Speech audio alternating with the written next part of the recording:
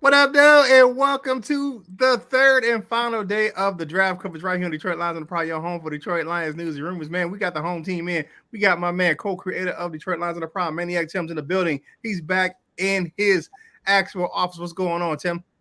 Oh, just ready to get it over with and keep building this team. Yeah, the Lions don't have a lot of picks today. So, but Right. of course, we got coming in from Texas, man. We got Miss Valerie Bordeaux. What's up, Queen? Hey, we got a hooker in the Dino. Got a hooker in the D. Now, we had and I said we'd talk about it today, and it happened. The Lions traded up again back into the third round last night after we went off the air. So we got to talk about this kid, man. They picked up a huge guy from Western Kentucky, big run stuffing defensive tackle, plays the nose. This kid is just an absolute mountain of a man. He is Broderick Martin out of the West Kentucky University. The kid is listed at 6 foot. Well, here on ESPN, he says at 6'5", 337. That is a absolute mountain of a man. He's a huge run stuffer. Played at North Alabama University before the transfer to Western Kentucky. Got a great story.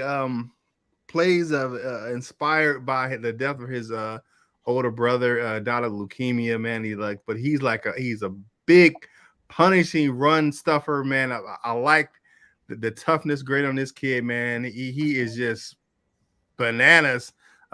He's got and to be honest with you, for his size, he's got huge ability in the pass rush. So, what do you think about the big fella Broderick Martin out of Western Kentucky University?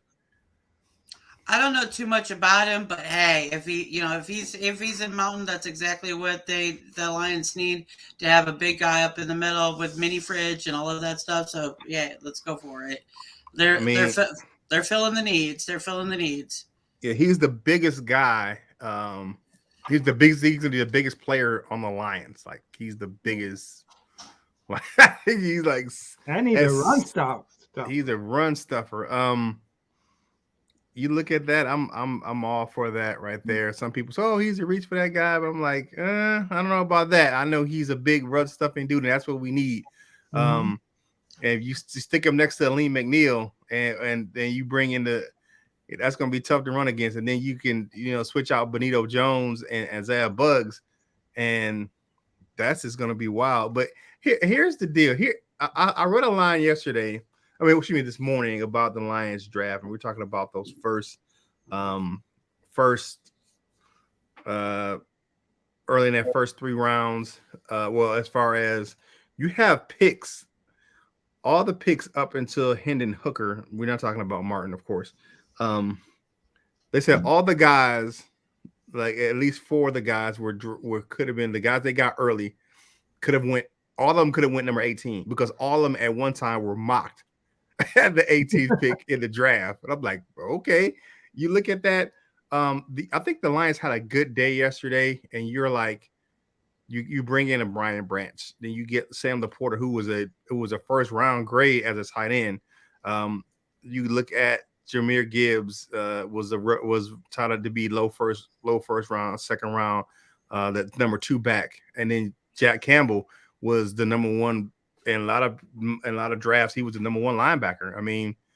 To be honest with you, we know the other guy went, but he was more of an edge than he was a linebacker. So I believe that PFF had, and we don't put a lot of onus on that, but PFF had Jack Campbell as the number 1 rated linebacker in the and pre-draft. So you look at the players we have.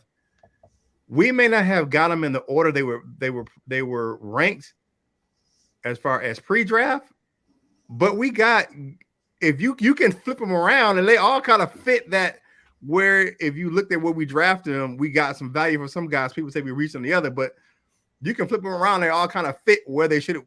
The guys we got kind of fit in the order if you kind of flip them around. When we because Brian Branch fell for some reason out of the first round. He was a first round grade.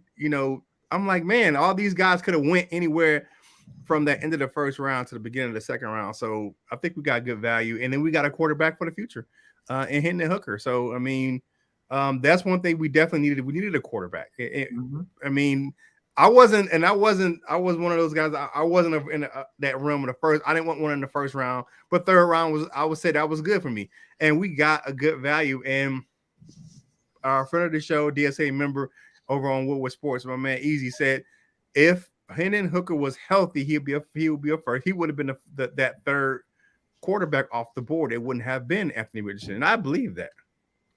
I do too. I absolutely believe that this guy has great value for the future. I mean, yeah, of course he had the injury. The injuries happen. There's certain injuries that you can deal with and certain ones that you really can't.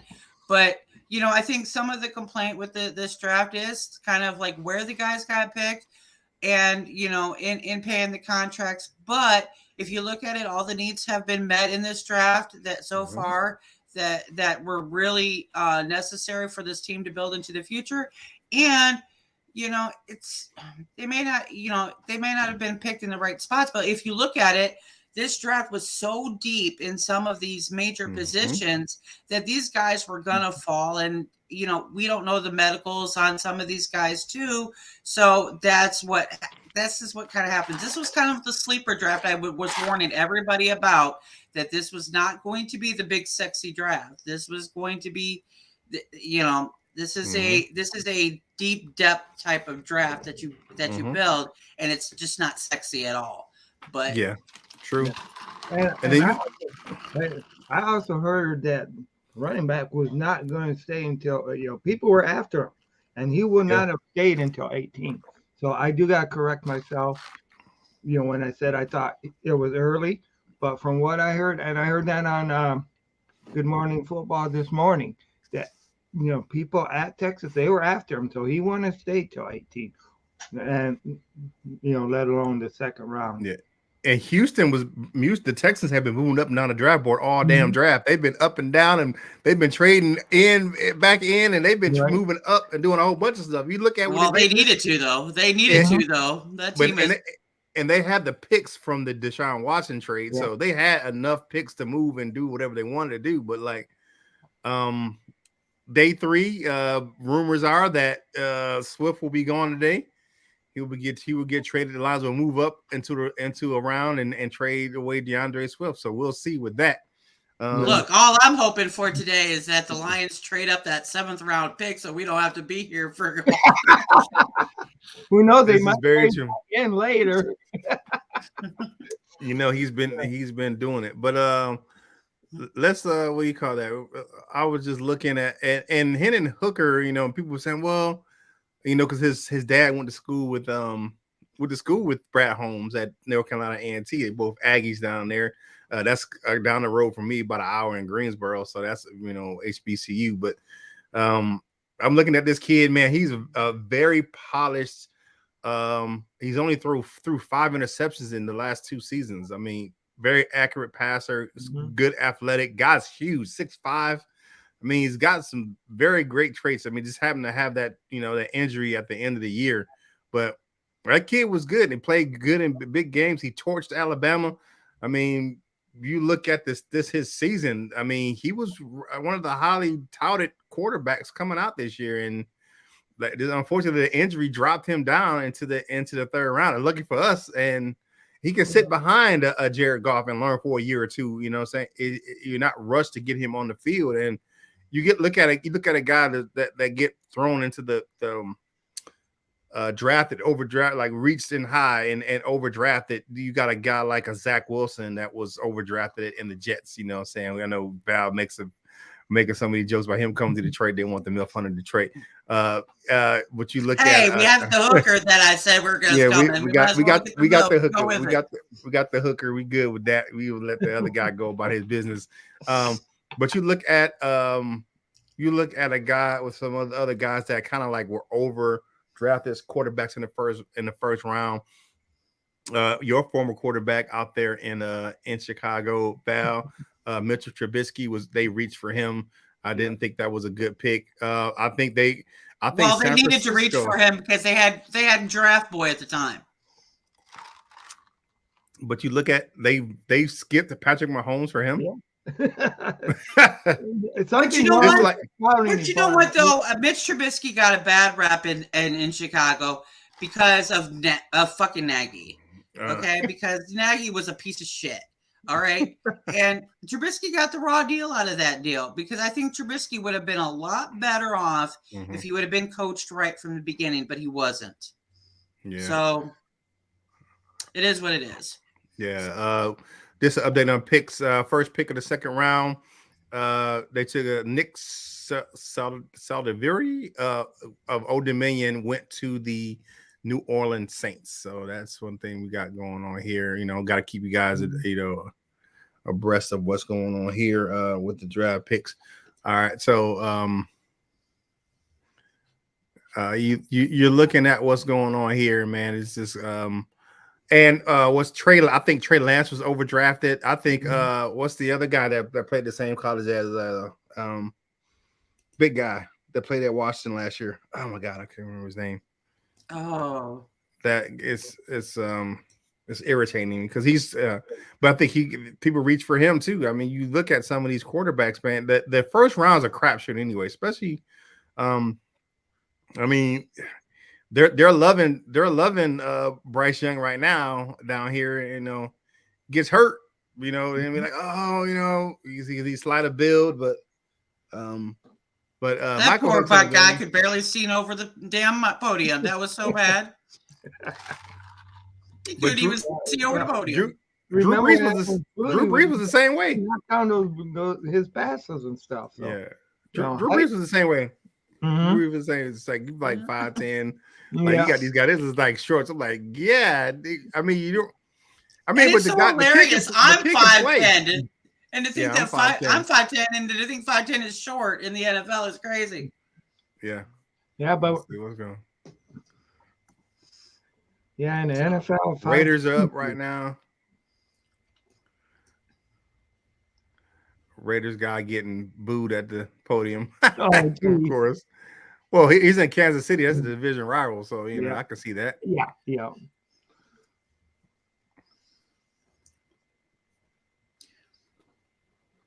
Yeah, I'm just hoping for real Detroit trades up that 7th round pick. We do not need to be here all day long to find out who's going to be on the practice squad. And they only have 2 picks today. Right now, they got a 5th round and a 7th round. Yeah. I mean, but we'll see because you know he's known to hop back in the hop back in. Because remember last night, right before we got, I said, yeah, we'll if they draft a guy, we'll talk about it tomorrow. And right after that, like we went on the air like 15 minutes. No, it was a little while because it kind of woke me up, and I was like, what? I was like, and Lady Lionheart saying like we cut it off before the hooker pick. I was like, no, we didn't. We did not cook it. We were talking about the hooker pick. That's for sure. I know that. Nah, it was the other guy. It was Broderick Martin. Yeah, but right now the Lions are not slated to pick for a while. You know, they're not slated to pick until to pick 18 in the next round, pick 152. So we're not. I mean, we only at pick what? We probably could have started at 2:00 today. Yeah, we're at pick like 140, like 104 or something like 105 or something like that. So wait, 104 is the Bears pick, ain't it? No, 103. No, 104. No, they traded out of that. Oh yeah, they traded. So what did they? I don't remember what they traded to. I don't tell you what they trade to the Raiders. We got 104, and what do you call that? 103 went to the Saints. Okay, so what did they drop down to then, or did they just get out of it? Oh, I don't know. Who did the Raiders just pick? The Raiders just picked. I'm sorry. They picked the cornerback out of Maryland, Jacarian Bennett. Okay. The picks are going to be fat. The picks are usually hopefully the GMs they usually get picks in really quick right now. So. But you look at Henry Tutuo, Toa out of Alabama. He's a pretty good linebacker. Noah Sewell still out there. Trenton Simpson finally went yesterday to the Ravens. And we were looking at him yesterday, like, what the hell? Why is he falling so much? But he went to the Michael Huck, I'm talking about the other guy in Washington. The guy out of North Dakota State. What the heck that guy's name? It's pissing me off now because I can see his face. But he's been making the rounds around the NFL. He started at Philly. Then he went to the Colts, and then he went to yes, Carson Wentz. Michael Huck. Yeah, Carson Wentz. Carson Wentz, the guy. He was overdrafted. He got they reached for him. Because you look at it, I mean, but he had a good season that year. The Eagles won a Super Bowl, but Nick Foles came in and won that team. So I don't know if it was the system or the quarterback. So, man, these picks are moving. The Eagles are already picking right now. You got the fan picks right now.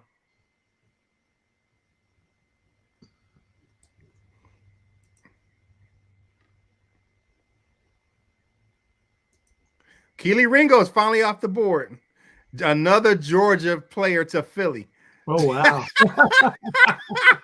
Another one. Wow. Another Georgia player to Philly. Oh my God. Are they just hanging out they're just hanging out in the Athens and it's like, okay, you come on. That is how many out of the last 5 or 6 guys out of that defense? They're just rebuilding wow. the team, yeah. Jeez. All right. Wow. I'll be back in just a minute, folks. I gotta go take care of something real quick, and then I'll be with you for the rest of this draft. All right. D-Map Zoom, yeah, definitely. We're talking about the Philly Bulldogs is in the building. Oh my God, that is ridiculous. Another Georgia player. Right. Wow. That's three. That's 3 this draft alone. Mm-hmm. They got that Nolan Smith, they got Jalen Carter, and now they got Keely Ringo out of the University of Georgia. Man, they just really rebuilding that. Like look a little mini run of corners right now. Wow. But looking at the guys that we got, man, I think the Lions kind of turned the corner from the first day. People were just, but I think I like all of the guys that we got are guys that the Lions want. And D-Mac over there at the Devin McCartney over there at Woodward Sports was like, D-Mac was like talking about the Lions are picking the guys that they want and that fit what Dan Campbell and what Brad Holmes want. Excuse me.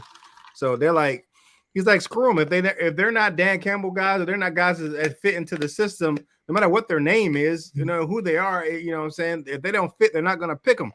It's like, we got to worry about what we're doing in our own business. And he said, screw that, positional value and all that stuff like that. And I had to say, I have to say, like, one of those things for me is like,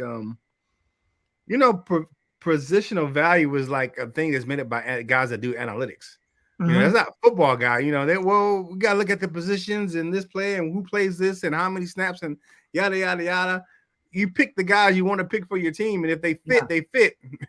You pick the guys that's going to make your team better. Yeah, you can't worry about make somebody else's team better. You want the guys that's going to gel with your system that you have that's going to really build your team. You're building, and just because they're rated at a better, higher position doesn't mean they're going to help your team. You're looking at positional value, and like, I think the Lions, Brad Holmes got the guys he wanted to be in Detroit. So I just look at that. Freeland out of BYU just went to the Colts. They're rebuilding that offensive line, so hopefully Anthony Richardson won't, we'll see what he does up there. But Patriots on the clock right now. Like I said, we got another like over 40-something picks before the Lions are on the board again. Wow. we won't even pick to the next round. I'm sorry, but yeah, I hear you, D-Map Zoom. That never made any sense to me. If the guy there you want is available now, I get what you're saying. Like, And have the Lions overreach for a guy? Yes, we did. We did, but that wasn't Brad Holmes. That was Rob Quinn with Talani Tavai. He really overreached. Yeah. We didn't even know the truck didn't even know who the hell that guy. He didn't have no highlights on that guy. So yeah, Michael Hook said he said the Holmes said in the pre-draft press conference he was going to draft best player available, not worry about the position. He does, and exactly, yeah.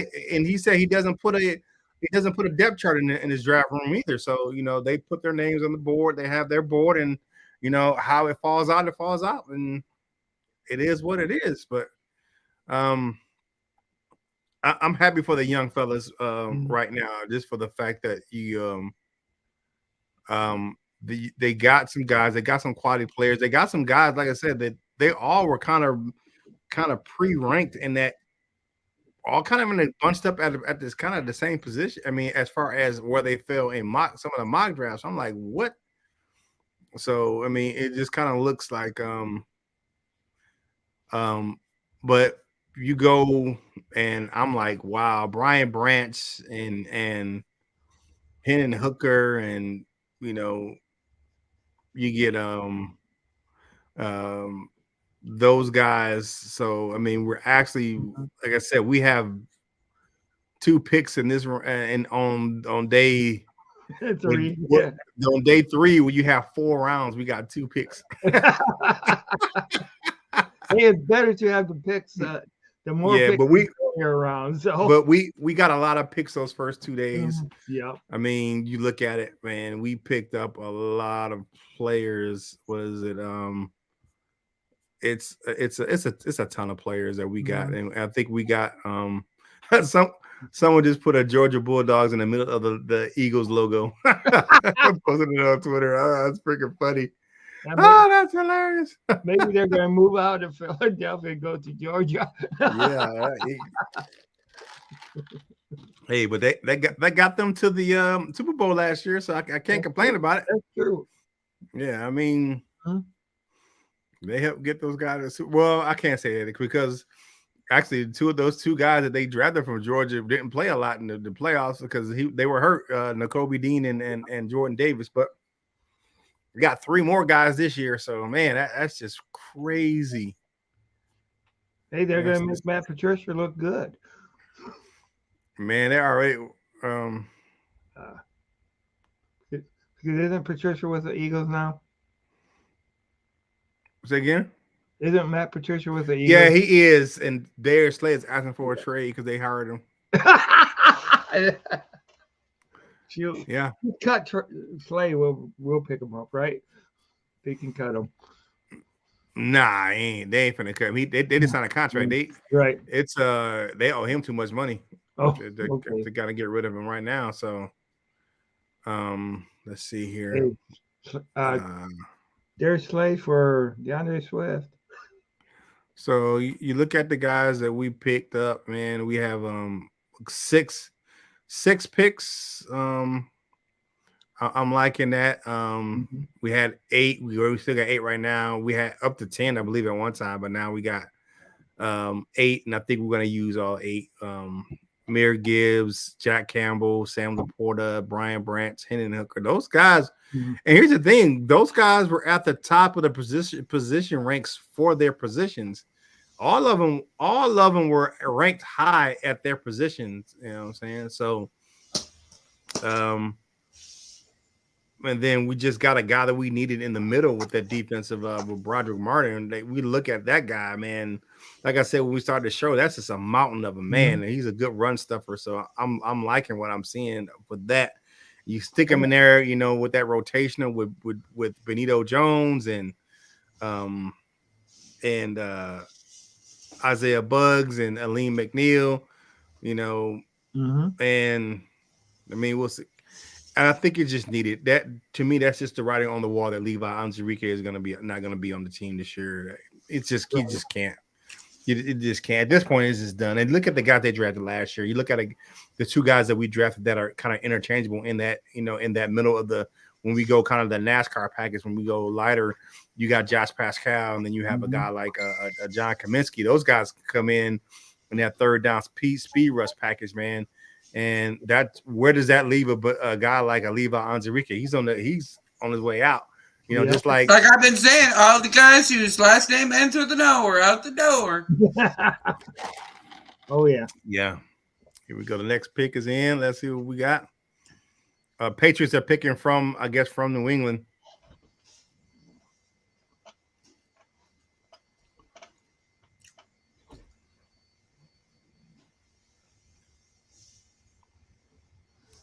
Jake Andrews. What do you guys think about Jake Moody going in the third round yesterday to the San Francisco 49ers? A kicker in the third round. As long as he isn't on the Lions, I'm good with that. I don't care. Bye. Because that was just dumb to me. Like, let's get I'm talking about a read, you know. Well, kicker in the third round, yeah, that's. But a kicker, well, Moody was money at Michigan, so right. I mean, so. But you know what? Some teams have to do that, but depending on their need, though. I mean, sometimes you just have to do it. And then how many picks they have in the later rounds of the draft? I mean, they may not have those picks later on. So, yeah. But I'm looking at it. Yeah, it's one of those things where I'm like, man, I really wanted Moody in Detroit, man. Moody's a really good player. I mean, you have to be a pretty good kicker to get picked in the third round. Like that's pretty good. I mean, Seattle's on. Anthony, all right. So another offensive lineman off the board, Anthony Bradford. So we got that. Where did Osiris Torrance get him going? I think we were on air when he got drafted yesterday.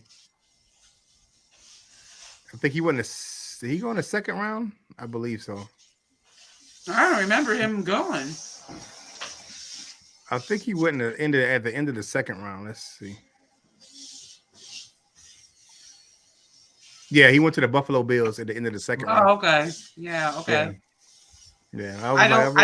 I don't remember that at all whatsoever, but yeah, by that time we have draft. I mean, as much as we wanted to get here and you definitely Michael Huckabee run on the offensive guard. Texans are picking again. How many picks did the damn Texans have? I know, like 30 by now. I swear.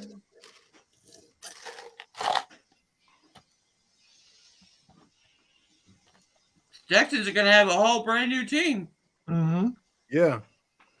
Well, actually, they needed it after last year because that last year's what. And I ain't gonna lie to you, Lovie Smith was like, "Screw you guys, I'm winning the game."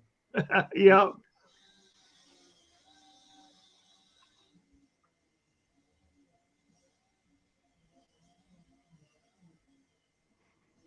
Dylan Horton of TCU, defensive end. Okay. I mean, none of these guys really affect the Lions. It's not even like, I don't even like, to be honest with you, let me look. Is anybody from our even division picking this round? I think I don't know because I don't know what the Chicago Bears did, but they're drafting. Bears are at 115. Bears are at picking 115, and the Green Bay Packers are picking 116, so they're right below. And then 119 is the Vikings. And then the Bears are picking again at 133. I've seen that there was an interesting story yesterday with I like that Lucas Van Ness, right? Mm-hmm. And he went to the Packers. Well, his girlfriend is Cole Kmet's sister. Oh, okay. So it's a Bears Packers rivalry. Yeah. Yeah. Well, that's isn't that the? Let's see how long that relationship lasts. Oh. I hope so. I ain't wish nothing. I ain't wishing ill will, but man. Yeah, these picks are flying off the board right now. You got Colts. I guess you know what though? At this point, everybody trying to go home. Yeah. Everybody trying to go. We got man, we got 4 rounds. Let's get through this crap. Let's go. Hurry up. Well, and most of them have their board set too, so they've already kind of researched these guys. They already know who they want, and yeah, they just announced on ESPN that these picks are coming fast. Yeah, outside, these are guys that are just like tester guys or are Oh, be on the record. here's your guy out of Northwestern, Atumwawa Alubawe. The guy that ran like a 4.36 at the guy that won a 4.6. Yeah, Abadewoy. Okay, I got you. I'm sorry. I did pronounce it right one time when I was learning how to say it, and I still can't do it. I don't know. Yeah, so he's going to the Colts. That's kind of like where he's played football in Chicago and just going straight up the road to Indy. So it's not bad. Abadabadooly. Yeah. So Browns pick is in already. Wow. Browns pick is in. I'm telling you, Browns pick. They trying to go home, man. We got shit to do. That's how we all feeling today. Like we done covered this drive. Yeah, we didn't cover it all. Yeah. Yeah. What is that? But this morning, man, I it was a monumental moment. It was kind of muted for myself. But today I actually did something. What up, Dale? What's going on? What up, Dale? I turned my thesis in this morning. I'm actually turned all my assignments in for school. So I turned it in. So I don't have any assignments left to turn in for school. So I'm just waiting on my final grades to come in. But I'll be graduating next week. So it's the final countdown. Yeah. That was one of those things where I was like, man. I'm like, before I pushed the button, I'm like, this is it right here. This is it. This is a monumental moment. So but yeah. It's a thank God this shit is over moment. You know what? You right about that. You are right about that. I cannot lie to you and say it is not, because it definitely is. I was like, goodness gracious. It was 27 pages I turned in was my thesis. Not a traditional thesis like something I have to defend because it's with journalism, so it's more of an analytic thesis, but it was a project in itself. I was like, man, that's you have to with table of contents and writing an abstract and doing references and all the appendix, and it was And you're right, Michael Huck. Sam Laporta is not a slouch. Looking at some of his highlights, look at some of his tape. He kind of fits that, that chain of Iowa tight ends that are good because of how they use them. They use their tight ends at Iowa. You look at we had one in Detroit, and we had you have the other one. You look at Noah Fant, and you still got a few in the league that are still good. You're George Kittle. So and the interesting story is that Sam Laporta, when he got to Iowa, when he was a freshman, TJ Hawkinson was kind of like his mentor. So, what I'm saying, kind of like his big brother on the team. So, but I don't think anybody's questioning the guys' athletic abilities and stuff that are getting picked. It's just where they're being selected at is the question. And you look at it though, it's like what is that? Doesn't matter in the end if they're going to do their damn job, though. That's it. If it turns us into a winning team, I don't care, or keeps us into a winning team. I don't care. I was watching his presser, and they were saying that asked him what's Iowa teammate would you want to go with you into the pros, and guess who his name was? Jack Campbell. And he said he wanted Jack Campbell to be his teammate in the pros, and that's what happened. So you look at that, I'm like, okay. But we got another Alabama guy in Brian Branch. We got a little bit of Alabama, Detroit Crimson Tide going on with which you got J-Mo, and then you got Jahmyr Gibbs, Brian Branch, and Isaiah Buck went to Alabama. No, it's a great school for getting those dogs that Dan Campbell wants to get. You know, and they definitely some dog. And I love the way that he interacted with the crowd after he got picked, and he stayed, and he was like, it was important for him. He said that was a once in a lifetime moment, and that's why he stayed in Kansas City even after waiting for so long to get drafted. But he waited until he got his name picked, and that's why Amon-Ra St. Brown didn't announce him, because he wanted to, with the commissioner, you know what I'm saying? He waited, so they were like, okay, this kid's still backstage, we'll have the commissioner announce him. So what do you think that the Lions are going to do today with these picks that they've got today? The 2 picks today? Yeah. I don't know, man. Shoot. Well, let's see. They've dressed a lot with the defensive line, right? We don't have a guard yet that we've selected, right?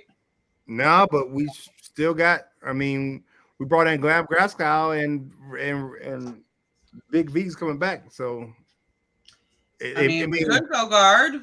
Could go guard. We could. I mean, we dressed safety. Right. We dress. We could. Cornerback, maybe, but we've already kind of done that in free agency. Linebacker. Another linebacker, yeah. Yep, linebacker. But I don't know. I mean, I think they like their linebackers because this re-sign Anzalone, so is that for a 3-year deal, 2-year deal, something like that?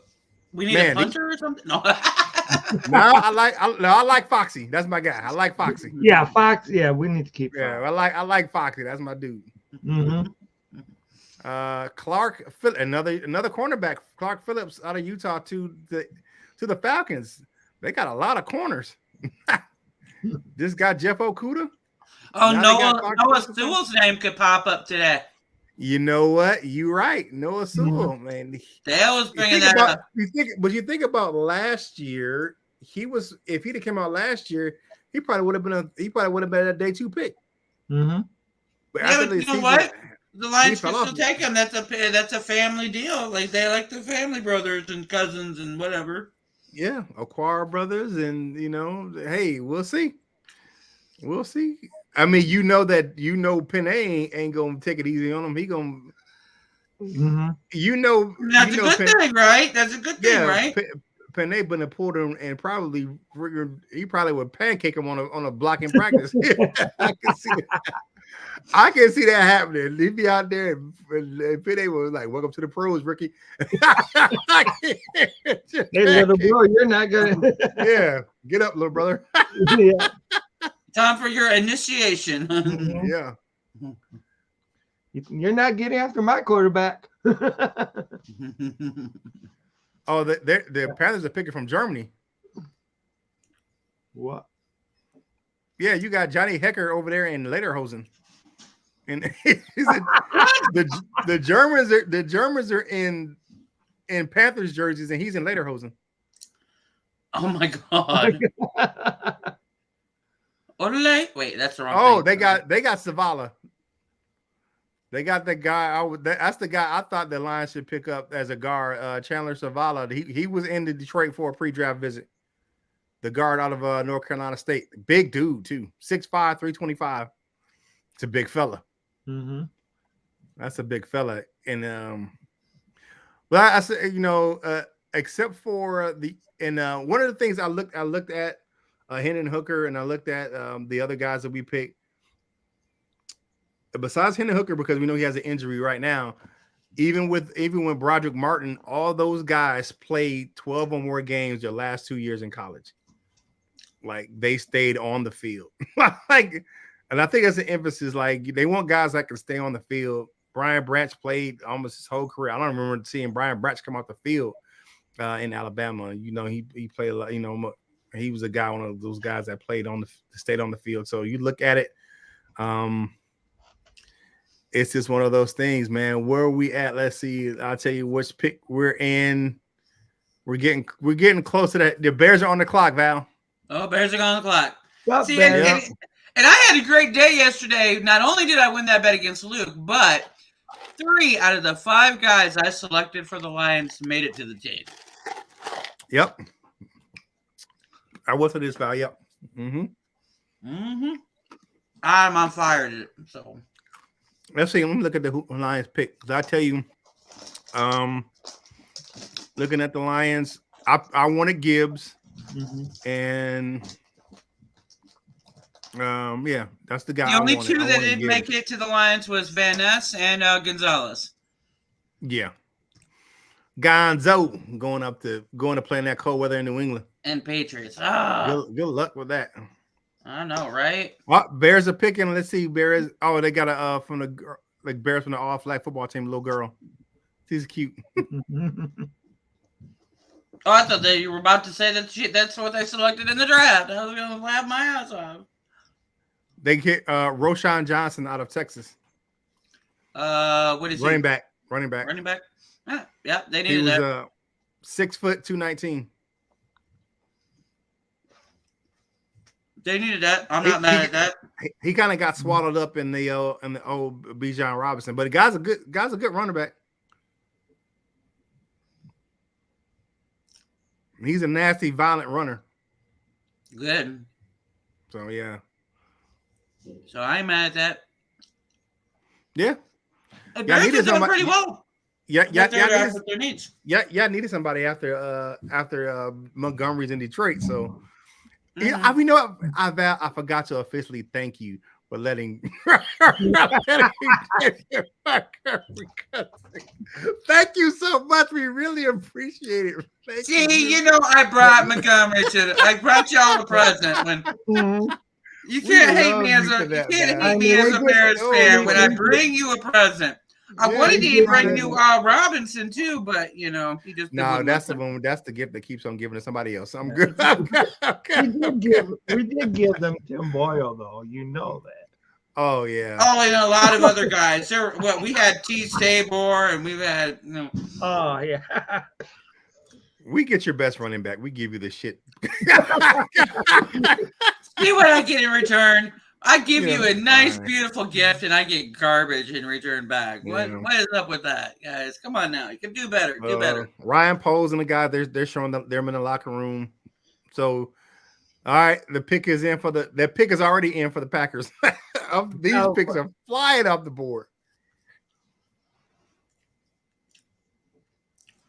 Yeah. Roshan, Val, he's kind of like he's a guy that he played quarterback. He was a quarterback, a high school quarterback, a dual threat guy, and he switched him from quarterback to running back, and he blossomed in that role. He can fill in for Fields when Fields falls on his ass. Yeah. So I mean, let's see who the Packers are going to pick. The Packers are kind of rebuilding. The Packers have got sneaky good on offense this draft. They got some pretty good picks on offense. They needed it though. They had to rebuild their whole offense. Actually, I would like Toa out of Alabama. I like that guy. Toa. Sounds like something like the little kids show. It's not Toa. It's just Toa. Toa. So Lucas Van Ness.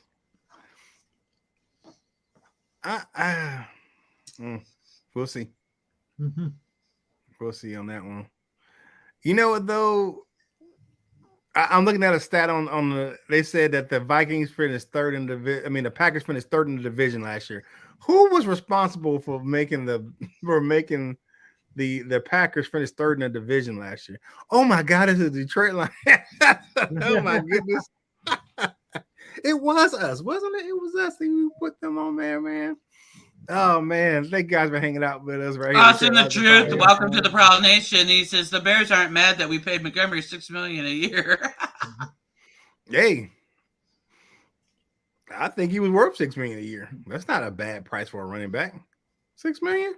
Mm-hmm. And for the stats he put up last year, and to be honest with you, man, Montgomery used to cook the Lions, so I'm glad he's on our side now. Yeah, he's got some Oh crap! Hold on just a second. I think my cat might have escaped the room. Hold on just a second. Okay. All right. I'm trying to. I got you. But yeah,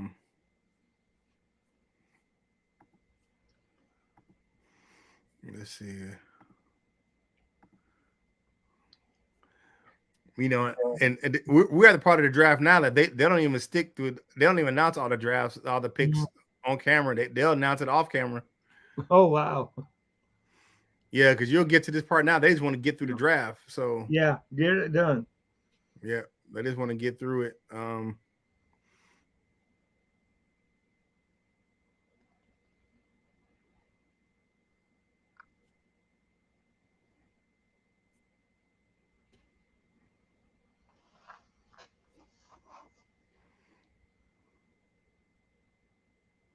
All right, I'm back. Yeah. My door popped open. I thought my cat escaped. Okay, we'll see. Let's see.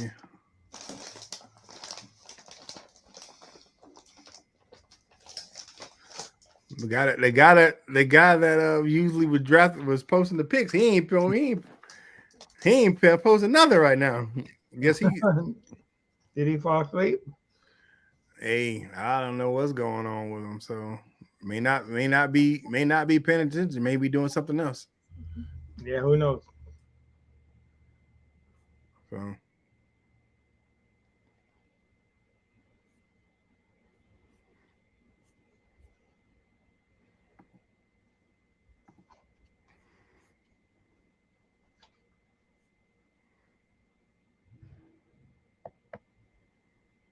So the Patriots traded up again. That was the Wow. That's what they picked. They picked their.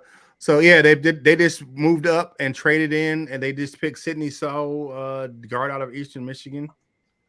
Nicole, no, there's no picks yet. We're waiting till round 5 yet. Yeah, we got round 5. So okay, the pick that was made off camera was Colby Wooden, defensive tackle out of Auburn, went to the Packers.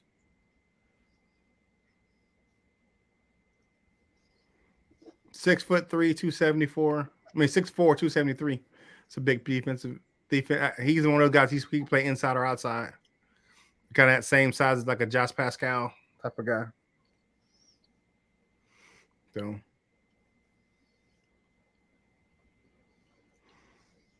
So Washington's picking right now. The Commanders.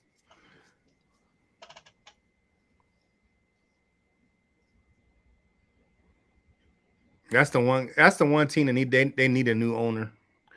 But now they got 2 bids for the ownership of that team.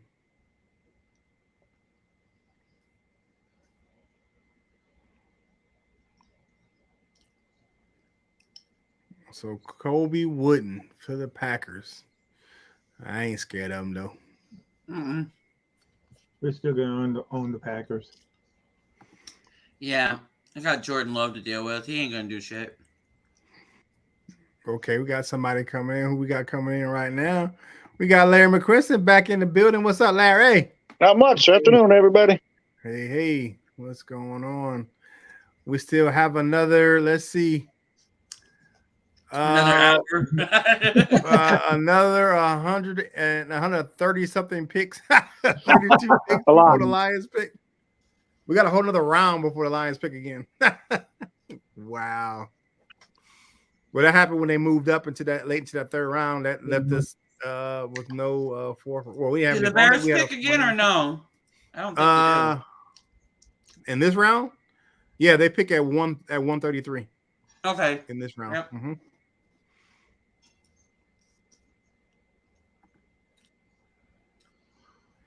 Lion or a douchebag? Yeah, what's going on, Nicole? What's going on? Big homie from Florida. You know what I'm saying?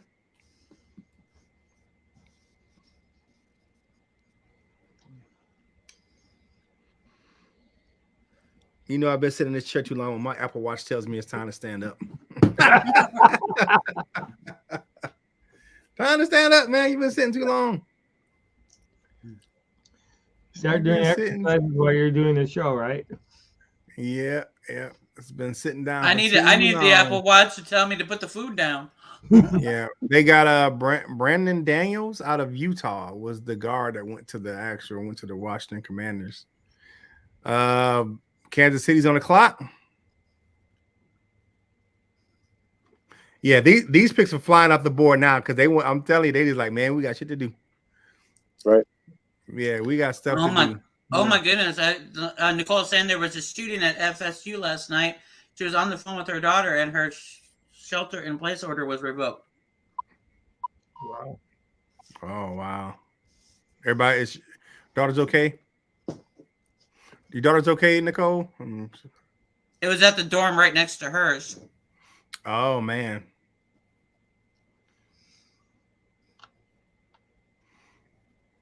Wow, crazy.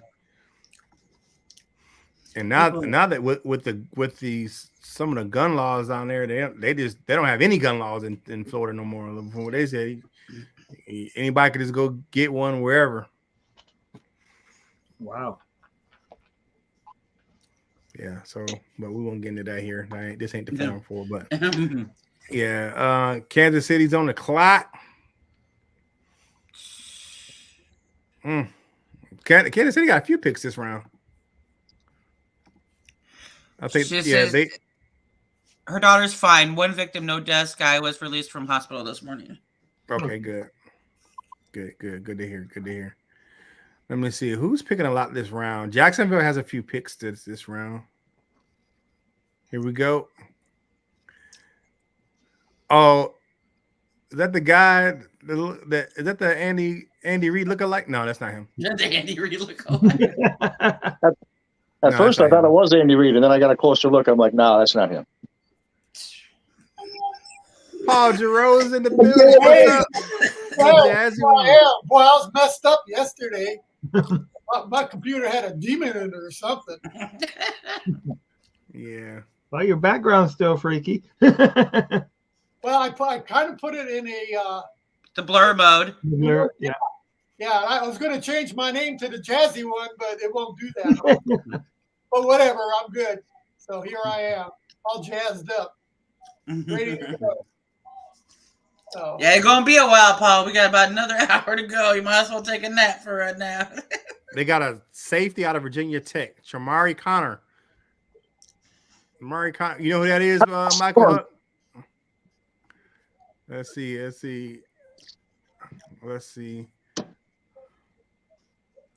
Yeah, I'm moving around. I'm good.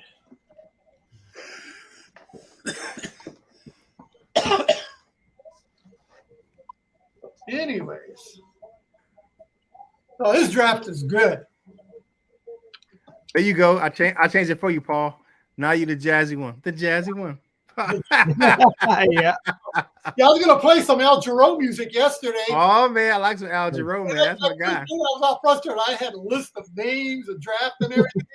Everything was happening, and all of a sudden Laporta was drafted, and I was kind of cool. And I said, "What?" And they hadn't.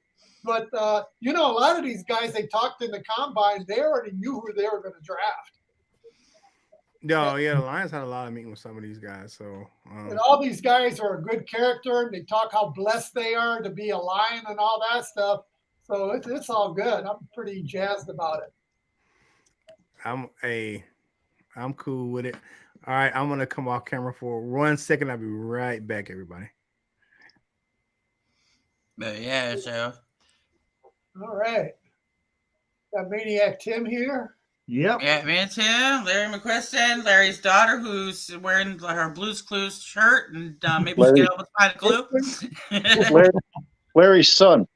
Oh, Larry's son. Sorry, I thought it was daughter. I'm sorry. Well, he won't let us cut his hair, and I don't make him. So. Oh, okay. I couldn't tell from that distance. I have no lighting. His mom used to cut his hair and make it look like he has a mullet, and I think he just got over it, so now he don't want it ever cut, and I don't blame him. Don't cut it. Don't cut it. Don't cut it. Plus he's native. Back in the day, their hair was. Oh yeah. Oh yeah. Yeah. Absolutely. He don't look like a native. I mean, he's blonde hair, blue eyes,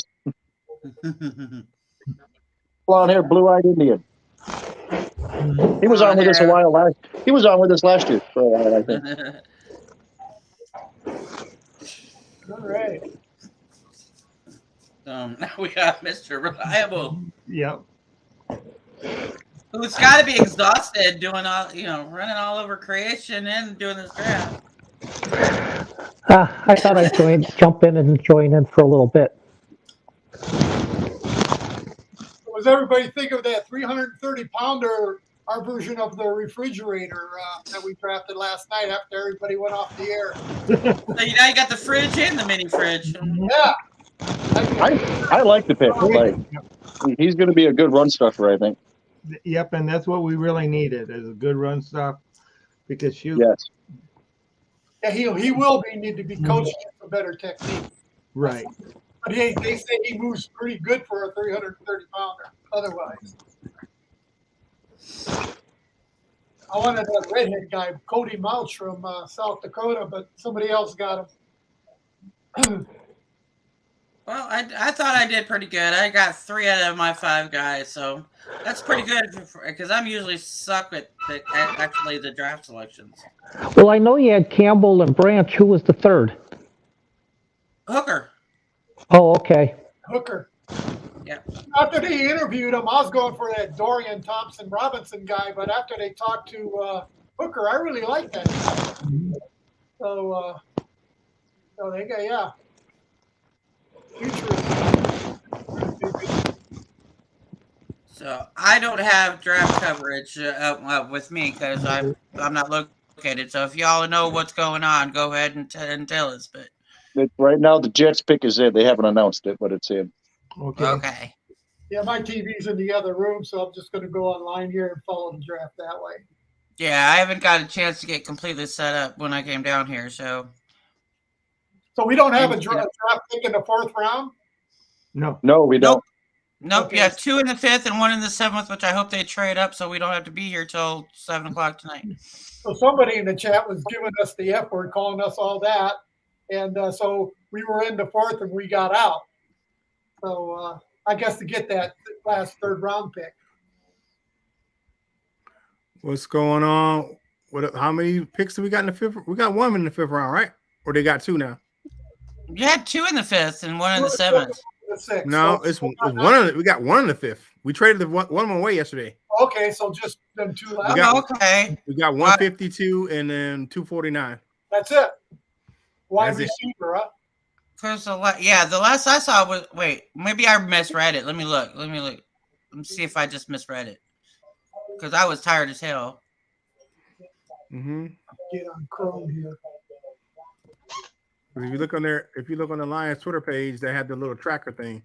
Oh, it's on this one that Jeremy had shared it with me. It was 5th round, 130, 152 and 168 or something.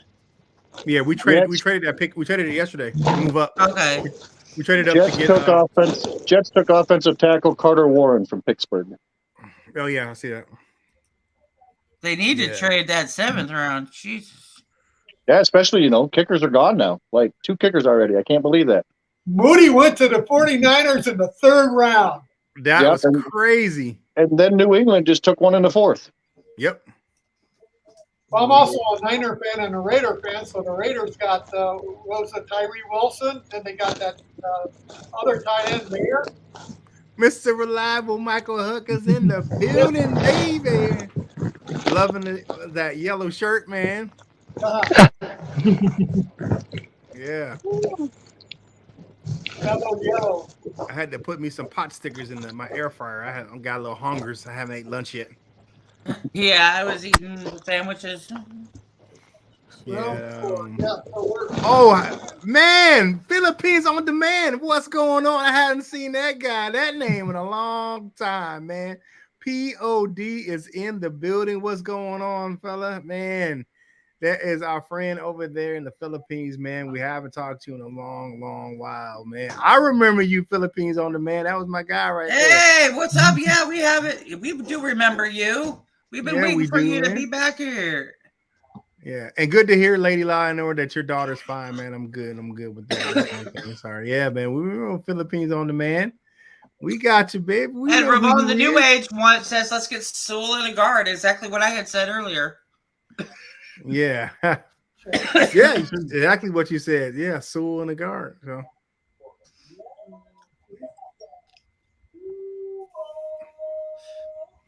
Who is Ventrell Miller, linebacker out of Florida, went to the Jaguars. Okay. Okay. Some of these names I don't even know, man. Because I don't pay attention. See, I don't pay attention unless I'm looking at my own team's needs, like the Lions or the Bears, and I don't care they're outside of it. Yeah. You know what? The more I look at the draft, Philippines on Demand, I'm cool with the draft. I'm not. What do you call that?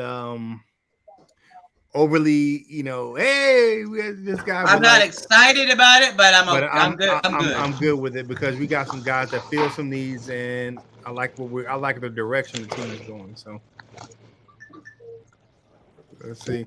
If you take out positional value and just look at the players, the Lions did pretty good. I believe that. I'm not that. Like we talked about earlier, man. Put that position value crap is made up by guys who do analytics. And right, exactly. So the Cardinals pick is in. They pick John Gaines, guard out of UCLA. So these picks are flying out. Let's see how many more picks do we got to go in this round. Let's see here. Halfway, aren't we? So we're 13 left in this round, and Seattle's pick is in. Yeah, these picks are flying off the board. Philippines says the king of the Prowl would have been so happy with the direction of our Lions. I think he would have been too. Yeah, I believe so. I believe that. We got some Dan Campbell. We got some grit guys and grit. And like I said, we got some guys that stay on the field. That's the thing I like about a lot of the guys that we picked. They played their last two. Most of them played their last 2 seasons. They in the college. They played a full season. So they're staying on the field. So, I mean, these picks are flying off the board. I'm like, jeez. Seattle took Cameron Young, defensive tackle, Mississippi State. Okay, I know who that is. Oh, we're not going to hammer on you, Philippines. I agree with I agree with you. I'm the one that I picked Campbell a long time ago. Yeah, she did. She picked Jack Campbell, and luckily his homie went to the Packers because I didn't want him in Detroit anymore. I'm not. I wasn't a big fan. Now, look, I hope Loch Ness gives you trouble all year long. No. I don't think he will with our O-line. Yeah, true. Let him go up against Penei Sewell, get pancake, get steamrolled. We'll see. We'll see. Oh, Penn. We'll see, Curt. Mm-hmm.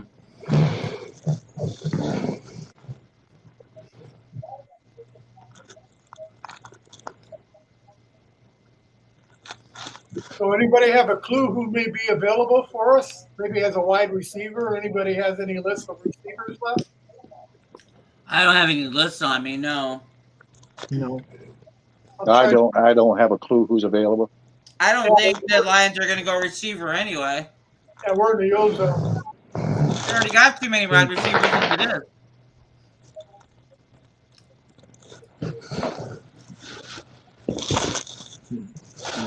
What did you do the loss of J-Mo for 6 weeks? I mean, he might be J-Mo's replacement. I don't see J-Mo playing ever, but that's just me. Yeah, people are going to hate me for it, but oh well.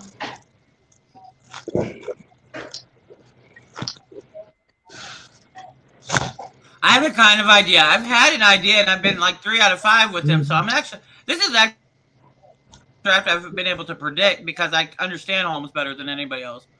But I just didn't understand his moves and way he was where he picked these guys. I would have made different decisions, but that's just me. I would have made the same picks, just not in that order. I think if that's Oh, there we go. We don't care. Man,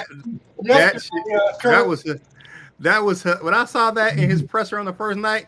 Like, yeah, this guy mock draft, blah blah. Yeah, we don't care. Like, that's hilarious. It's just like, yeah, Brown was like, yeah, whatever. Like, yeah, it don't matter what you. I was like, he was like, yeah, this guy, yeah, that guy's on this mock draft. Yeah, we don't care. Like, that's freaking hilarious. I was like, man, Brown said, F your mock draft. I mean, a lot of those mock drafts had the Lions taking Byron Branch at 18, Hendon Hooker at 18, and look, we got them both much later in the draft. Yeah, I was some guy wrote that he was like the three of the four guys that we got early in the draft. They all were mocked to the Lions at 18. Right. How many people wanted us to take Hooker at 6, and we got him in the third round? Luke was like, he's going to be gone before he gets to 6. I'm like, he's a third round pick. What are you talking about? With the injury that dropped him that dropped to the third round easily. Yes. Well, Branch was the steal of the day yesterday. They praised the Lions for getting Branch and Hooker to the top 5. Yeah, it was. You just look at and Val. I have that was like, and I said that was the thing. A lot of people were like, we could have all those guys fell into the like. You can mix them up and jump them around, and those are still with the picks of line that they think they should have made. They just didn't pick them in the order people thought we were going to pick them in. But I must give a shout out to Brad Holmes because he learned the villain mode from me, and he chose to pick Hendon Hooker, the very first Lions pick of the third round, just so that Luke has to be my bitch on Reroll Friday. Thank you. Oh my God. Did any of you see the Grassi video, the reaction of the Lions drafting Branch? It's hilarious because he was sitting there saying, we can get Branch, and he's going, we just traded to the Lions. It's worth the watch. It's hilarious. What is that? Grassi. Who was that? Who's Grassi? I like him. For the Packers. Yeah. Oh, okay. No, we didn't lose anything. We didn't get Witherspoon. We didn't get Gonzalez, but we got Branch. So we didn't lose a step. No. I would have taken Branch over the other guys anyway. Yeah. I'm jazzed. Cavavius Robinson went to the Ravens, another outside linebacker. They got 2 outside linebackers because they picked up Trenton Simpson yesterday. Well, Philippines, they condition you, but they also are biased in the first place. They're set up biased. Like PFF, like if you do some of these ones, you're always going to get a tight end in like the 6th, 7th round. That's all you got left. You know, and then the first pick is like you can only select a certain guy, and that's it, or you have to do a trade. It's ridiculous. It's dumb. Right. They have their picks of what they want you to pick in the mock draft simulators, and I don't agree with it. Right, and the Simeon, you know, every mock draft site values players so much differently too. When you look at PFN versus PFF versus DraftKings, they all rate players so much differently. Right? PFF, I would never listen to them ever. I mean, I do mock drafts, but I don't, you know, I know it's never going to work out that way because NFL teams have way more knowledge than any of us do. Well, there's also there's no way to predict it anyway because it's a lottery system in the first place, so you don't know what other teams are going to do and when they're going to do it. Right. So you know, like a lot affect your choice. Right. A lot of people said, you know, trade down from 6 to take Devin Witherspoon, and then he wasn't even there at 6. So, you know, you don't know how NFL teams value different players, and that's why these GMs and these coaches are doing all of these talks way before the draft starts to know what they can kind of expect. Right. Walking in. And like we don't have that information. Exactly.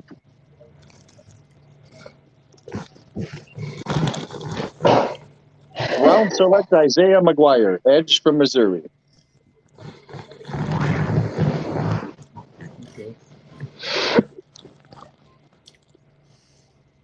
And to be honest, I am so happy that Brad Holmes went out and said, we don't care about your mock drafts, because a lot of Lions fans, they pick busts, they pick bullshit, they pick dumbass moves that don't serve the team. Right. Oh God, if we would have listened to fans, we would have had Malik Willis at 2 last year instead of Hutchinson. And how'd that work out for Tennessee? Right. They already drafted another one. Mm-hmm. I said it last year when everybody was all over Malik Willis. I'm like, man, he's a 3rd-round pick at best. At best. Yeah, that's giving him something, to be honest.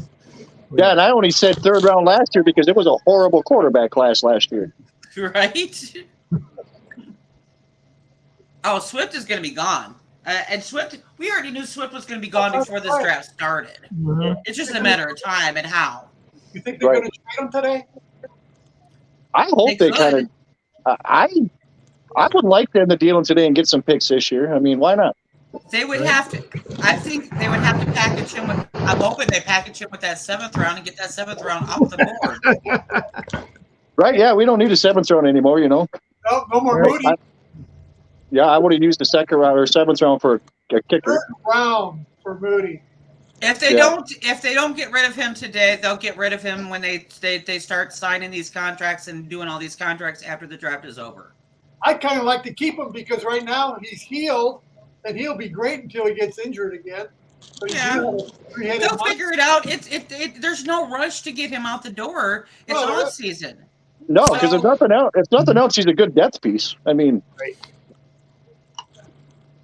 I got all the wide receivers here. I don't know any of them. Here I live in California. Elijah Higgins from Stanford, Trey Palmer from Nebraska, Tyler Scott from Cincinnati, Parker Washington from Penn State. And you guys follow college football, maybe you know something. Whatever decision they make on Swift, they're going to make it before the season starts. So there's no rush to deal with it right now. There really isn't. Exactly. Right, and if you don't get rid of him, well, you know, it's the last year of his contract. He just, you know. They're not going to give him the money next year. No, God, no. No, they will they'll let him walk and maybe get a compensatory pick for him. And if not a big loss. I mean, Montgomery and Gibbs is so much better than Swift Williams. So who's left on the free agent market? Maybe we get another wide receiver through it. I don't know who's there yet. I don't know. You know, a lot of people still want Hopkins, but I don't want to trade for anybody.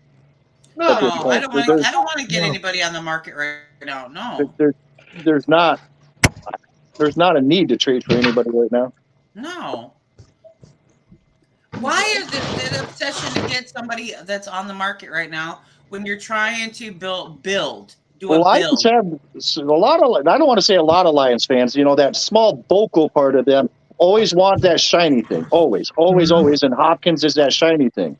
But, you know, what the hell? I was watching Andy Griffith the other day, and they were talking about it. And Andy said something that made sense, you know. Kids, and, you know, in this case, these Lions fans, they want the shiny thing. Then they grab it, and before they know it, there's a freaking hook in it. They got the razor blade in the candy bar. Right, exactly. And, you know, I like the fact that this new regime, you know, with Brad and Dan and stuff, they don't give a damn about big names. They want football players, period. Yep. And that's a way to build a team, you know, forget the big names. Especially a lot of those first round guys, some of those guys don't pan out. Right, exactly. They get the high grade and then, they're gone. Yeah. It's just dumb. New Orleans takes quarterback Jake Haener from Fresno State. Oh, that guy, that guy was pretty good at the Senior Bowl. Showing some highlights from him right now. No, Perry Bell. We are not bringing in Kenny G on a cheap veteran deal. No, we're not. Please. No. Kenny G needs to go to Los Angeles. He needs to be with somebody like Stafford. He has to be. No, Kenny G needs to be playing today in the USFL or XFL. Right. I mean, that lack of separation kills him. Mm-hmm. And I'm so glad looking back now that the Lions did not pay him like so many fans wanted, because it did not work out well for the Giants at all. The reason being, he needs that tight window thrower, like Stafford. Stafford made him better in Detroit. Yes, exactly. Uh, Eagles I- acquire. we hope Hey, you get better, DeAndre Swift. The Lions just traded DeAndre Swift to the Eagles. What? Say what? The Eagles acquire running back DeAndre Swift from the Lions. I don't know for what. It just popped up on the screen. I gotta So go. Swift is gone. Let's hope that 7th round pick is gone as well. I don't see a 3rd round, or I don't see a 4th round pick. So maybe it was a 5th round pick. I don't know, but Swift is gone. Let's hope that No. the 7th they'll move on up. I just wished I knew what the hell we got for him. Exactly. Yeah.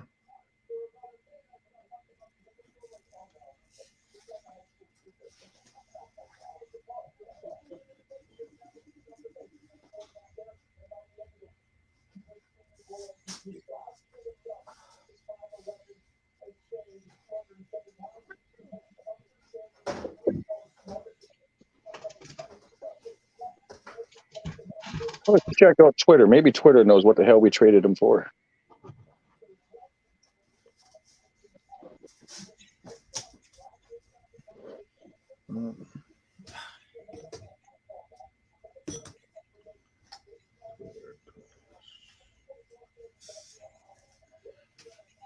They make any announcement yet? Ian Rappaport is saying just in exchange for draft compensation. Don't know what. Why for the Eagles? I can say it's not injured. He'll be great. Yeah, like the Eagles need more. It only makes sense that Swift goes to the Eagles. Where did Swift go to college? Right. Georgia. Yep. They got so many freaking Bulldogs on that team.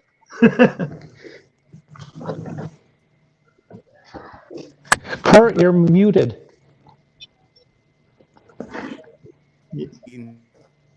Swift is from Philly, so that makes sense. Oh wow. Yeah, but still, man, how much do the Eagles need right now? No, they lost their running back. They lost one of their running backs to the Panthers this year. Oh yeah, that's true.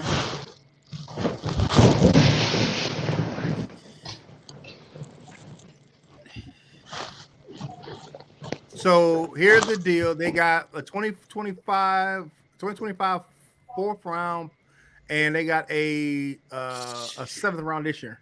So we got another 7. We got another 7th. Yep. Did I hear?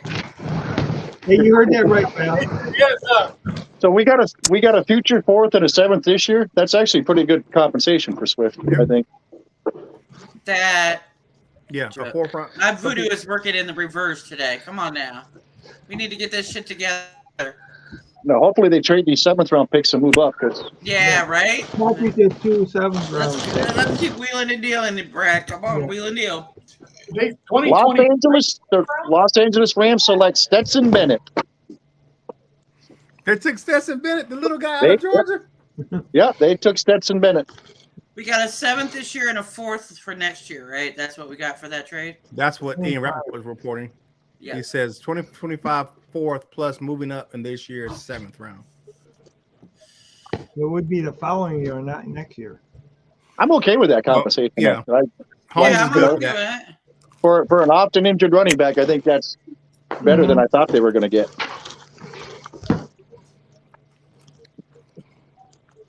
Yeah, I'm good with it. Yep. I told you with this regime, if you can't stay on the field, your ass is out. Yes. If you can't stay on the field, you are out of here. I think too with Swift, it's not just the injuries. When you watched him, even when he was playing last year, there was times he was avoiding contact and running, east and west too much versus north and south. And Well, that's probably because of the injury. yeah, But now He's compensating for it. he's going to tear it up for the Eagles. Watch. I know, right? I'll be like, you know what? Good to see you too, Philippines on Demand. that's okay. He can tear it up for the Eagles because Gibbs is going to tear it up for us. So Yep. Yeah, Gibbs is a home run hitter. He is. That kid he is a home run hitter. I like the fact that he can play, so many different positions too. Yep.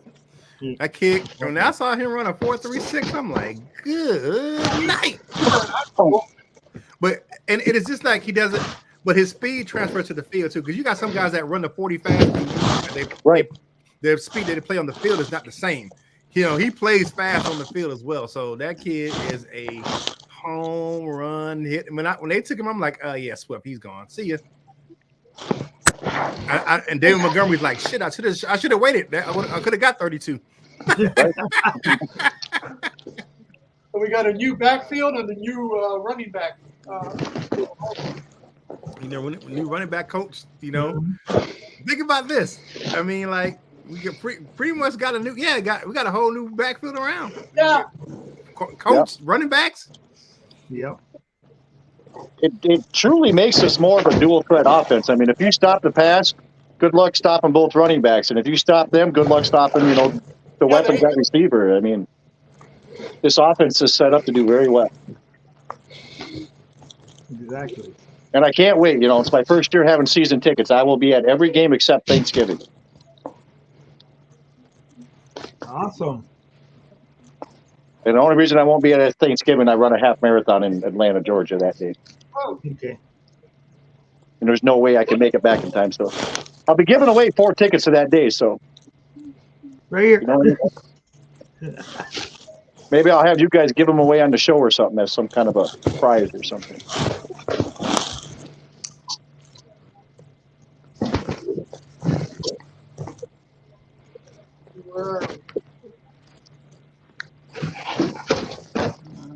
Speaking of which, when I bought my season tickets, man, it appears there's only like 100 or so season tickets left. Yeah, for the Lions. The Lions season tickets. I had to get third level to get them. They had some in the second level, but honestly, the view between second and third level wasn't much, but the tickets were twice as much. So I went with the cheaper ones for now. Billy Ahmad Fohuko of San Jose State went to the Cowboys. Yeah, whoever that was. Billy on the hooker. Yeah, okay.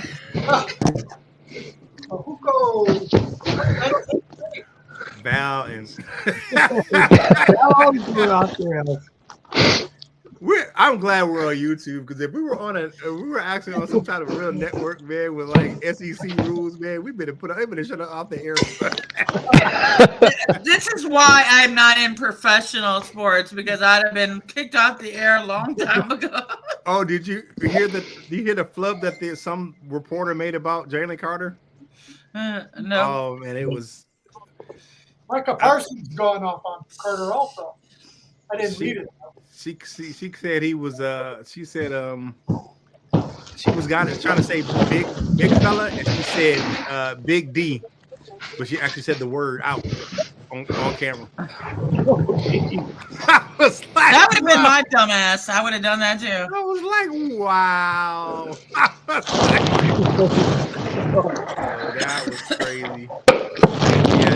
Yeah, she's gonna get suspended for a while. she'll have some time at home. Hey, this is what you want to do when you want to retire. You go on national TV and say, look, dick. We got Val's mind going now. Oh my God! You should have seen the jokes I was making last night after the show with the hooker shit. That was funny stuff.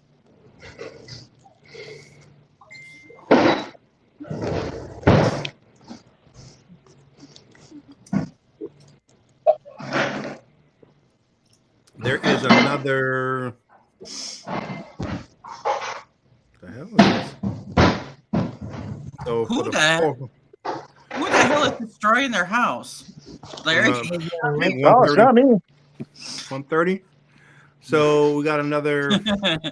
It sounds like somebody's like playing King Kong is in the background beating shit up. It does. I had to look and see where Bogene was to make sure it wasn't here, but it's not here.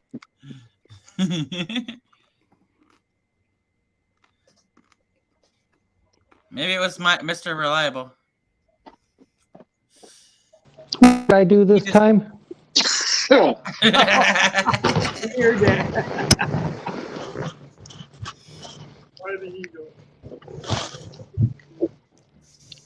And a 2025 for it, not a 2024. Right. Oh well, hold on.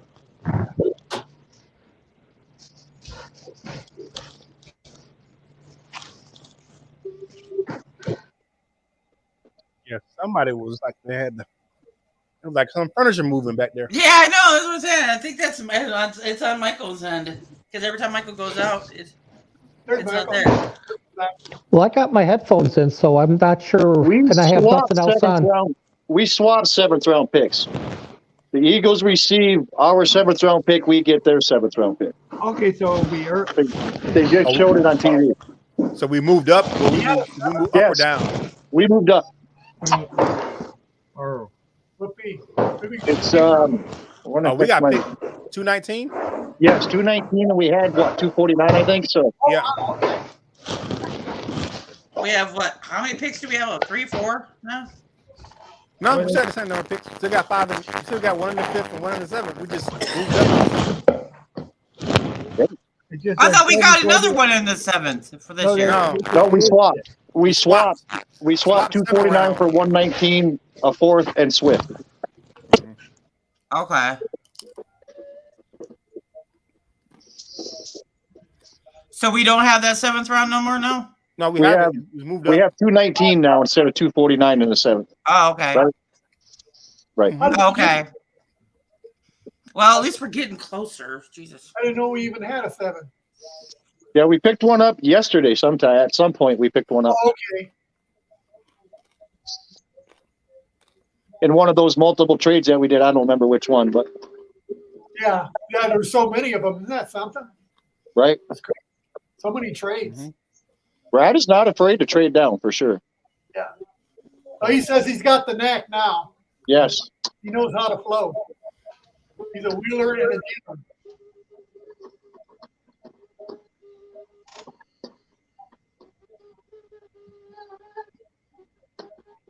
Watch him probably stay healthy for Philly, though. What Swift was. Yeah, well, he will. Yeah, he's going to start off fine. There'll be the one time that he has a healthy year too. Oh yeah, he'll break out or whatever, and yeah. That's okay. Like I said, let him. Yeah, that's true. Mm-hmm. I don't hate the guy. He just, he just couldn't stay healthy for Detroit, so he's got to go. Injuries is part of the game. I actually, with Swift, I have an autographed jersey from Georgia because I'm a Georgia fan, and I have a Lions autographed jersey from him. So I need to get them framed someday together, I think. I had the same thing for Stafford. I have, autographed jersey from college and autographed jersey from the Lions too. Oh, cool. And now I'm going to have to do the same for the rest of any other Georgia players that we get because I like Georgia. I always say if I wasn't born in the UP, I would have actually been born in Georgia. Okay. And my best friend lives here. I travel to Georgia a lot to see her. So Oh, wow. Okay. she's the reason why I run all these races that I run. She's why I do it. Oh, wow. What was it? 11 years ago now, I got out of the wheelchair and started walking again because doctors told me I would never walk again. So, and then in 2019, she was going to run a half marathon, but none of her friends down there would even go cheer her on. So I got off my couch and went down there and actually ran it with her. Oh, wow. And now then February, I completed my second full marathon. Cool. But I don't think I have any more full marathons in me. That's just, holy crap. That's a lot. Yeah. Mentally.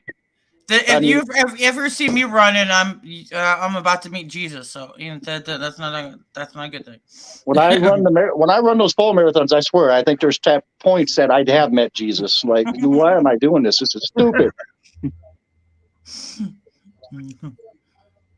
But I'm glad I've done it. I can say that. Oh yeah, it's something to be proud of. You accomplished something that most people won't do. Right. Well, I thought about running a marathon. That's as far as I got. You'll lose. I mean, you can lose toenails. I'm still losing a big toenail on my left foot from running a marathon. That is no lie. A lot of running. It is. It's honestly, it's more mental than physical. Like, I don't get winded. My legs get tired and stuff, but the mental aspect of it I found was the biggest thing. Just trying to keep pushing yourself to keep going. Yeah, that's the truth. Yeah, because I can't do none of that. Hey, Philippines. Have a good night. Glad to see you again. Don't be a stranger. Yeah, we probably don't have many in the chat, do we? Well, we've got what? I think there's 16 that are in the chat that I know of. I'm going back on. Yeah, Philippines. The people I don't know. Hi, Sharu. Welcome to Prowl Nation. Yep, Swift went to the Eagles.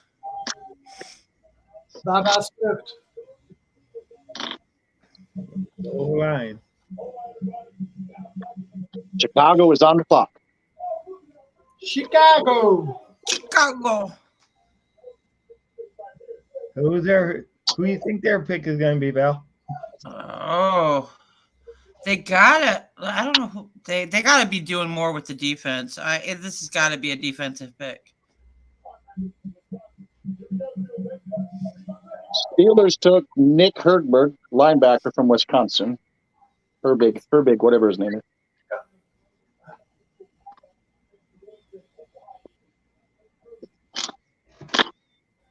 Oh, we hang out for all 3 days every single year, Nicole. That's all part of what we do. What do I think of the Bears draft? I think that the Bears draft went pretty well. They addressed all their needs as well.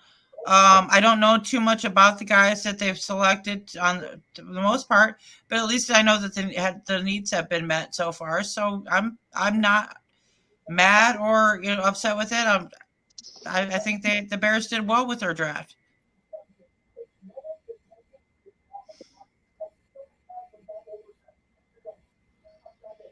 And I think the Lions have too, despite some fans might be upset with the way some of the things have been going, especially the first day. But overall, this has actually been a very good draft for the Bears or for the Lions. Yeah, I'm happy with the Lions draft. That's for I mean, it's not something that I'm going, oh, I'm so excited. I can't wait to see this guy on the field or anything. But no, yeah.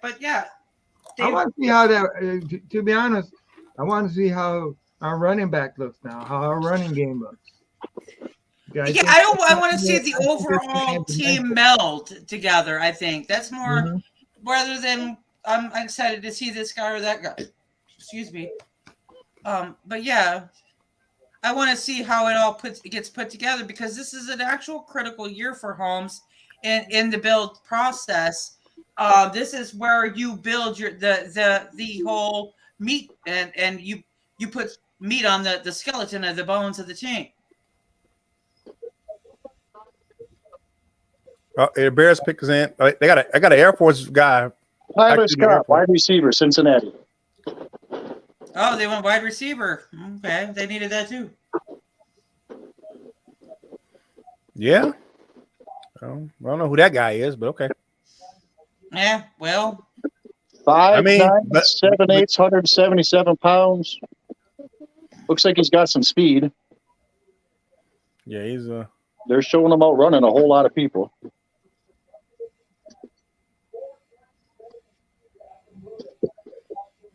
Oh, he's got some speed on him. Yes, he does. Yeah.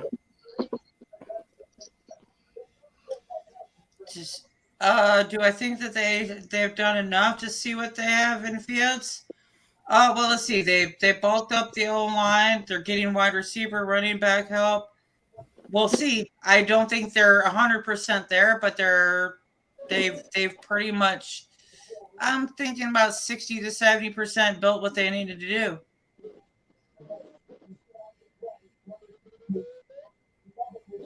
They might be a step behind. It all from what the Lions are, I think, because they've been a year behind in as far as the build process with the Lions. But I said it depends on what they're going to do this year and how well they're going to build it up. now we got to see how it plays out. I think that the Lions and the Bears are actually going to be pretty fierce against one another in going for that number one spot in the NFC North. I think the Lions do have the better advantage, though, at this point, though. Did you see what Amon-Ra St. Brown did last night at the draft with the fans? I didn't. That was awesome. The Bears and the Lions fans are right next to each other. So he got to the Bears fans first. He put a thumbs down, and then he walked over to the Lions fans. It went crazy. That's all right. That's all good. That was. But you know, one thing I love to see on Thursday night or Friday morning, I'm sorry, is when the two first round draft picks got to Detroit. Who was there to greet them? Barry Sanders and Calvin Johnson. Oh wow! Right. I love to see that. Calvin Johnson is kind of coming back to the pride.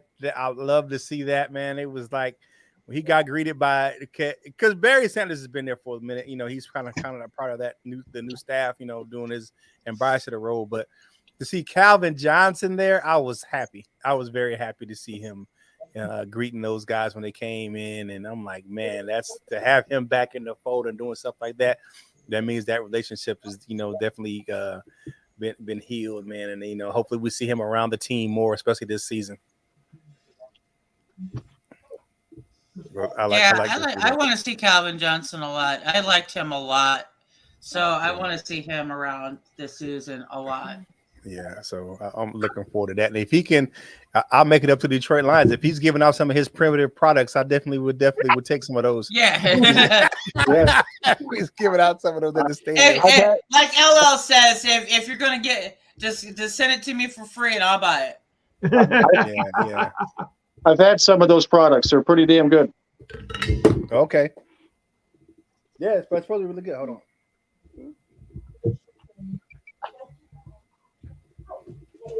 Minnesota took Jay Ward, cornerback from LSU.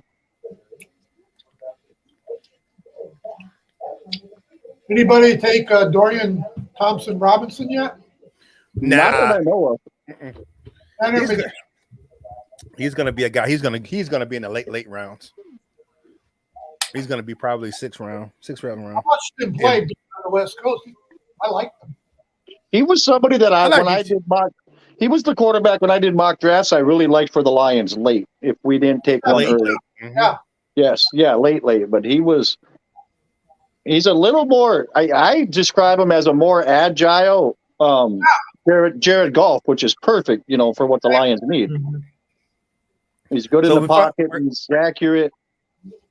We're at the final pick of the fourth round. Finally. Yep. Finally. The Raiders traded up. Yep. So let's see what we're gonna be here all damn day.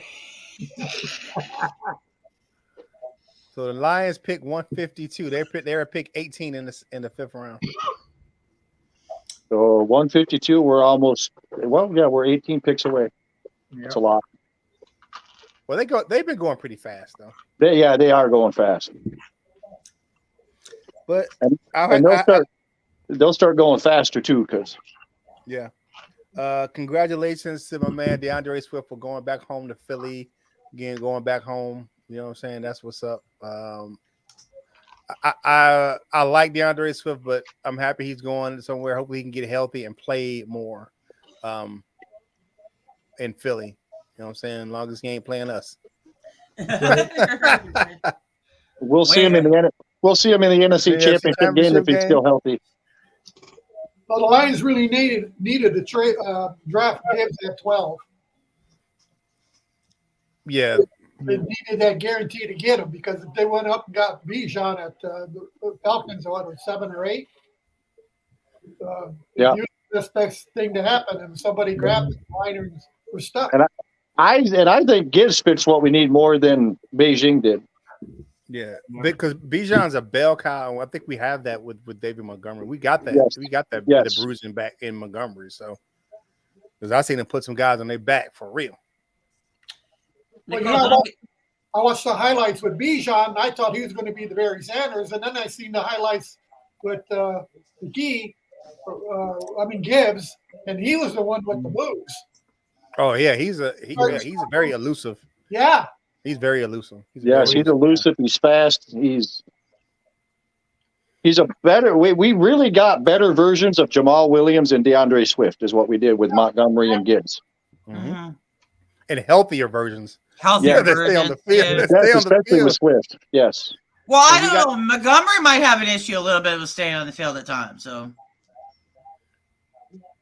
he's had it. He's had those issues before, but. And one thing about Montgomery, man, and I don't get the fact that Williams didn't fumble his whole life till he got to Detroit and was coughing the ball like it wasn't nothing, like freaking, like he had a freaking flu or something last year. Right. Nicholas Duncan says Utley were up there too with Megatron and Barry. He was out there at the. I don't remember seeing him when those guys came in. Who was? Utley. Yeah. I didn't see. I don't know. I didn't watch it, so I don't know. But so Curt, is the TCU running back still on the board? Which one? Raiders select Aiden O'Connell, Purdue quarterback. The ones that the Lions brought in for a visit. Oh, let me see. I'll let you know.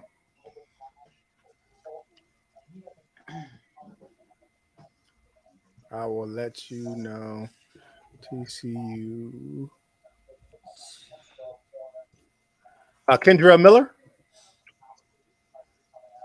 Yeah. I don't know. Perry Ball was asking, is the TCU running back still on the board? The Lions brought him in for a visit. Yeah, he's still on the board. Man, haven't drafted yet. He was the 2022 Doak Walker finisher. Yeah, he's on the board.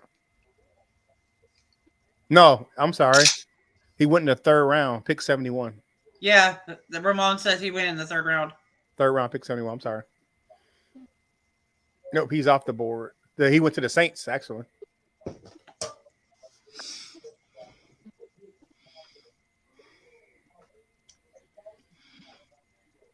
He went to the Saints. So let's see.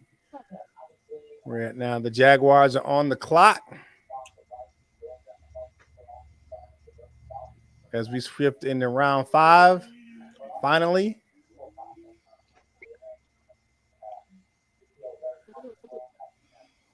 How many former Georgia Bulldogs is on the freaking Eagles now? Jesus Christ. Somebody needs to do the statistics on that and see what. It's at least 5 or 6 for sure. They just added another one with DeAndre Swift. Yeah. Because Swift went to Georgia. So they had 5 in this. They had 5. Is that the only school they visited? they had 3 last year. They had 2 last year and 3 this year. They're like, no, excuse me. I'm sorry. I think maybe 4 this year. They were like, we're going to save money this year, going to one school and pick up all the guys. And sadly, though, when you're talking defense, Georgia's probably is a pretty damn school to pick up defensive players from. Yeah, right. I think they basically have the entire Georgia D line now from 2 years ago. So they've drafted 5 Eagles in the last 2 years, and then they just picked up another one with DeAndre Swift. Wow. So that's 6 that we know of just on the last couple of days. Good night. That's a lot of guys from one school. Right. I mean, I think that's half of their starting defense last year. I think 5 guys that are starting defense last year, they got them. It's 45%, 49% of their starting defense from last year. Because all the guys that they got were starters. That's crazy. All they need to do is trade for the Trayvon Walker out of Jacksonville. Right. So, Maniac Tim, are you fine with this draft? You think it's okay? Oh yeah. Yeah, I was a little hesitant in the first day, but in how it worked out, and I'm glad we got the guys we got the first day. You know, Awesome. and I'm looking forward to seeing our new running game that we're going to have. He's definitely dedicated to keeping a potent offense, or a dual offense where running game as well as passing game, and also replace Hawkinson. So shoot, hey, Exciting times ahead, that's for sure. yep. Yep. Swifty and Swaggy is gone. Yeah. It's like, It's hard to believe, but got 2 seasons of that. But I think we just went up though. We got better. We didn't go down, so that's great. Yeah. I don't think you got a whole 2 seasons though, such as Swag, You ain't lying. He probably got about right. He probably got about a year of them with all the time he spent on the bench. Probably year. I say 1.5 years. We got a 1.5 years of them. no, we got Monkey and Gibby.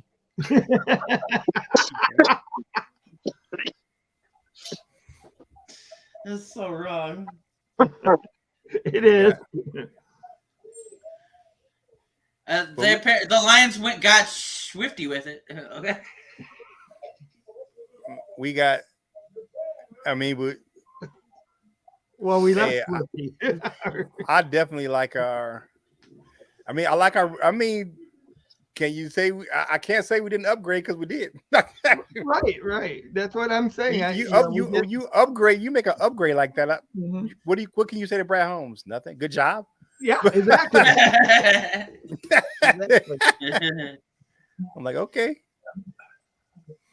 And then I'm telling you, man, I can't wait to see that big dude. I can't wait to see when they had the training camp pictures, or the pictures of the rookies working out, and you see, or when we have the mini camps, and you see a guy, Roderick Martin standing next to Aleem McNeil. Man, that's gonna be that's some beef right there. It's like the area. And then you throw Isaiah Buggs in there; he's pretty big too. So you can't double team all of them. No, you can't. Nope. Don't rotate them. Don't rotate them and then wear them down. Just wear them down. Off the edge. And I like the fact that you're gonna have with what's his name, Romeo, and then you're gonna have to pick your poison, especially when you have Romeo on one side and Aiden Hudson on the other. Mm-hmm. Who can you double team? And then you bring in a NASCAR package, you're really gonna be hurting. Yeah. It's going to be fun to watch. It is going to be fun to watch. We got to see, I know last year statistically we were horrible on defense, but when you look at the last 10 games, that defense actually got a lot better. Like, what did they average? I think over that 10. Yep, I think over that 10 games they averaged 21 points. Mm-hmm. That was a huge improvement. And it's because of the blowouts is why we were so far back. The blowout put us there. Well, we had 2 blowouts, Miami and Seattle. Yes. Yeah. So we got Kansas KJ Henry just went to the Commanders out of Clemson. So we got the Colts. The Colts is picking twice. The Browns are picking twice. Cardinals are picking again because they got a freaking shitload of picks. And then we got Carolina. In front of us, we got the Jets, the Patriots, the Panthers again. Then we have the Saints, the Titans, and then the Bears again. Oh, those Bears. Yeah. Seattle picks in front of us because they traded their pick to pick in front of us. They're always in front of us. Yeah. Seattle's right there. And Buffalo's picking in front of us again as well. So we have another 14 picks right now ahead of us. 15 picks, I'm sorry. That'll go quick. Yeah, go quick. Yeah, they only get 2 minutes now or something? Yeah, it's really quick right now. Mm-hmm. And it doesn't appear anybody's taking the 2 minutes. It's happening fast. Right. Because these are all the practice squad guys right now. Yeah, exactly. I remember we got Rodrigo in the 6th, so who knows who we're going to get. Rolesville, cherry And pick. James Houston. Yeah. Yeah, there might be that diamond in the rough. Yeah. But it's 5th round, so 5th round's still good. If anybody can find the diamond, it's going to be Brad Holmes. Oh yeah. Exactly. Yeah. Look what we did with Kirby Joseph in the 3rd round last year. Yep. That's not a diamond, honey. But I'm just saying that was bad. That was a Not shot at diamond. Val. That's a shot Kirby at Val. Joseph ended Aaron Rodgers in Green Bay. That's a diamond. Okay, maybe for the Lions, but diamonds for everybody else are not cubic zirconiums for the Lions. But I mean, come on, man. He made your guys' owner leave. You guys should be happy. Yeah. Oh yeah. He thinks he's the owner, but that's the drugs talking. But Right. he went on that. He went on that. He pretty much owned the Bears. I can He was say probably that. so, yeah. He owned our ass. He owned us for a while. Yes, he did. Yeah. So I still like what Jared Goff said, though, when he said he wished he would have stayed so we could beat him twice a year. Yep. But see, you got to understand, if it wasn't for the Bears, Aaron Rodgers would never have a career. So That's not a good thing for the Bears, though. yeah, but you gotta get a pity throw. I mean, what else does Wisconsin have? I mean, you gotta give them a pity. They got some good cheese up there. That they do. Mm-hmm. When I used to go up there, TDY, I had to make sure I bring some cheese home in a little cooler. Back to North Carolina.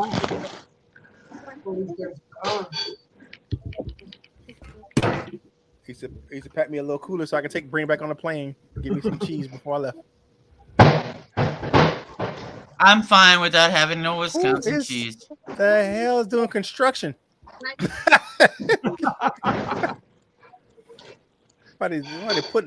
Somebody's cleaning their house. Something's going on. Mm-hmm. All right, so Darius Russ, the cornerback out of South Carolina, finally went to The Cardinals selected Clayton Tune, quarterback from Houston. Quarterback out of Houston. So we got 2 of those picks that we got the Browns gonna pick. It goes Browns, Colts, Browns. So let's see what their big needs are. So pretty much a shit sandwich then. Okay. Mm-hmm. So I mean, we'll see what's going on. So man, made with horse meat. Okay. Wait. Let's see. Shout out to our guy, Coach Mike Jones. He's fighting tonight. You know what I'm saying? So he's fighting. He's boxing in Marysville, Michigan tonight. So shout out to him, and best of luck to him. This is his last fight as a professional. So good luck, Coach Jones. Good luck, my dude. So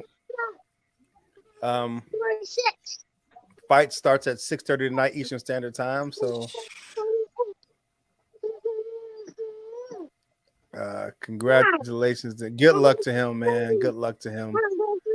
So shout out to my guy, Coach Jones, man. That's what's up.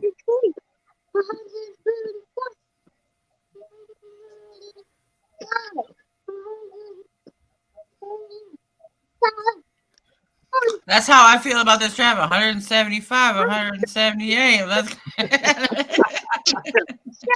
He loves counting. Mm-hmm. So pick us in.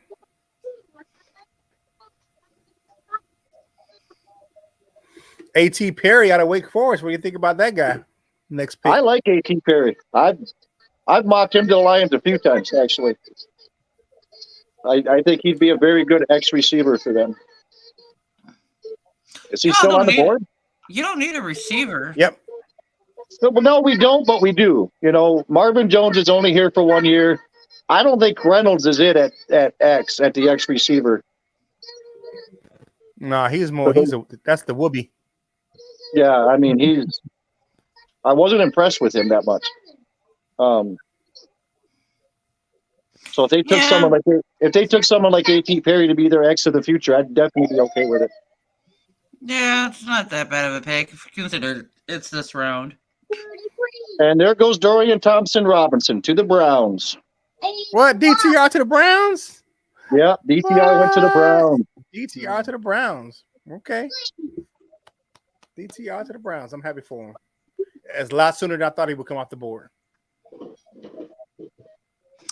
Burn says to Maniac, Tim just saw the Swift news. Let's go. Welcome to Prowl Nation, Burn. Yeah.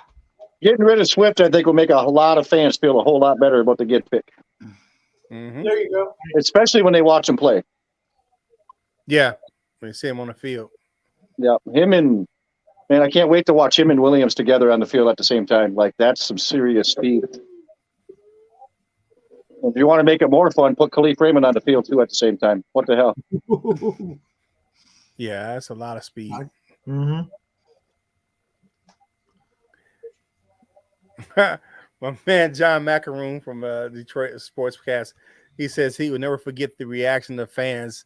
That first game as a rookie, he dropped a touchdown pass to lose against the Bears. Yes, I remember that. And he showed a highlight of it too. I remember it too. Yeah, if I remember right, he was pretty damn open too. He was open, and and that was the thing was that they raved about his pass catching ability coming out of Georgia because he played slot because he was behind Nick Chubb and what's the other one the one that has played the Rams. He was behind some good running backs, so he played slot receiver when he first got to Georgia. Yes. Welcome to Prowl Nation, Jack Johnson. Swift went to the Eagles, and we got a 4th round pick next year and a 7th the following round year. 4th round, not next year, the following year. Oh, the following year. The following year, 2025. Oh, 2025. We got a 4th in 2025 and a 7th round this year. We switched to 7th round. Oh, we moved up in the 7th round. Yeah, moved in the 7th round. Swap 7th round picks. Mm-hmm. Minnesota Vikings just traded up. They're on the clock. 6th round. So Minnesota's on the clock. Let's see who they're going to take.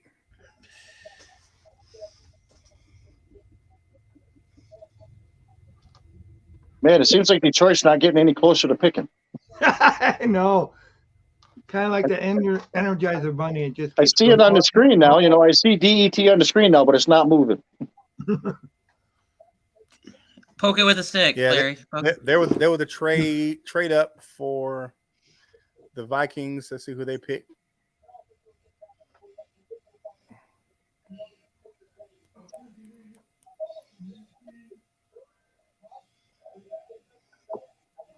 They need defensive help in Minnesota. They need everything. They need a new quarterback. They got Kirk Cousins. What are you talking about? Mm-hmm.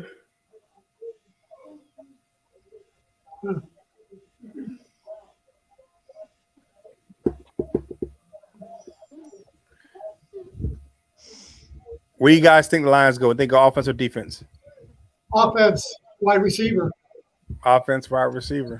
Anybody else? Where think they go? Offensive guard. I'm going to say offense just because I'm going to say offense because we've been alternating perfectly this draft. So we went defense last. So. Offensive line. Yeah, I'm going to say offensive guard. Is that me? I agree with Val. Okay. Picking in. I'll be honest with you. I have no. Got no. Yep, heads or tails. Hey, what's that? I swear, every commercial is food, and now I'm getting hungry. You got 6 on one hand. What's that? 6 in one hand, half a dozen in the other. I just don't know. I just ate like 5 sandwiches. I'm good. Jesus Christ. I'm getting hungry, and I live too far out of town for DoorDash. Damn it. We just got it in my area not too long ago. You don't. DoorDash sucks. I can't get DoorDash. I can't get pizza delivered. I can't get anything. DoorDash is horrible. I don't mind it. My daughter does DoorDash sometimes. charge you to make some extra money. Let's see. The pick is in. I like it better. I like DoorDash better when I go visit my friend Aaron in Georgia because, you know, you get about 200 different restaurants you get a choice from versus up here you get They got Taco a Bell, defensive McDonald's. tackle. Jaquan Roy. Jaquil Roy out of Jaquil and LSU. Roy, LSU. LSU. What is he? Going to the Vikings. Oh, Minnesota. So let's see. So now we're at pick 142, and the Lions don't pick until 152. Wow. There have been 10 quarterbacks drafted this year so far. That's a lot. That's a lot. Yeah. That is a lot. A lot of quarterbacks this year. and none of them are franchise guys. I didn't think that they were. I don't know about that. I would have never imagined. Everybody has a different opinion what a franchise quarterback is. So. Yeah, Right. A franchise guy. No, not one of them. Not in there one. These are all backup babies. I mean, we'll see. I mean, you may be forced at starters because they have the team has no choice but to put them there, but they ain't that. Well, nobody's put it down yet, so I won't say that nobody is. I'm saying it is. I'll tell it like it really is. You're telling me how you. Wait a minute. No, you tell you how. I'm telling you how it is. really is because Okay. I thought we learned from this betting thing yesterday. Well, you gotta talk about a player. No. You got to remember, Dallas from Chicago, they don't know what a quarterback is. We know what a quarterback is. We just can't get one. There's a difference. We know what one is. We just can't get one. Oh, Sorry, Val, I had to do that. Yeah, well, it's all right. It's all good. It's all good. The Lions don't know what a Super Bowl is either, but you're right. Oh my God! And look, y'all have you? Do y'all remember what it is? Yeah, we were in one not too long ago. We didn't win. We're about to learn what a Super Bowl is, though.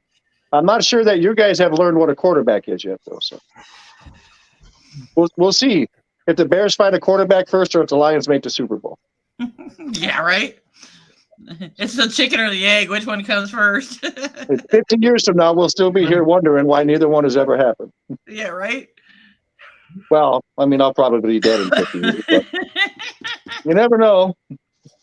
I can live to be 101, I guess. I don't know if I'd want to. Jack Johnson says, "Back up, babies and bust." I'm with you. See, people who know.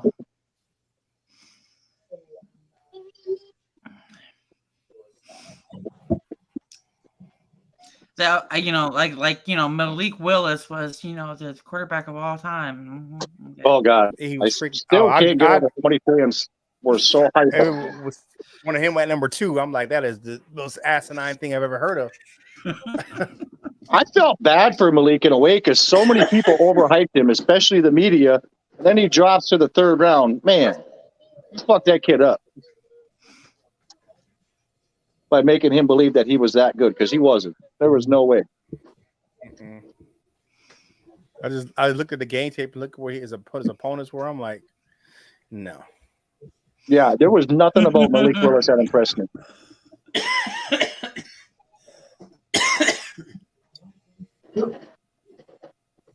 Yeah, it's wow. No, you knew the same ones that said Jeff Okuda was a lockdown corner too. Yeah. Mm-hmm. The one who yelled at me about being a bust from day one. The Jets got a running back out of Israel. I don't know who the hell it is. Out of Israel. Israel something. Abindika? Sounds about right. Something. I don't know. I mean, let's see here. Hold on. We're getting close, people. Thank you guys for hanging out with us right here in Detroit Lions of the Pride. Yo, home, Detroit Lions news and rumors, man. For everyone that's been hanging out with us the last couple of days, man, we appreciate you hanging out and kicking it with us for this long draft process. We got coming up. We're within 10 picks of the Lions' next pick, so they should be picking here in the next maybe 15 to 20 minutes, and we're gonna break down who they picked if they don't trade out again. Then we'll take a nap and wait for the 7th round. The guy's out of Pittsburgh. He led FBS with 164 all-purpose yards per game. So Trey Palmer is mocked to us in this round from Nebraska, wide receiver. Yeah, I remember when Patriots pick us in already. Patriots pick us in. Oh wow. Yeah, Jack Johnson. Remember when some of the Lions fans said Andre Ware was the future? Oh God, way back when. I remember him. Mm-hmm. Yep, I remember Andre Ware.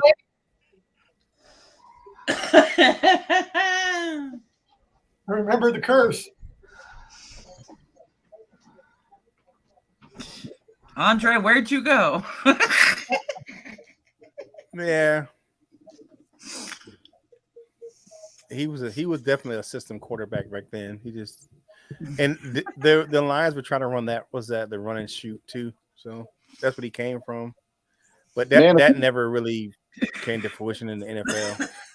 If we only had a quarterback in the 90s, what could have been, man?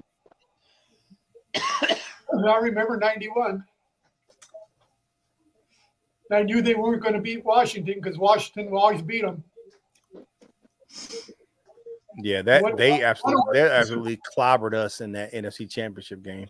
Yeah, actually, we started that year the same way as we lost it, because we started getting killed by Washington and we lost it. The first and last game of 91 was with Washington. Okay, there you go. Antonio Mafe, guard out of UCLA, went to the Patriots. Okay. Good pick. I can deal with that. Good pick for them.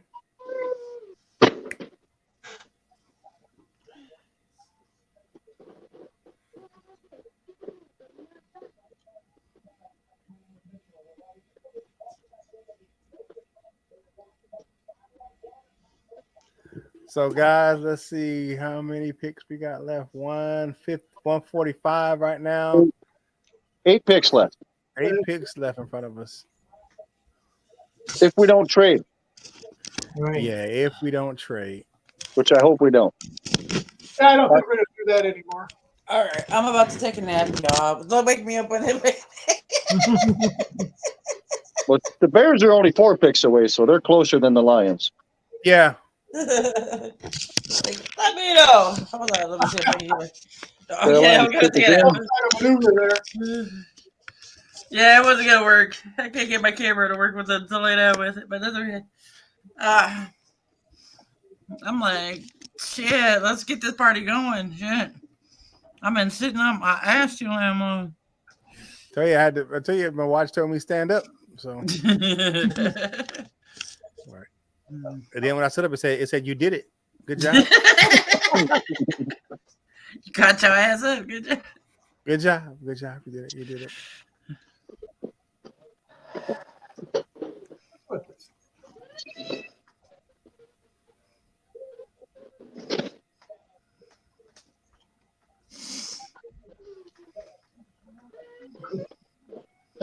Well, the Warriors lost last night. Yeah, I saw that. Warriors were supposed to win. They were home. I still got to watch it. I got it recorded. I think the Lakers beat the brakes off of Memphis by like 40 points to send them home. The guy was like, I don't respect you till you get 40, and you guys lost by 40. Isaiah said, "You want your 40? Here's your 40." Well, Clay Thompson was the one that sparked three threes in the game in Sacramento to help with the Warriors win that game.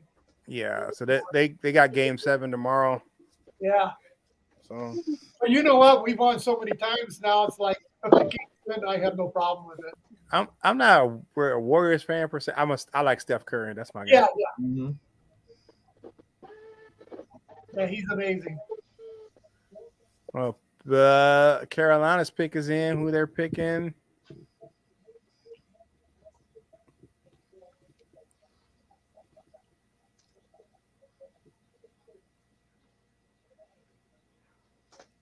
Man, this is okay.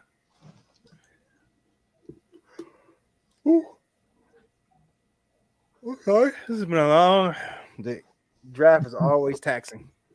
Well, yeah, and especially when we get to this point because it's like we already got our people. Yeah, Jamie Robinson, that safety out of Florida State, went to the Panthers.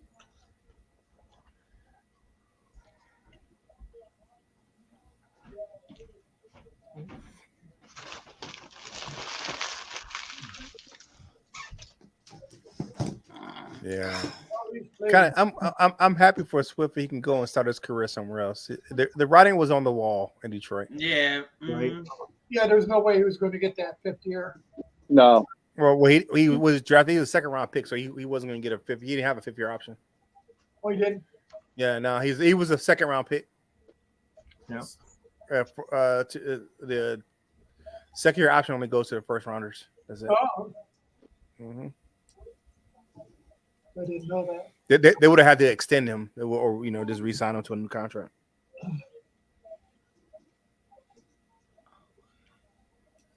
Well, they did say last year was his make or break year, and unfortunately, his body broke. He just couldn't do it. Yeah. Oh, he'll be a backup for the Eagles, won't he? Yeah. Let's see who the Eagles. I'm sorry. Let's see.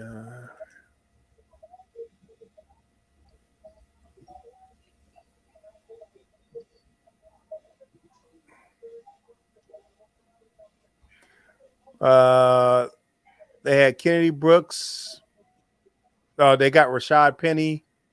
They got a stable of running backs. Trey Sermon. So, and the sad thing is DeAndre Swift is pretty young. Mm-hmm. He's only 24 years old. So they got Kennedy Brooks, Gainwell, who played well for them last year. Rashad Penny, and they got Boston Scott as well still. So, and Trey Sermon. So they deep at running back. And all their running backs right, most of them around that 200 and 210 to 220. No, I'm sorry. Yeah. So the biggest one they got is Rashad Penny at 220. But you got a Gainwell at 200, Kennedy Brooks at 213, 203 for Boston Scott, 215 for Trey Sermon, 208 for DeAndre Swift. So they have a type. And then Swift's one injury from retirement. So, man. So we got 7 picks away. Well, Max Duggan went to the Bears, right? Yeah.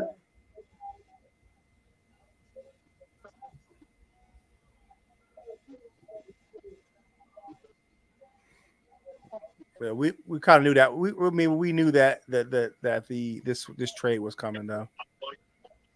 Yeah. We said that the writing was on the wall when they picked Jahmyr Gibbs. Right. Now I hope everybody realized that they needed to make that pick.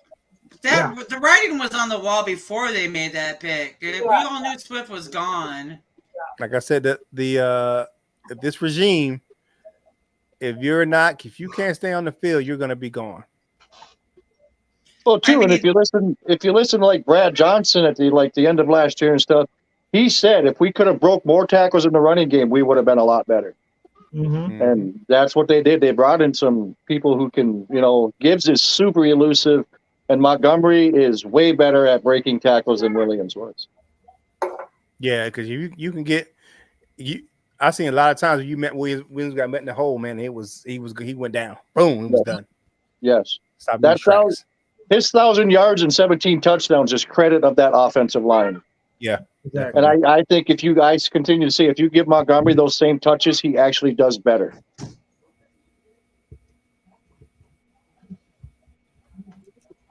I gotta agree too. Yeah.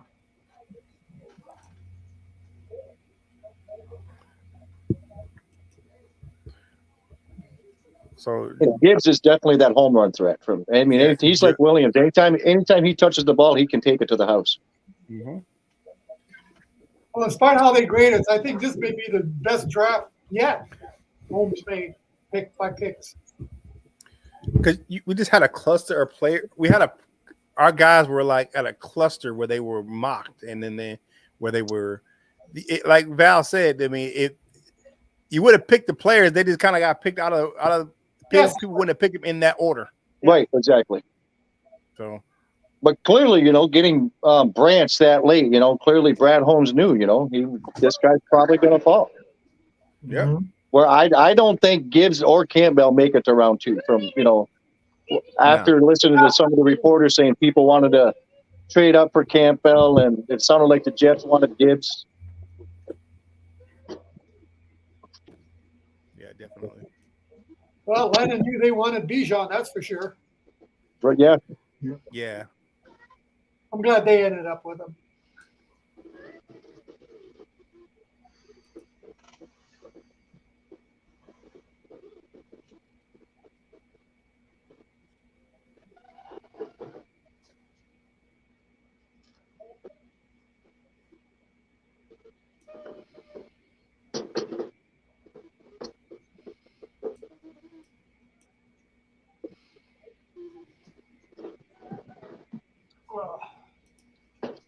Chicago is on the board. Chicago. Finally, Chicago is on the board. Action that we can respond to, or at least I can. It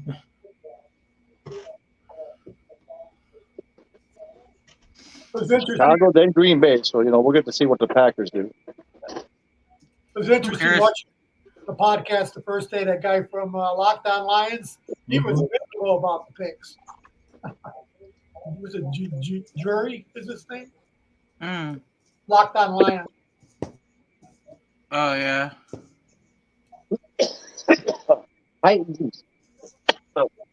Titans took Josh Weil, tight end from Cincinnati. Who did? The Titans. Okay.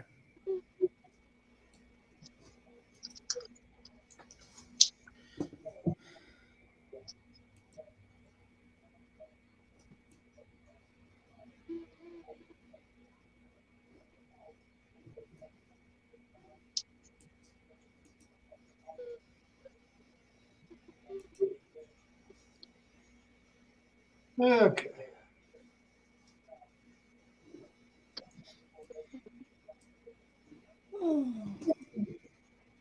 Well, the Lions don't even have a 6. They got 2 and a 7. They got 1 of the 7. I just pulled it up here. It says they got 219 and 249. No, Oh, they then swapped- maybe it wasn't just no, a switch. no, it was 249. 249 went to the Eagles. Oh, they didn't update it then. They didn't update it. Yeah, it went to the Eagles. Because Yeah, we The swapped 249 for 219. It shows 219. Yeah, we it hadn't updated yet. because we swapped that 249. Yeah, it's 249. There they are again, showing more of that Kansas City barbecue, making me hungry. Ah, All right, Val, your Bears are on the clock again. I'm going to have to fire up the smoker. I know. guess, I'm waiting on. I'm waiting on what they're gonna do.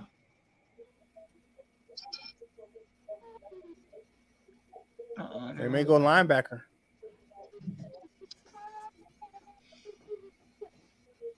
and then the Hook is 6'4".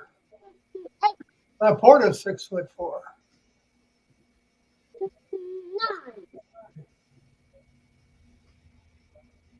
Well, the players are getting bigger and bigger.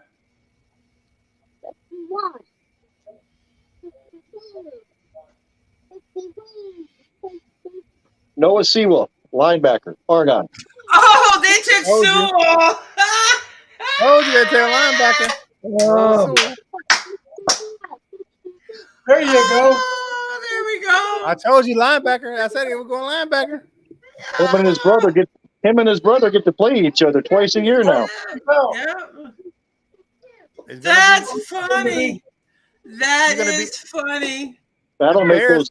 Wait a minute. How did Bears get the two lesser of the brothers? and the Rashad brothers too. They got the two. We just want to have friendly competition with you. It's brother versus brother, sibling rivalry. last year he was projected to go first as linebacker this draft. He really He had a down year last year. yeah, big time. They're comparing him to Tavai. Probably. Yeah, last year he had. So he was in 2021. He was first team All Pac-12. Last year he had 55 tackles. Last year I think the year before I watched Oregon a lot because I was watching Thibodeau. I think he benefited a lot from Thibodeau the year before. Yeah. Yeah, he did. I believe that. The Packers pick us in at 149. Let's see what we got.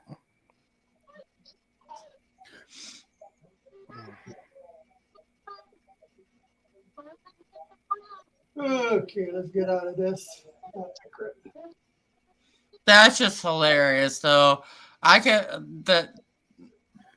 You got the lesser receiver in Equinemius St. Brown, and then you got the, That's right. we got the better Sewell brother. So Well, maybe so, but the little brothers want to come and play and compete. They gotta stay. They're gonna stand up against their big brothers in a fight. Isn't that They're something? gonna lose against they those trying. big They dogs. trying. They keep trying. Oh, poor little Tink Tink. Actually, you guys got the older St. Brown brother. Yeah. Yeah, he's the older St. Brown brother. We got the better one. Well. I don't know who I think it is. Little big brother. Little big. Those two are hilarious on their little podcast or whatever it is that they do. The St. Brown Oh brother. man, yeah, St. Brown on the 33rd team. Yeah, they're funny. They like jabbing each other. Sewell family NFC. We got family affairs in the NFC North. Family feuds. You know what though? We have a lot of brothers in the NFC North, like brother tandems, because the Detroit got a set of brothers. Yes, we do. Congratulations to him though. Congratulations to Noah Sewell. Green Bay selects quarterback Sean Clifford, Penn State. Another quarterback on. Oh, so they got their backup for Love, huh? Apparently. Yep. So we got Buffalo and Seattle, and then the Lions are on the clock. Finally. Go Lions. Yes. Yeah. Buffalo's pick is in. Wow, that was quick. Yeah, these rounds they got a lot shorter clock. Don't mind Bo Jean. He's counting them as they scroll across the screen, the numbers. I'm with him. I'm counting down these numbers and saying, damn, make your last pick already. Yes, we want 153, buddy. That's the line. He's going to his first. He's going to be going to his first games this year. Cool. Can't wait. His mom's family is all Packer fans, so I got to raise him to be a Lions fan. Yeah, you're up in the UP. Yeah, a lot of UP people are Yeah, there's a lot. I'm in the Eastern UP, so it's still kind of a good mix. But you get West, it's bad. It's all Packers. Yep. And that's what they get on TV too. So out there. It's from where I live. It's about the same distance to Ford Field and to Lambeau Field. Oh, you live right in the middle. Let's see here.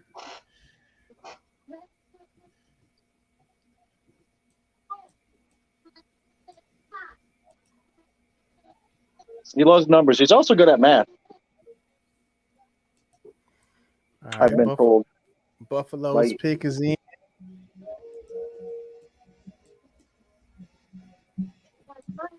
Let's see who they pick. Detroit's pick's coming up, so it should be about time for a commercial here. Commercials on now. Every time it seems like Detroit picks, there's a freaking commercial. Exactly. Yep. Exactly. That's what I noticed. They're actually showing the Lions on the clock in the background. Only thing about day 3, they're too busy yakking about other things than the players that are being picked. Buffalo took Justin Schroeder, wide receiver from Florida. Okay. Yeah, I see him seeing that. Seattle's pick is in. Jeremy B goes about Noah Sewell. It was a chat to me. A future pancake victim to Panay. Yeah, I heard. I listened to Jeremy's show earlier, and they were not for Sue at all. That's all right. I wanted to see the brothers together, the cousins or whatever they are together. That's all. Brothers. Yeah, Brothers? Well, yeah. I always get confused because sometimes they're cousins, sometimes they're brothers, whatever. I'm like, okay. I was hearing all kinds of different stories. I had no idea. All I know is they're related. All I need to know. Seattle took Mike Morris, edge from Michigan. Oh, really? Cool. Yeah. I didn't realize he was still on the board. That's a good pick by them in the 5th round. Yeah, he's a pretty big dude. Lions got to go wide receiver. Think they go offense again? I think this is a good time. If A.T. Perry's still on the board, they should take him here. He is. A.T. Perry's on the board. I mean, yeah, take him here. But then again, The pick is in, so we're about to find out here.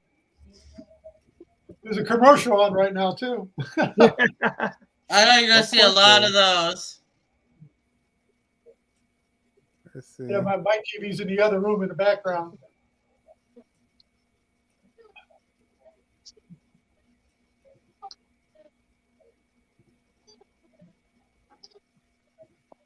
Man, my legs are going numb. Can we move this along? We got a long wait after this. I know, right? Trade, bro. Let's trade. Come on, announce the pick already. Come on. Like on mine, it switched to a Spectrum commercial, and it takes the ticker off the bottom when they do. Mine is still live. Okay, here we go. Pick is in. Lions pick is in. Let's see what we got. Right. Come on. Give us something to talk about. Right. I know, right? We know we haven't won a playoff game since 1991. We don't. You have to keep saying that. We know. Yes. Shut up and tell us who the pick is so we can win a playoff game in 2023. Yes. Well, actually, it'll be 2024, I guess, before the playoffs get here. But I keep thinking about that. If they get a home playoff game this year and win, Bo Gene at 6 years old gets to watch them win a home playoff game. I'm 51 and have not seen that yet. Here's the announcement going in the background. Well, there's the Lions draft room. Dan Campbell's on the phone. They're pretty happy. Like, they're jumping around like they usually do.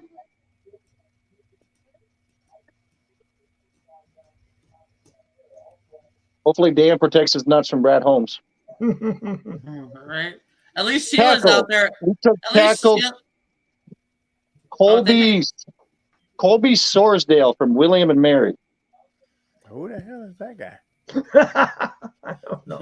Isn't William and Mary one of the HBCU schools? No. What was his name again? Colby what?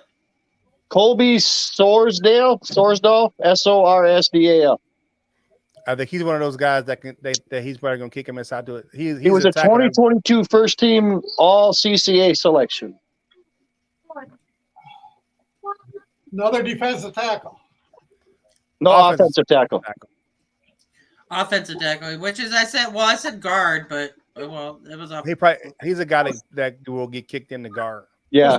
He's a nose tackle. No, he's an offensive tackle. Well, and you think he's gonna be guard?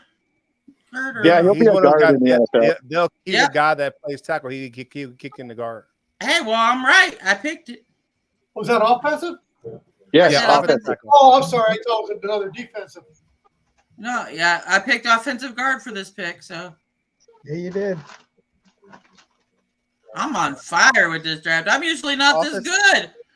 Actually, offensive line's not bad. I like the fact that we're keeping the trenches because we did lose a few guys. You know what I'm saying, in the off season. So Yep. And it's big V's last year, and Yeah, probably so. that's more of a depth signing. So yeah, depth drafting. Well, yeah, that would be that at this point. At this point, for any team, most teams are just drafting for depth now. So yeah. If you're drafting for a starter this late, you're in trouble. yeah, definitely. Yeah. Even though we've had players we've drafted this late start for us and play pretty well. True. But when they were drafted, they weren't drafted to be starters. They were drafted to be depth, Right, and then they were kind of forced to the role. Yep. So Yeah, look how many times like Khalif Raymond's had to be like our number one receiver. He was never brought in to be that, but he's done it. we had practice squad guys playing last year all over the place. Mm-hmm. So that's a good area. Yeah, so got an offensive tackle that's probably going to play guard. So Now we'll get our kicker. we get our kicker in the 7th round at 219. The Ohio State kicker still on the board. He was actually pretty damn good. Yeah, he was. well. He was. This is where you get a kicker. I still can't believe a kicker went in the 3rd and 4th round. Yeah, the Niners taking Moody. My goodness. And people say the Lions reached. I mean, come on. Yeah. But it's a luxury pick for the Niners. Right. Yeah, true. When you're doing that, though, yeah, it is either the luxury pick or you were just desperate for that need. I mean, it's just Right. that. And to be fair, the 49ers, they don't have a lot of holes. They're already a pretty damn stacked team. So Yeah, so it was a luxury pick for them versus they were forced into that mold at that point. But And I know they'll keep Moody, too.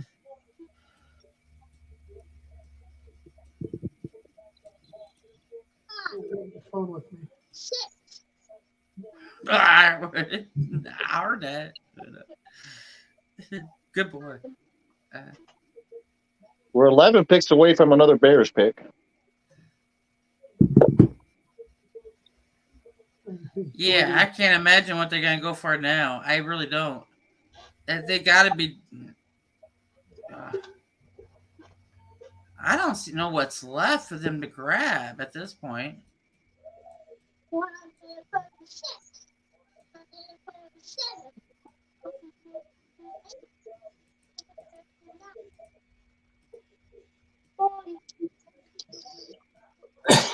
Seattle selected Michigan center. Olu Watami, whatever. That kid's Wow. good. He was the transfer from Virginia Tech or UVA. His first name is the first 3 letters of his last name. That's pretty different. 2022 Outland Trophy Award winner. Yep. And they got him in the 5th round. Wow. He's the best center in the college football last year. Oh, man. That's a steal for them in the 5th round, man. Damn. Hey.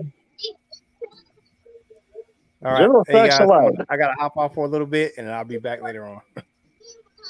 We'll be here. We'll be here for all the rest of today if Brad Holmes doesn't trade this damn pickup. Oh, Yeah, it's Damn. Brad Holmes that Val, the queen of the Prowl, wants him to trade the pickup now. Look, trade this shit up. We all done with this draft. Like, why are you making us wait to see who you putting on the practice squad? Come on.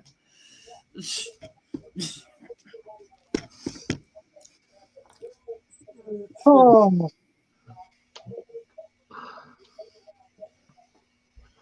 Oh, Do we just trade up and be done with it?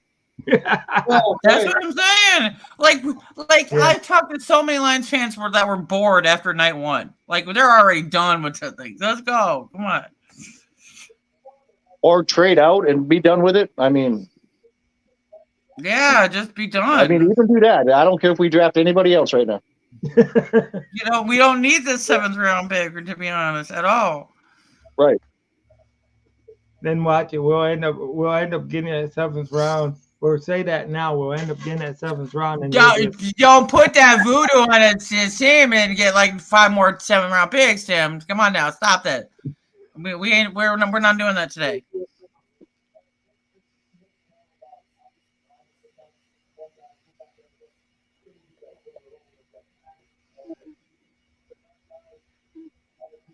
this stuff's all nuts.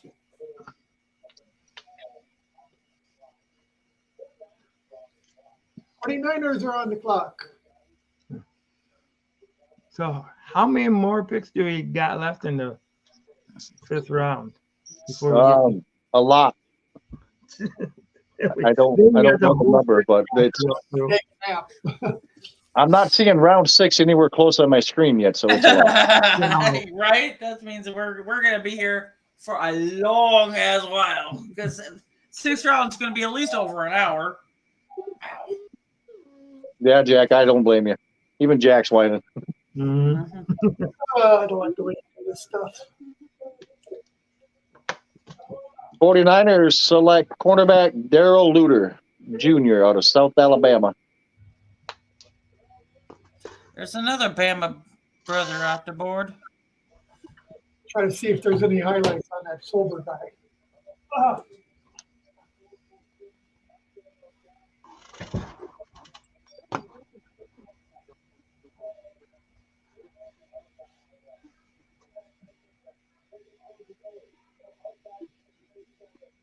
Man.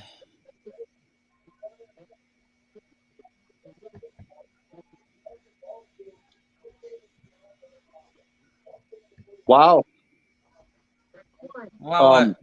What's his name? I can't think of his name right now. I should know it. Just said the Lions are the team that improved the most. Oh, wow. Well, yeah, because they didn't have anything to begin with about 2 years ago.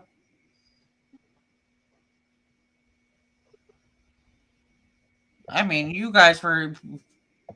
Oh, yeah. We were water boys. We were bare covered 2 years ago, definitely.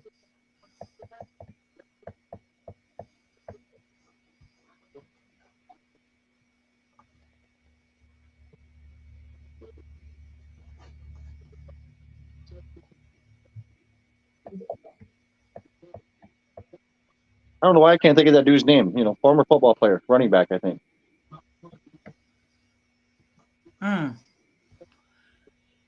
From where? He likes what the Lions are doing. See, Jalen Ramsey's been tweeting a lot about the Lions too.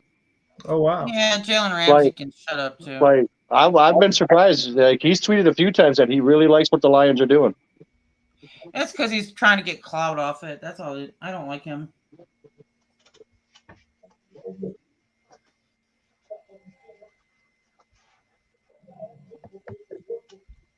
He's a diva. I have no respect for him whatsoever. I do agree. I do think he's a diva.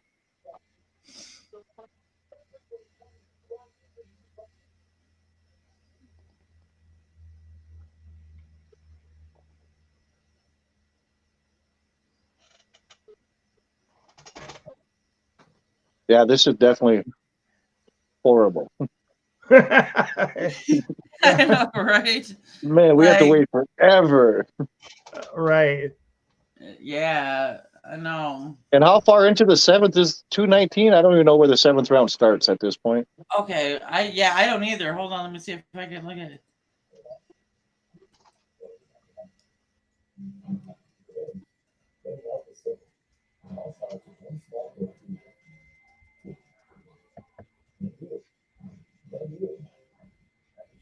I could tie if that would be nice.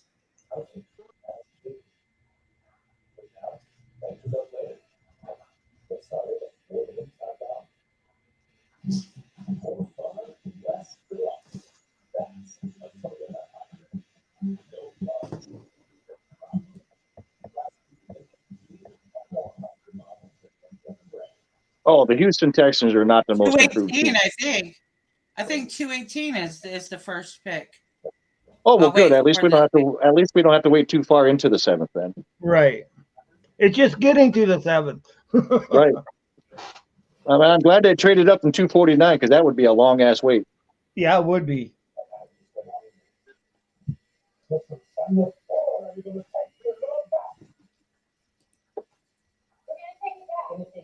So yeah, wait, you got 219, right? In the 7th? Yes. So that's the second pick. That's the second pick Perfect. of the 7th.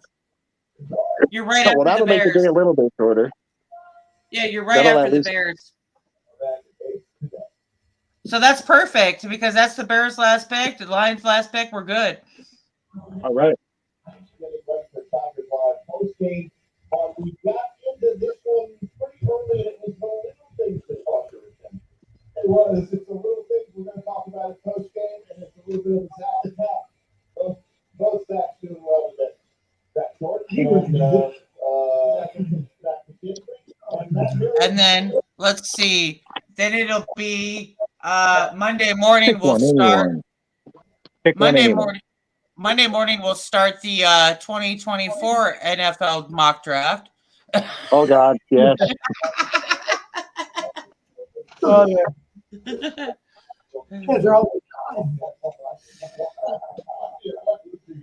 I like doing mock drafts as much as anybody. I just don't take them seriously. Right. I know that. I know absolutely nothing about football compared to these NFL. I don't do experts. any of the mock drafts until after the combine because it makes no sense whatsoever. It's retarded to do so before it at hand. You're just wasting your time playing stupid before then.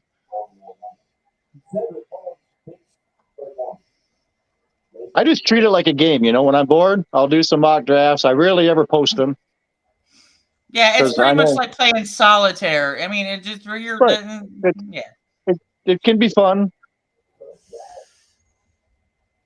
And it, you know, and doing so helps me when the real draft comes because at least I'm looking at players, you know, and reading reports and reading some reports on them and stuff. And yeah, I guess if you have the time for that sort of thing, but yeah, I have the advantage of being retired young, so you know, I have lots of time. I work from home, so but I'm doing this and I still don't care.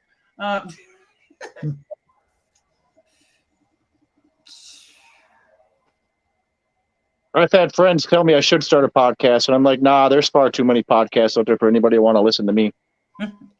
That's not necessarily true. Oh, Lions fans. There's tons of Lions fans that show up. Go from show to show to show to show.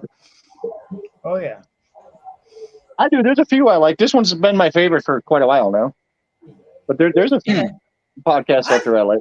I was surprised by it because I was like, how do y'all have the time to be listening to every single one of these guys every single day? I can't keep up with anything. I usually catch this one later in the day, usually, because I know it usually comes on at 11, but I don't usually catch it until like 3 or 4 or something. Yeah, we're probably going to be changing the time of our show in the future. So I know Curt will have a special announcement on Monday to make for everybody, so you guys make sure to stay tuned for that one. I'll have to tune in for that one. So yeah, that one that's on Curt to announce that one. So.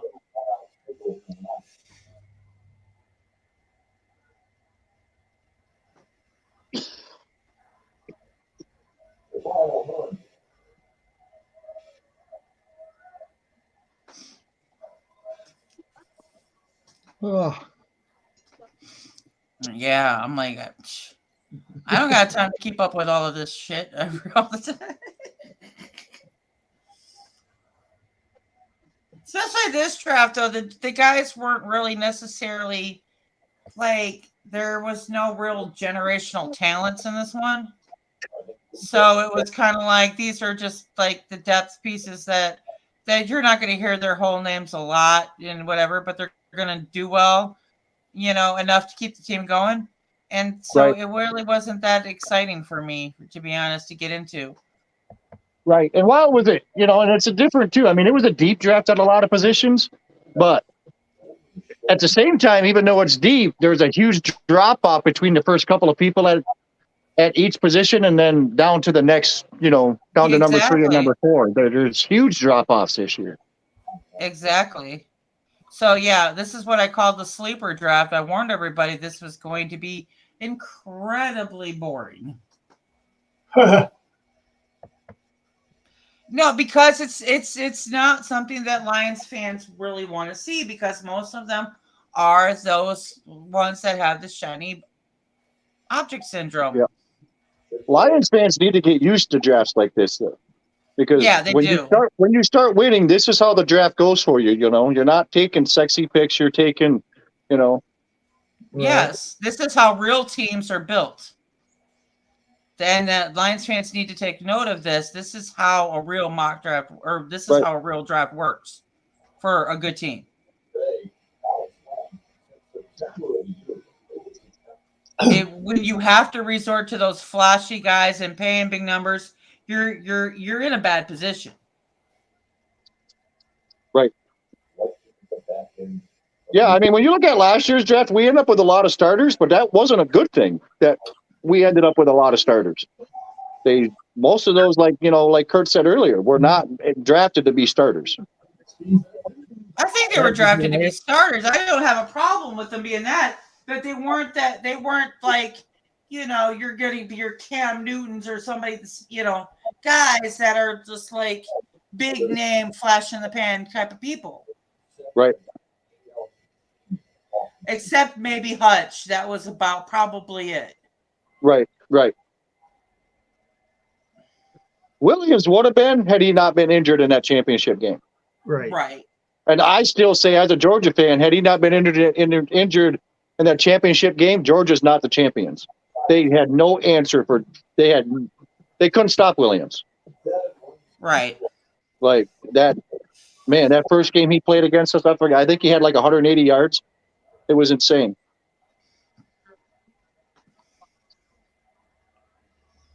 Yep. Hopefully, once this suspension is up, we get to see that. And maybe someday.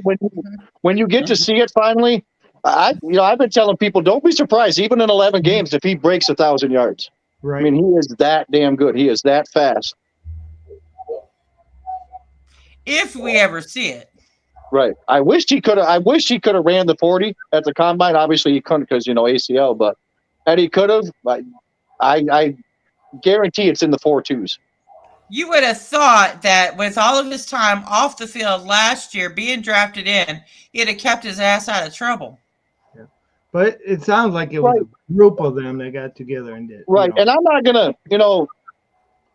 it was clearly listed in the NFL policy. This is not something that was just like it is, but I'm not gonna it is, but I think 6 games is too much considering he bet on college sports. Right. Something he can't affect, and it's something that he can do. It's just a matter of where he did it.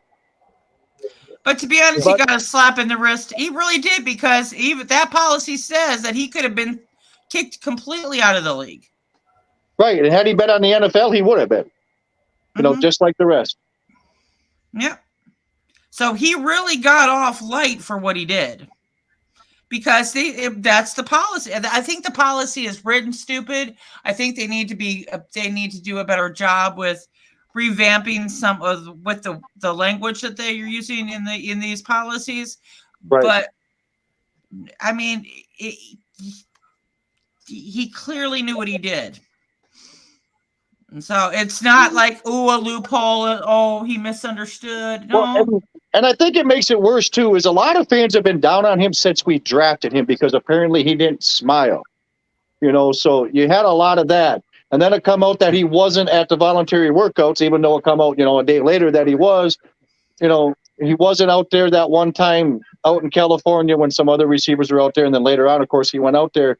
So, there's been a side of the Lions fan base that has been against him since he was drafted.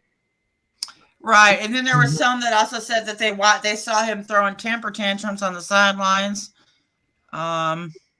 I don't know if it was tense or chances. I remember when that one game, I think we were playing the Vikings, and Reynolds completely stopped running his route. And had he kept running, it would have been a touchdown. I remember seeing Williams flipping out on Reynolds, saying, you got to continue running your route. And I actually liked seeing that because that showed some leadership. Like, hey, what the hell are you doing? And Reynolds later said the sun got in his eyes. But if I'm not mistaken, Minnesota plays indoors. So I don't get that whole sun in your eyes.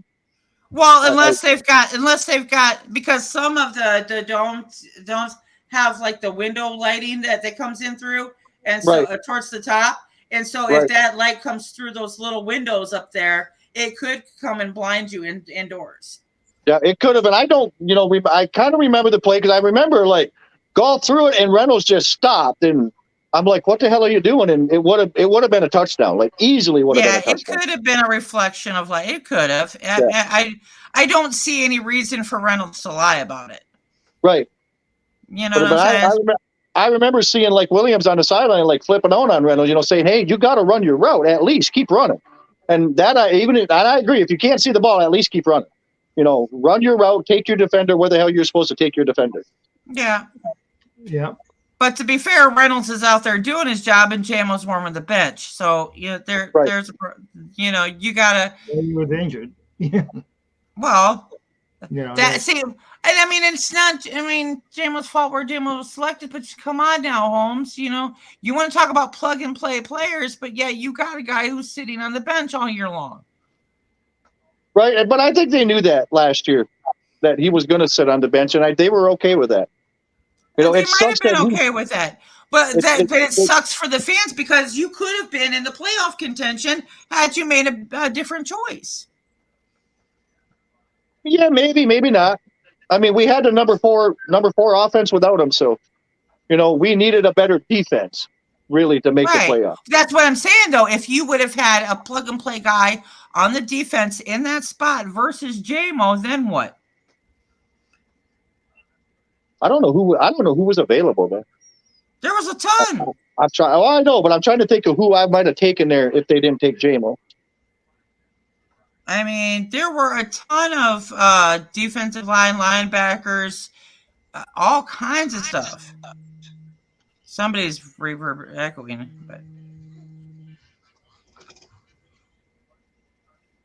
but yeah, there were a ton of them. And a lot of them did not pan out on other teams, but you got to look at where guys get drafted to what teams and what schemes that they're playing. These guys could have probably made a big, huge impact difference with the Lions. When you take a look at all the injuries that the Lions had at the beginning of the year. I got a feeling, though, like 3 years from now, we're going to forget all about, this bad stuff that happened with Jamo, and we're going to really appreciate him. Yeah, we'll see. I hope so. I hope so. I hope that is the truth. But as of right now, it stands kind of sketchy. And I'm just going by, what I seen when he played Georgia. I got to see him play against us, and I can tell you, I would rather not be trying to defend against him. Right. But nobody's defending against him right now anyway because he's warming a bench. Right. But when he comes back, trust me, though, he still could go for 1,000 yards and 10 touchdowns easily in 11 games.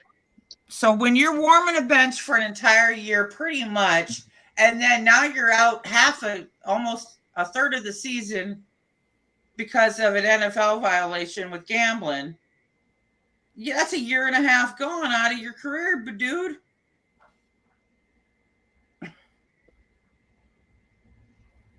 In the NFL already. You haven't done anything. And so a lot of Lions fans are looking at this too, I bet, with the Okudah pick. And how, a lot of Lions fans are looking at Williams like Charles Rogers, and I wish they wouldn't do that because Charles Rogers had a drug problem. Mm-hmm. A major drug problem. Williams made a bet in the wrong place. All right.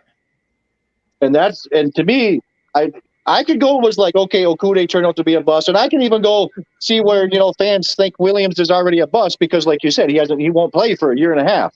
But comparing him to Charles Rogers, that's just wrong. Because he is. Yeah, that is wrong right now I because mean, there's a big difference between drugs and placing a bet in the wrong spot. You're right. Especially, considering he had just turned 21 or around, and was finally able to bet. Right. Well, with the prevalence of gambling and how bad of an addiction that can be, that may not be so much of a stretch. Right. In some respects. And gambling can be, I used to I worked security in a casino. Gambling can be a major addiction. I know this. It can be horrible, just like drugs. Mm-hmm. Mm-hmm. It has ruined lives. It has ruined people's marriages. It has ruined people's relationships with their children and all of those things. Am I saying that JMO's that? No, I'm not. But I'm almost comparing him to I'm not comparing him to Rogers. I'm comparing him to Okuda, where you're injured, you're sitting on the bench, and everybody's saying you're going to be a breakout guy when you break out, and you never break out. Right. And then that I can see. I can absolutely see that. But I really think he's going to be fine. Right, and that's really too early to tell if he's going to be that or not. I mean, and when you look at the touches, there's that potential there. And then when you look at what he did do last year, even though he's only got 2 official touches, he had 3. All 3 of them went for 40 yards, and 2 of those went for touchdowns. And the third one, I still say could have been a touchdown had he cut in instead of out. Right. When you watch his blocks, surprisingly, Golf was down there on that run blocking, which surprised the hell out of me to see Golf downfield blocking for Williams, but he was down there. And that's the potential. That's what I seen when he played Georgia. Was every time he touched the ball, man, he is so fast. He can take it anytime. He can take it to the house. It don't matter where he gets the ball. He can get the ball on a 5-yard slant. He can get the ball in the backfield. He's a special player. If these character concerns are just that, okay, you fucked up once, you made a mistake, don't do it again. Right. Hopefully, if that's how it works out and he's actually on the field and not hurt, he's going to be special. Yeah, that's fine. That's what we're waiting to see. Because if he comes up with another incident, I don't think that Vance are going to be able to take much more of his. If there's another incident, he needs to go. Mm-hmm. Plain and simple. If there is another incident, he needs to go. But if there isn't, Lions fans are going to love him. Yeah, I'm waiting to see that. I'm waiting to see that. We were already waiting to see that at the beginning of the year. Yeah. Now we're not going to do that. And this was something that was last year too, because with the whole injury thing, they were like, oh yeah, he's getting stronger day by day. And then he started release that workout video, and they're like, oh, he could be showing up anytime soon. And oh, now it's not till after Thanksgiving. Now it's not till, blah, blah, blah. Now it's only going to be this much. And the story kept changing with JMO the whole year long. I think that was more, though, the Lions brass. Honestly, once he was ready to play, I don't think they wanted to show the NFL too much of him last year. Mm-hmm. I really don't. I think they were saving it, which is not a bad move because you didn't need him last year. Right. It would have been nice to have him last year, but we didn't really need him. And then when he finally come back, I mean, we were making a playoff push, but we were putting up points without him. So, why show too much when you don't have to? I'm curious to see how much he plays in the preseason this year, because he is allowed to play in the preseason. I'm curious to see how much they play him. So, I'm glad to see him and Golf out in California getting timing, but I would like to see them in the preseason getting some timing down and some game action. For sure. Yeah, they need to get him doing something because idle hands are the devil's playground. Because that timing with him is so difficult because he's so fast. Golf has got to learn to throw the ball sooner than what he normally would, because Jameson is going to catch up to it. Mm-hmm. And that's if they can work on that in this offseason, that's going to help a lot. Right. Oh, I agree with that. They need to keep JMO busy because, like I said, the idle hands are the devil's playground. You need to be doing something with him right now so that he can keep his ass out of trouble. Agree. Yes. Because I mean, I'm looking at him. Look, you're injured. You got drafted injured. You've got this gambling strike. That's 2 strikes, buddy. Third, you should be out. But there was I'll give also him 1 strike. I'm not people. going to give him. I'm not going to give him a strike for the injury because he didn't be drafted. Yeah, we drafted him injured, so you can't give him a strike for that. Yeah, we knew that. Mm-hmm. Well, I'm giving Holmes a strike on that one, but anyway. Yeah, Yes, you can give Holmes a strike on that one, but you can't really blame Williams on that one at all. Yeah, true. But when you're already sitting here injured and you're doing stupid mistakes like that, come on. Right. People wanted to be all over Jalen Carter's ass for something that everybody on the freaking free world would have done at that age, in that situation. Yes, I defended Jalen Carter, because again, I'm a Georgia guy, and I have friends that live down there, and what most people don't know is that the driver of the other car's blood alcohol content was 0.194. The worst decision made that day was who let that person drive. Right. Mm-hmm. Yes, Jalen Carter was out there drag racing with them, but he had no alcohol in his system. He was just, he's got a freaking fast car. I'm 51 years old and I'd be doing the same damn thing. I definitely did it when I was his age. Definitely. My first ticket was for drag racing. But there are fans that want to go and attack him and say, well, you know what? He knows that he's on a different trajectory than everybody else. He should have kept his nose clean. Well, no, he's 21. It doesn't matter. You don't realize at that age, even when you're presented an opportunity as big as this, how big that opportunity actually is. Right. You have cognitive dissonance. Your brain is not that developed at 21 to realize how big of an implication that is. Right. Right. Even like in my situation, when I was 21, I got busted for drag racing. Had they decided to charge me with a felony, I was in the military. That would have fucked up my military career. Mm-hmm. I'm not making millions of dollars in the military, but it was my career for 21 years and it could have ended quickly. Right. Because when you're younger, you have the invincibility. Right. You have that invincibility dissonance where nothing, you think you're invincible. Nothing can touch you. I agree. Nothing can happen.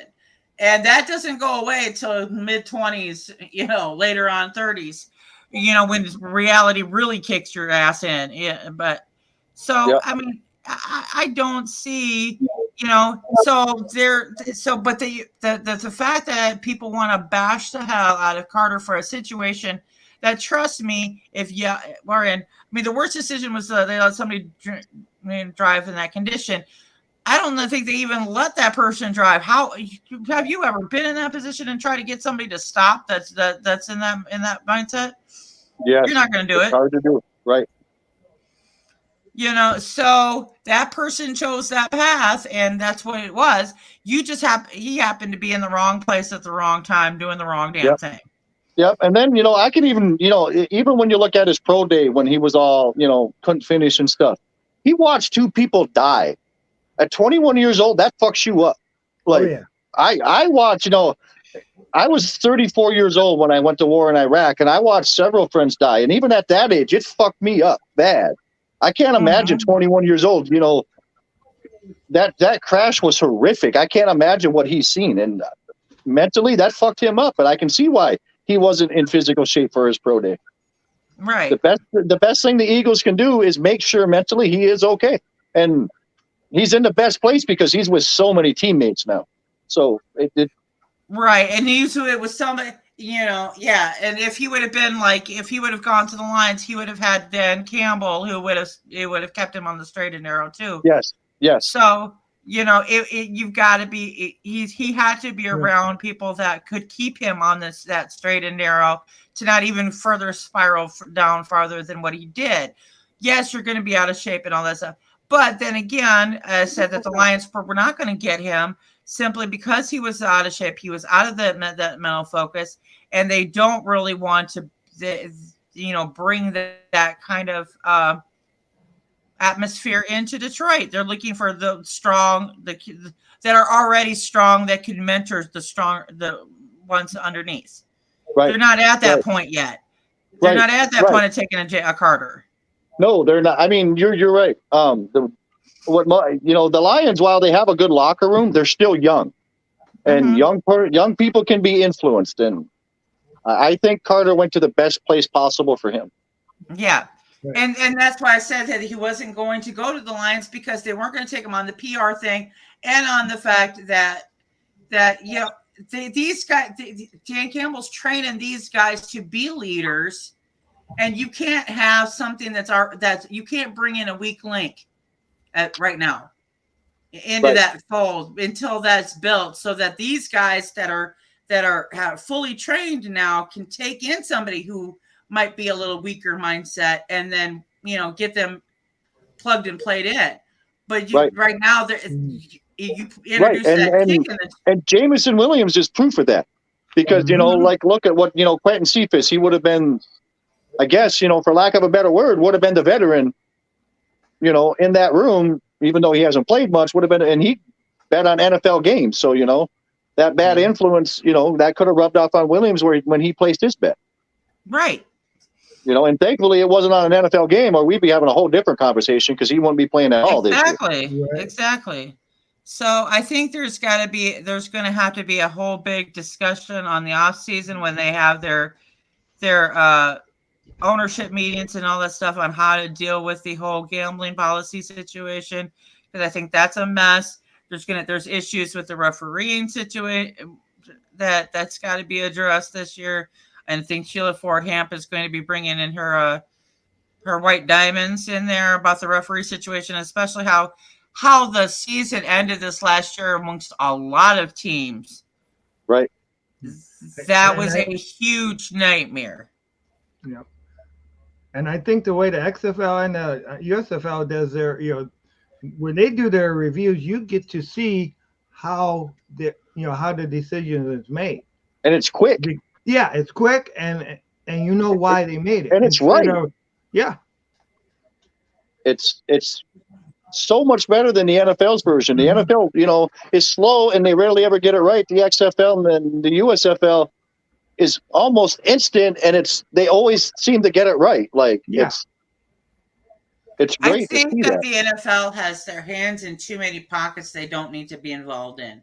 You know what I'm saying? They're allowing outside influences, the Vegas and all of that other stuff to influence these games. Yes. And also what's better for the, and it shouldn't come into play, but what's better for the NFL, I think, comes into play.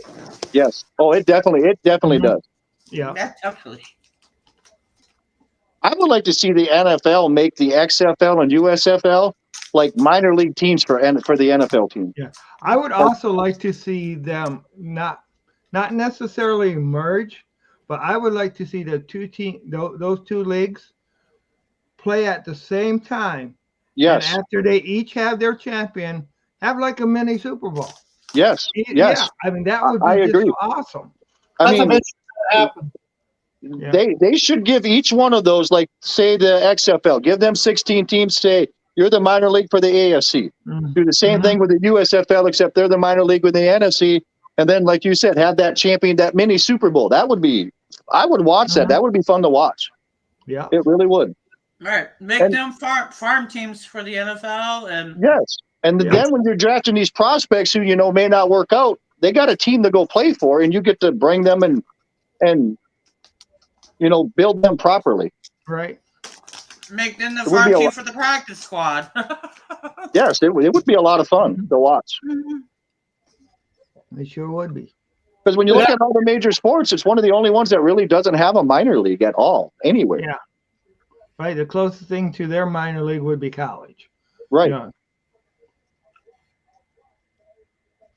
Well, they got this one league out there that I really like a lot, and I've talked to a few people about it, where it's an online thing where there are ex-players from the NFL that have come into that league and they play, and the fans make the plays. Oh. Wow. And it all happens in real time. was really Wow, cool. yeah, I want to get into it. I got to get more into it, but I heard about it a while ago. I've talked to people about it. I've showed people it, and it looks really, really cool. I just I haven't really got too much into it but yeah, because I found out that Brian Urlacher went and played for that league for a while.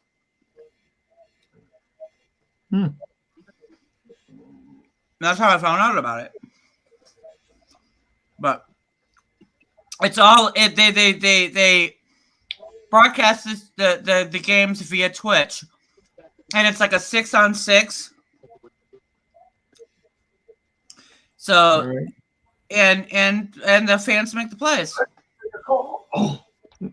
Now, is it since they're retired, is it kind of like a flag football deal, or?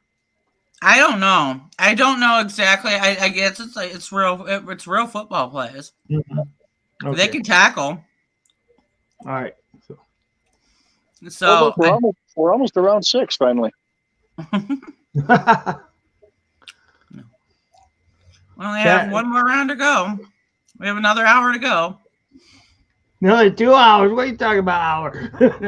I'm hoping an hour because usually I'm hoping to. Oh man. I'm hoping the 6th round goes pretty fast. Yeah, let's hope so.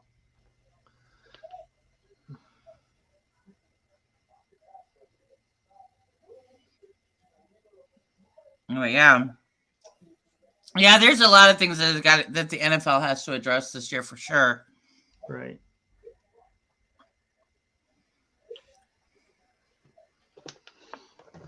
That's for sure. So has there been any interesting players gone to any interesting teams? Not really. Waiters pick is in right now. Pick 170 is in. Well, we're almost there. What? That's about what? We got about 40 picks to go. Oh, MG. 49 to be exact. Yeah. Yeah, I was going to say 40 to 50.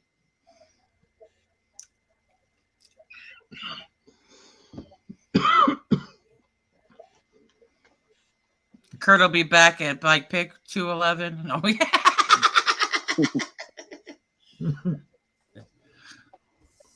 He's seen how long we had. He's like, nope, I'm out of here. Right.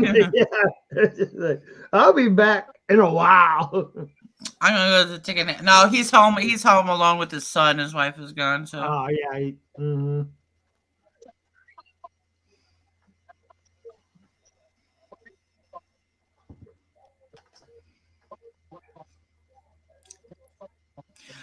I just want to say a big thank you to the 8 to 9 people who are still sticking with us throughout this entire process up until the last possible minute.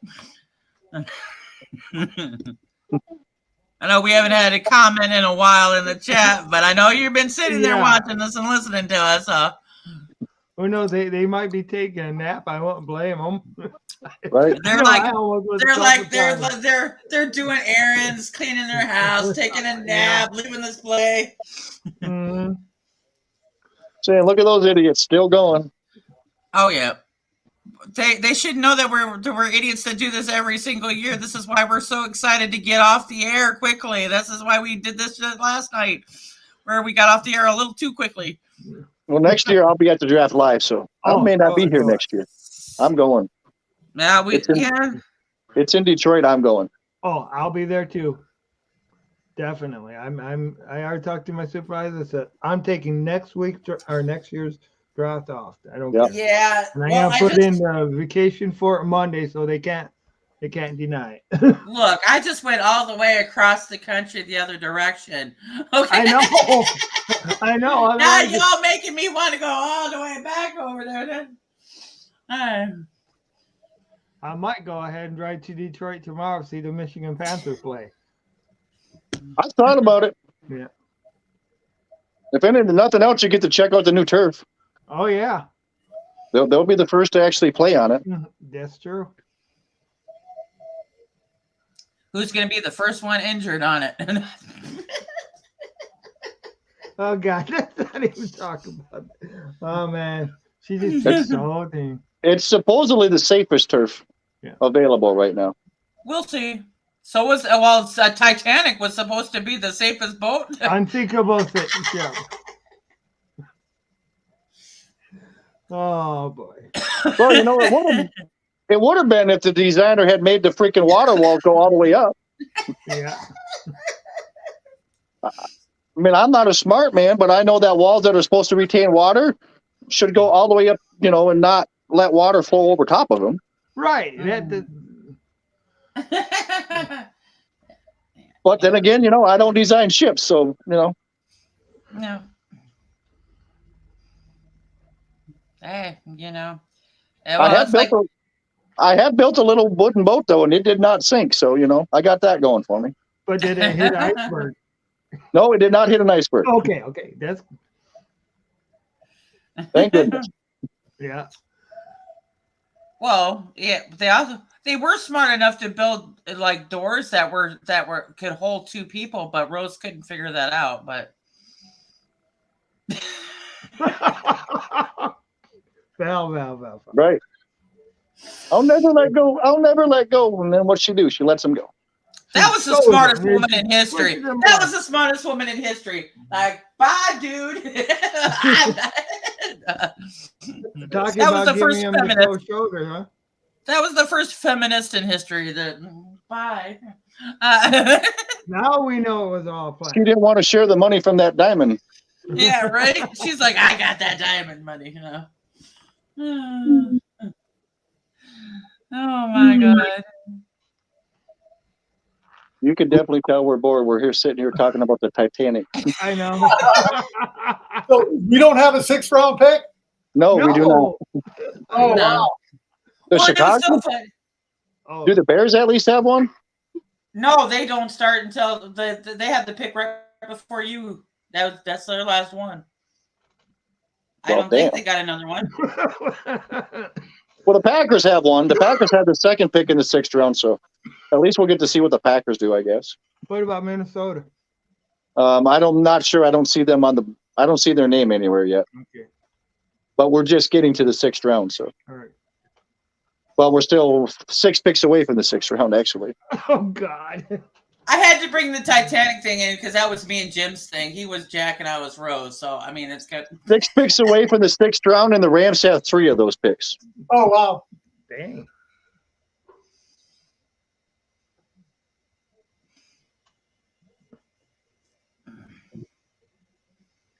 Yeah, 7th round would be practice squad if they actually make the team. I don't know. Wait, who'd you guys? Wait, no, you guys got rid of the one that you got in the 7th round last year, didn't you? Who was that? That corner? No, we took a cornerback, and I think he's still on the team. Yeah. He got injured, if I remember right. Yeah, he must have. Oh, yeah, he's still on the team. Oh, is he still there? I forgot his name all of a sudden.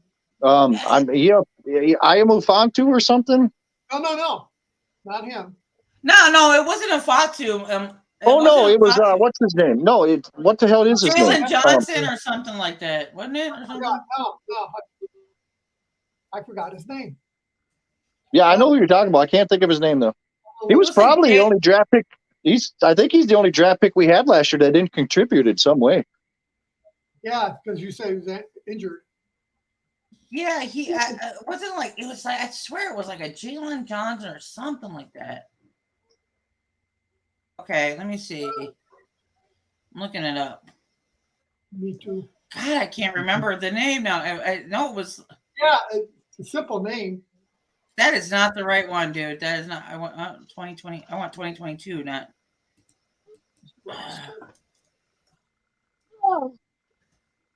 Gotta log in. Nothing. James Mitchell. Hey, No, that's it's not. yeah. It was James Mitchell. Round 5. Wait. That's the cornerback. James Mitchell was 5.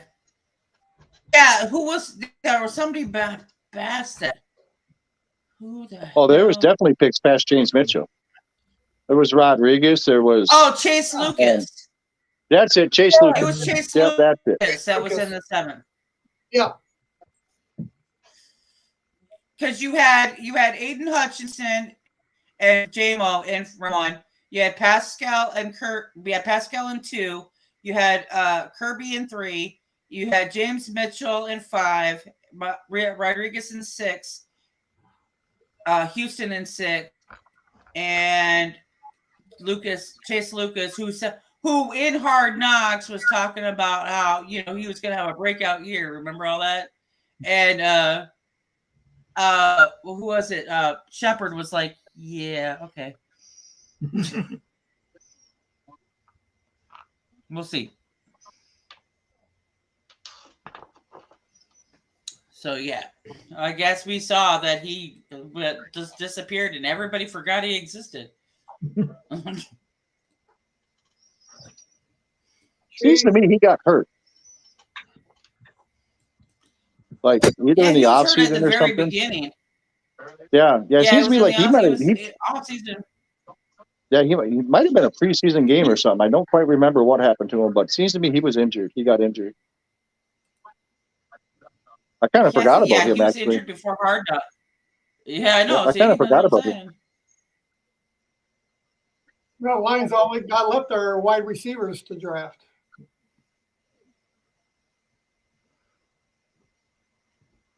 All right, I will be right back. Thanks for the warning, Tim. Hey, that's my line. I know, that's why I had to give it to you.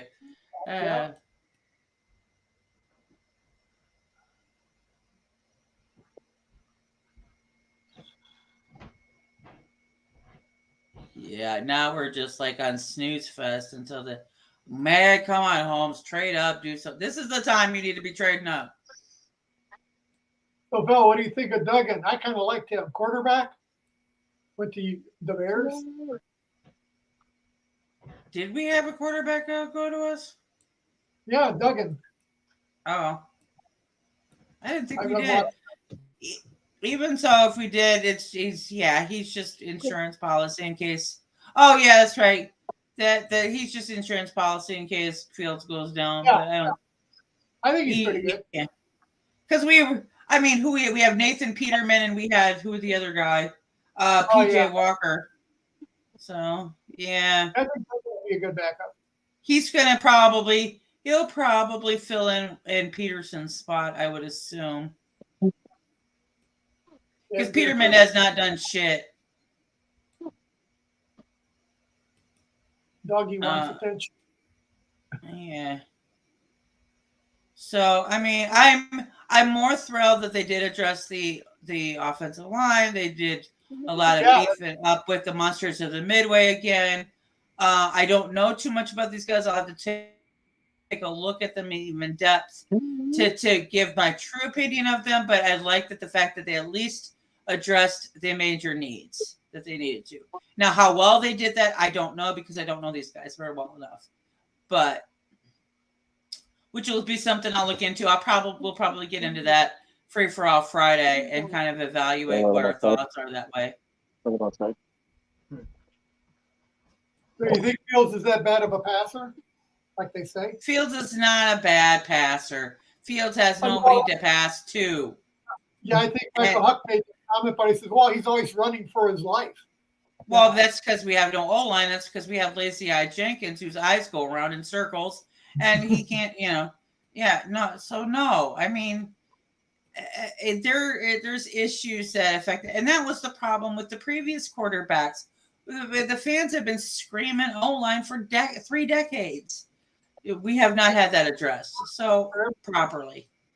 So of course he's one of these, Trubisky and Grossman and Cutler and all of these guys are running for their damn lives and they can't do shit because we're not addressing because we've always assumed we've always relied on being the monsters of the Midway defense.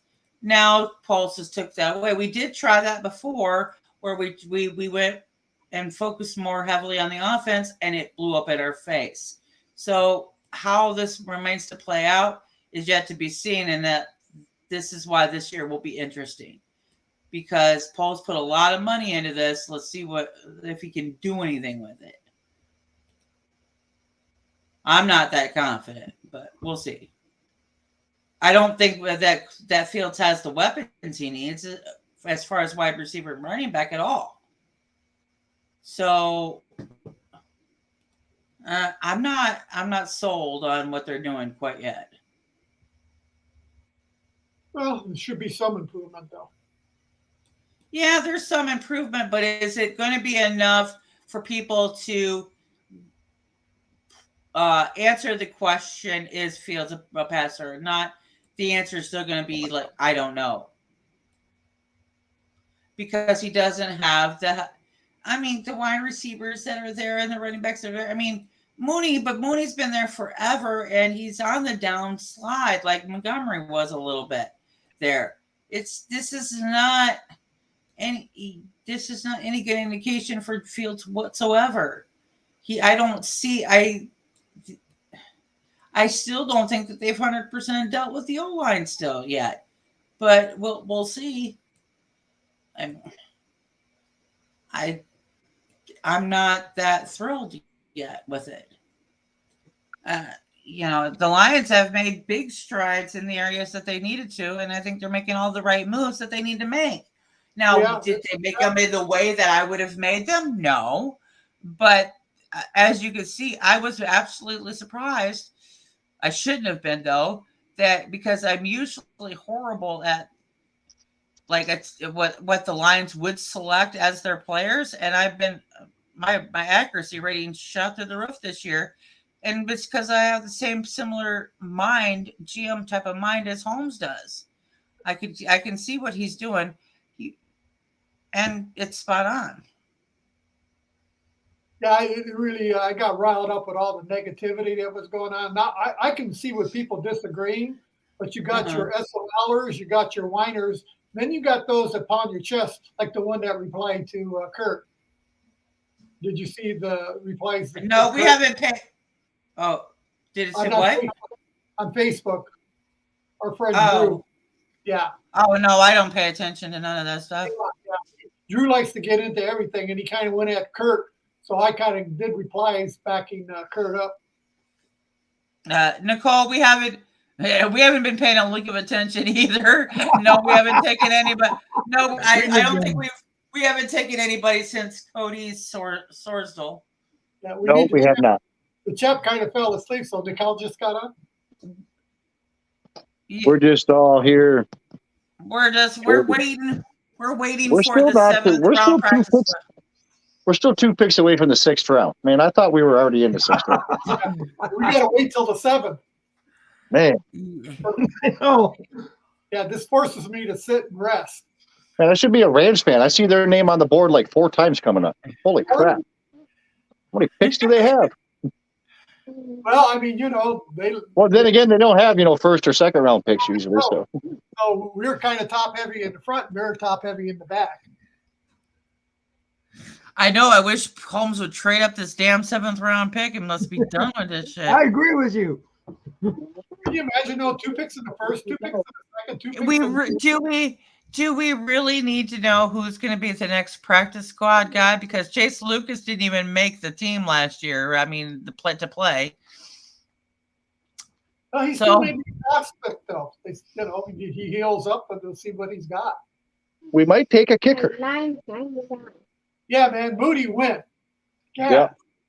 But I'm happy because he's with the Niners. I'm a Niners fan or Raiders fan, but I don't keep up with them. I only keep up with the Lions. Like a lot of the players with the Niners and Raiders, I don't even know what's happening there. I mean, I root for them, but the Lions, I even know the practice squad players. But I mean, I'm waiting for this to be done, man. It's just like I got stuff to do. Yeah, we didn't have any picks to start the day. Right. In the 7th. Well, we only had 1 pick so far, and 1 more. Well, I watched the press conference. That guy's pretty elated and happy. Well, he's all jazzed up. Kobe Sorsby, was it?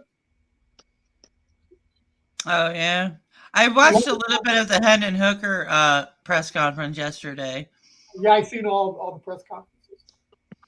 Oh, I was too busy. You know, so many people had tagged me in so much stuff. I wasn't paying attention to any of the media coverage because everybody was like either in chats and message boards, and I'm like, I can't keep up with all this stuff.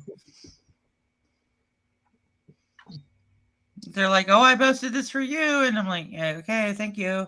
It was just I'm interesting.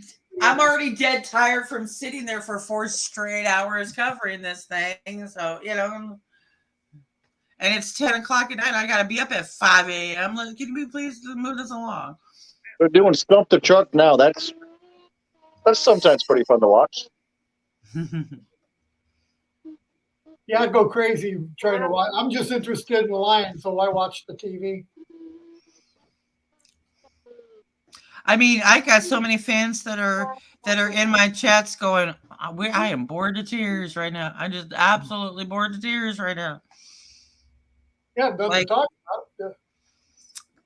I But I'm mean, there next year. I hope we have a pick in every round, so I don't have to go this whole 4 Right. hours without a pick. we did this last year though. This is why now you guys get to see why we wait to cover the draft till the very last minute. Because this right here is enough to drive anybody batshit crazy. Hurry up and wait. Mm-hmm. And Val's in a way luckier than us because she has 2 teams. Well, I have 3. Yeah. Well, Jim had 2. Jim was looking at the Seahawks. Yeah. Mm-hmm. Most fans have more than 1 team. Yeah, when I came to California, man, I had no more Tiger coverage, Red Wing coverage, and Lion coverage. Of course, with football season, sometimes I'd see them on a Sunday, but that was it. Mm-hmm. Well, now my rear end is in Austin, and there is no football coverage. Soccer, huh? Mm-hmm. A new generation, they're all growing up. They're growing up with soccer, not the other sport. Mm-hmm. It's all soccer and music here. That's what it is. Okay.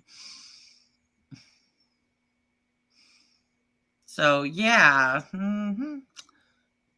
And I can see why they don't care about football. Look at Dallas and Houston. Well, you think they would with Dallas, America's team. DMM says only 1 team for me, and it's cool because but see, a lot of people have like they have their hometown team and they move to another location and they adopt that that team as part of their So like Jim, he was born in Bremerton, Washington. So, but he spent most of his life in Michigan. So Seattle was his technically his hometown team, but yet he was a diehard Detroit Lions fan. And let's just face it. I mean, every Lions fan has, I'm sure, been through this where there's sometimes you just want to strangle the Lions when they go ahead and they mess up. And you're like, let me go watch this team for a while so I don't lose my freaking mind. Okay, that's about it. But yeah, I remember and I felt the same way too. Sometimes Jim would get you'd get so mad and say, "All right, I'm done with the Lions." But then the next year, he'd be right there. I do that every year with the Bears. It's like I can't even watch this team no more. I just can't. But Jim passed away. Well, and the Prowl Nation family has been my family. I mean, so I love y'all for that part. So of course, there's special, sentiment and connection because y'all have been family this whole time. I mean, I started the whole family mentality here. So, and it's just, and you guys have kept it all going, and I appreciate that. And so, yes, I have loyalty to that. Even though I may be a Bears fan, the Lions are my family too. So there you go. So there are people that go from one spot to another, and those kind of experiences happen, and so they have more than 1 team, and it's okay. And if you only have 1 team, that's fine. If you have 3 teams, that's fine. We are finally in round 6. All right. Right, we finally hit 6. In an hour and a half, we'll be in round 7, right? What time is it? 2:35. We got about probably we'll get our announcement by 3:30 or so. Oh, yeah, it goes to 6 o'clock Eastern, 8 for you, and 3 for me. Oh, wait a minute, it'll be 4 for you. So it goes to to what time for me? Well, for Central. Me, yeah, for you, I guess it would be 4 o'clock. No, yours would be 5. Okay, so yeah, we should be for me. It's 3 o'clock for me. It's on TV, so it should be done by 3 o'clock. Well, yeah, is it 2.5 hours to go? Okay, so yeah, so it's about an hour around. Yeah, so we should be getting our. Okay, so far and of course we're not going to the end. We have the. No, we're not. We're not going to the end. As soon as the Lions. Yeah, last pick. That's it. But we're actually going to the end. We will go to the set. We will go to the Lions' last pick. We'll say our piece, and then we're off the air. Right. But if what originally it was 6 rounds, and we would have been done earlier. Yeah, if it was at the end of the 5th round. That's why I said move up and finish this damn shit, so we could be done. we would have been done already. But we're not because we're waiting for the practice squad to be selected. Yeah, so Brad Holmes and the crew are probably out having a drink someplace until the 7th. Yeah, they're not just. They went to go have supper, and they're right. Yeah. We're picking to the 7th round, so. What the hell are we all doing? We're sitting here waiting for the practice guy squad, whatever. I can't even talk no more. Practice guy squad to be selected. We're wide receivers. And kicker. We get the kicker too. That Moody's gone. To the 49ers. We're waiting for Bobby Boucher to enter the NFL draft. Right. Yeah, I don't know who's out there now. I lose track after, the original players. But I never heard of Rodriguez, so was a super pick. Yeah, but at least Rodriguez was the 5th round or some. He was 6th round. He was 6th round. Mm-hmm. Oh yeah, the draft is going on for another couple hours, Brian. Yeah, but you see, what they look for people with smarts. They look for people that play multiple sports. I think Rodrigo was a wrestler. So all these things, the more you do, the more talent that you have because you're multi-sport and you're using different muscles and you're kind of all around. If you just play one sport, that's all there is. The agility isn't there for the other tangible. Mm-hmm. My oldest son played multiple sports in high school, and wrestling definitely helped his football. Yeah, exactly. So that's what I'm talking about. So and I think that's what home they check all that out, and that plays a big part on who they pick. Yeah, multiple sports, and in fact, other things like I know things that are not considered guy athletic things like ballet and things like that help too. Yeah.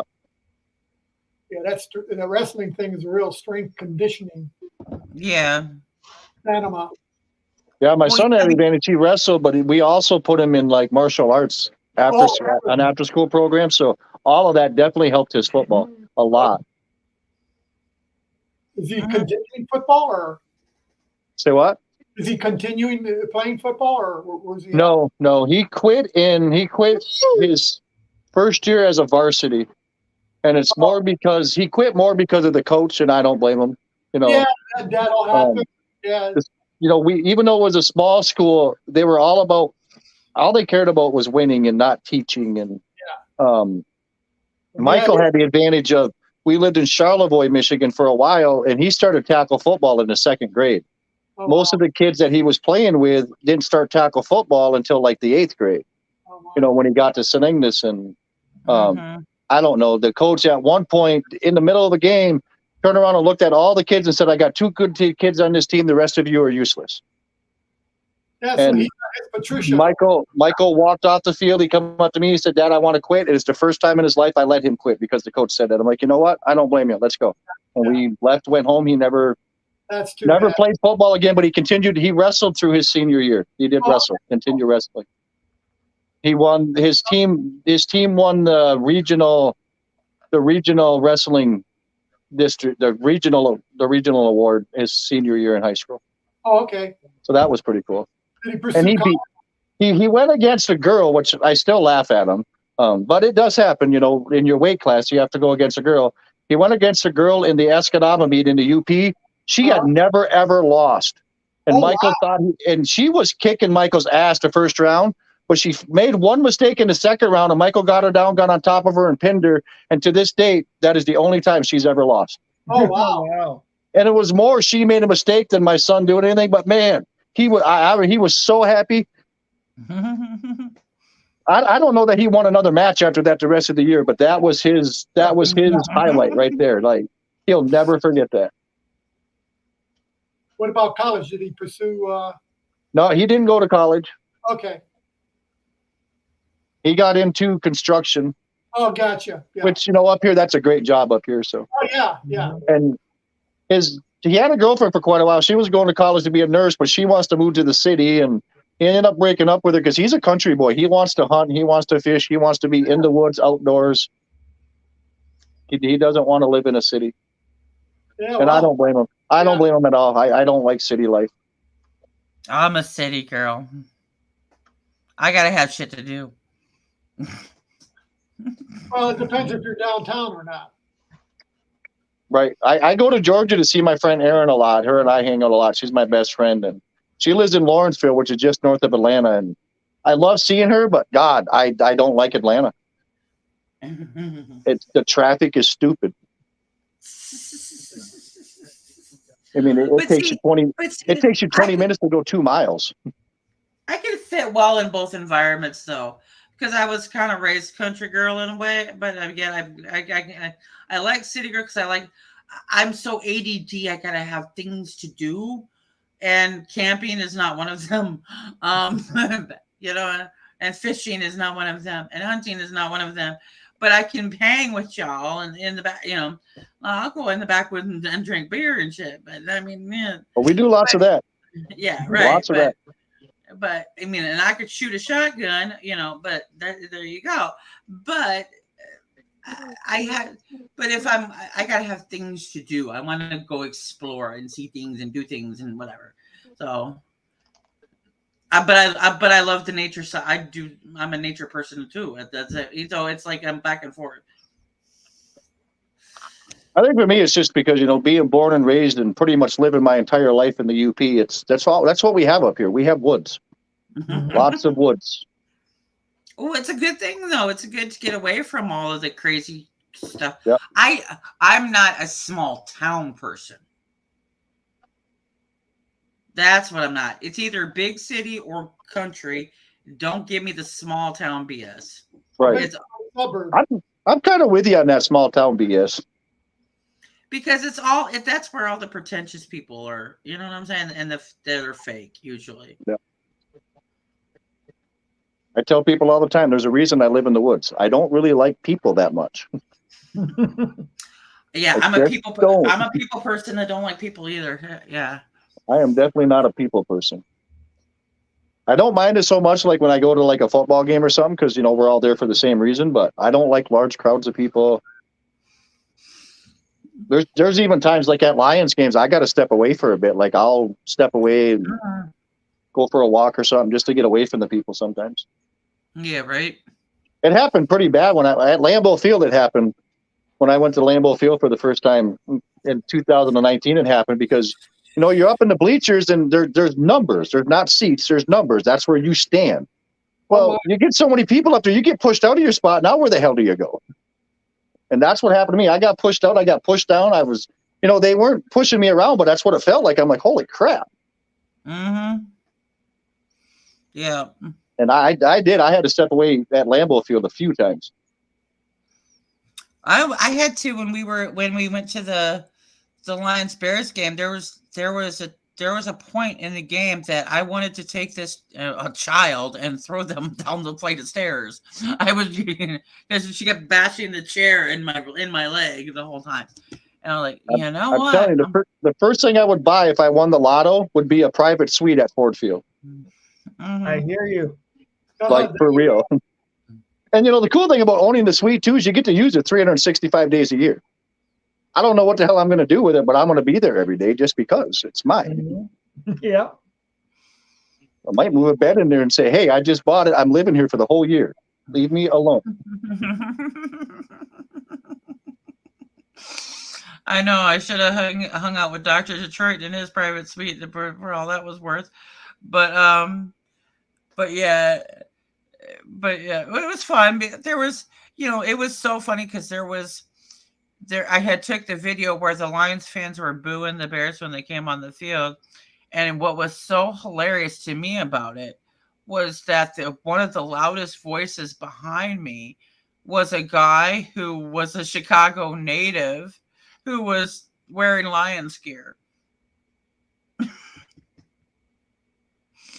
And because I got to talk to him because he's seen because I had both gear on, both the Bears and the Lions gear on. And so he was asking me about it. And he was really cool.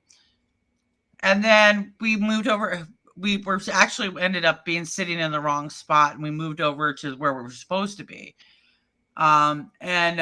This one lady tapped me on the back of my shoulder and was like, why are you wearing that Bears or two different gear? And I told her the story. I said, this is because we're commemorating Jim and all of that stuff, and that we were Bear Lions rivals, right? And this is in tribute to him. She was like, well, I just don't like seeing you. I don't like seeing those colors. I said, I really don't care. Right. Your point? You're going to be seeing those colors all game. You better move because I'm not changing for nothing.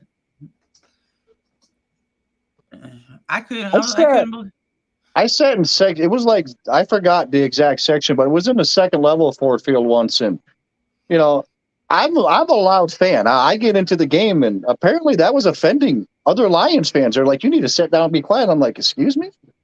Like, what the hell you mean I need to sit down and be quiet? And after that, whenever I buy tickets now, they're in the end zone. That's where the real fans are. Yeah. Oh yeah, they're always standing up in the end zones. Yeah, I'm in the upper level, but I am in the end zone with my season tickets, so at least I got that. Mm-hmm. Well, yeah, I mean, the type of fans that I can't stand at stadiums are the ones that have constantly got to get up and down for damn beer every 5 minutes, and instead of during the game. Right. Then you got to go pee. Get up, go pee. Not to mention if you sit there and wait, the beer will come to you.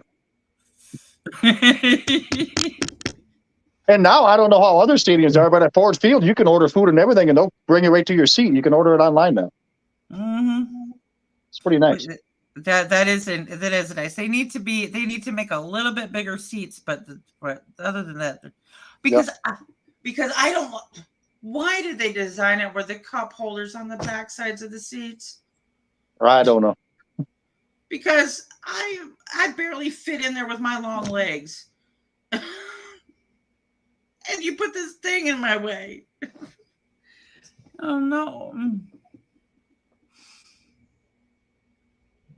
I couldn't move the entire game. Asked him. Well, I was crammed in that little spot. I always try to get an aisle seat, always. That way, if I need to step up and walk away, I can. But with the season tickets, I couldn't. I'm in the middle of a row now. I don't know. So I'm going to have to wait and see how I do with that. Yeah, it was so packed in that end zone that day. It was, you weren't moving for nothing an entire game. But it was good. But it was a good game. It was a good experience. I gotta make it to a home Chicago game this year before the stadium's no longer there. I need to do that. Well, their stadium will be there. They just won't be in it. Right. My bucket list is to watch the Lions play in every stadium. And I got to make sure I get Soldier Field before it's no longer Soldier Field. Yeah, I'm going to miss the Soldier Field era, but I understand why they're doing it. Yeah. It's just going to be it's a nostalgia thing for me. Looks like Brian Stover got up for a while. He says, "Paula, you're uglier than I thought." Damn, Yeah, he's going back to Moreland and drinking beer because he's trying to figure out why we were still sitting here waiting for the 7th round practice squad guy for no damn reason. So what pick are we on in the 6th round now? I think it's 219. The Rams just picked a cornerback at 182.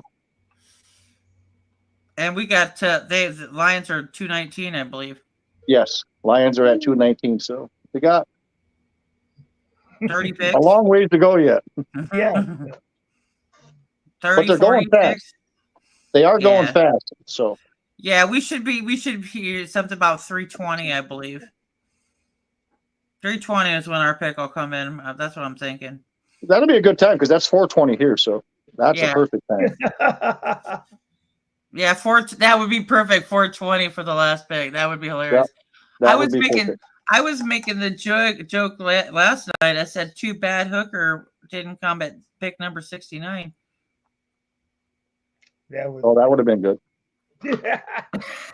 That would have been epic, right? He was 68 in that 60.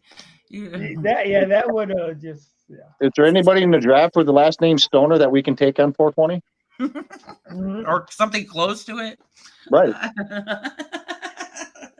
Weed. Is there another Blunt in the draft? I mean, that works too.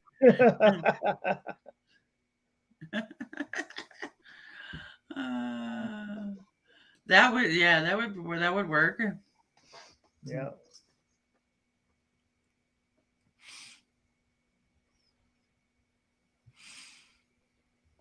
That would be hilarious if the pick came in at 420. That would be so. Yeah. It would.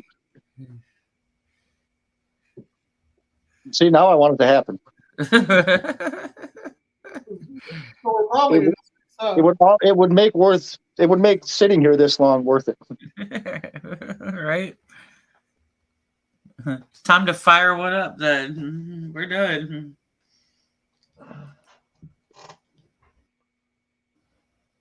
Okay, where are we? 183. 183. Oh, from the Detroit Lions, huh? 183. Let's see. From the Denver Broncos through the Detroit Lions. Well, a lot of these are through somebody or other. And we're waiting for what, 219? Yes.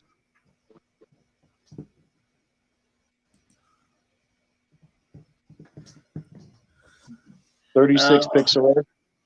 Yeah. Bears are 218 and Lions are 219, so that's a perfect ending to this. But we're just sitting here twiddling our thumbs and playing, I don't know, tiddlywinks and. They just need to announce the picks now. Stop putting all these people on there to announce picks. Just, Yeah, just go ahead and get it done. Like stop wasting all this time.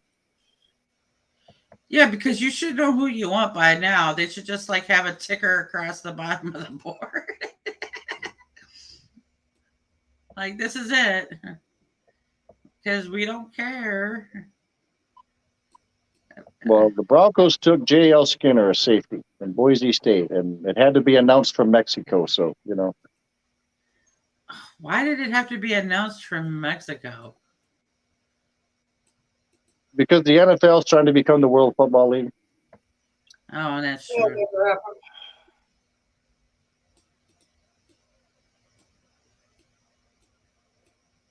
I feel so bad for the 7 people that are just sitting here watching us make shit up. At least they got some entertainment, Right, yeah. They can laugh at us. Yeah. Oh, what are you guys still doing? We It's didn't even like realize. get off because nobody's replying to him. It's like Brian Stover made 7 kind of entries and then he was gone. Then I did. I was talking to him. I was talking to him. Okay. Yeah, I did. Was on for a while. I make comments to, kind of offhanded to people that Oh, okay. you know, to respond The to them. NFL, the You may not NFL should know. hire us. The NFL should hire us to be on TV right now. Terry Ball, he was on there for a while. Listen, with the way that I talk, I would have been fired the first day. We'd all probably be fired and in prison, but it'd be a fun day. Oh, yeah. That's why we're family. Right. We're all family. Y'all are my kind of people. See, if everybody was like you guys, I could hang out with a whole bunch of people.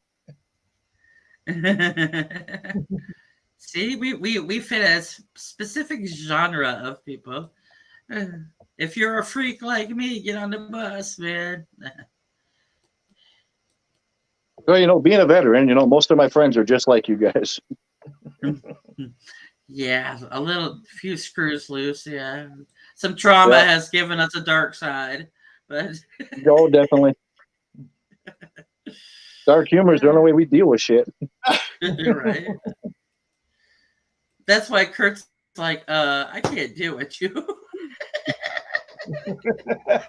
I'm like, Curt, I'm like holding it in, man. I'm trying to be respectful. I could go much worse. I could go real dark. Like I said, Nicole and I were checking out Texas down here, and we stopped in Waco to see with David Koresh and all of the siege and all that stuff. Is that a hit time? It's all in the middle of the countryside. It's just all country, right? It is nothing but countryside.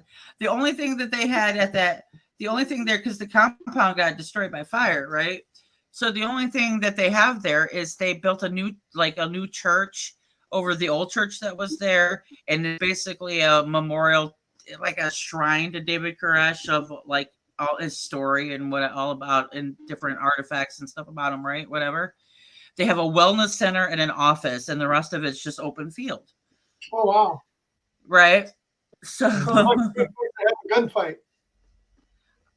Well, yeah. So and they have this big like a memorial spot where it's this big square where they put the names of all the people that died and all of that stuff, and then. Yeah, and all of the different leaders of the Adventist group and whatever and all that stuff. Huh. Which I shared those pictures on Facebook with the memorial. But I told Nicole, I said I was going to go there and take a selfie with a picture with a glass of Kool-Aid. Speaking of dark humor.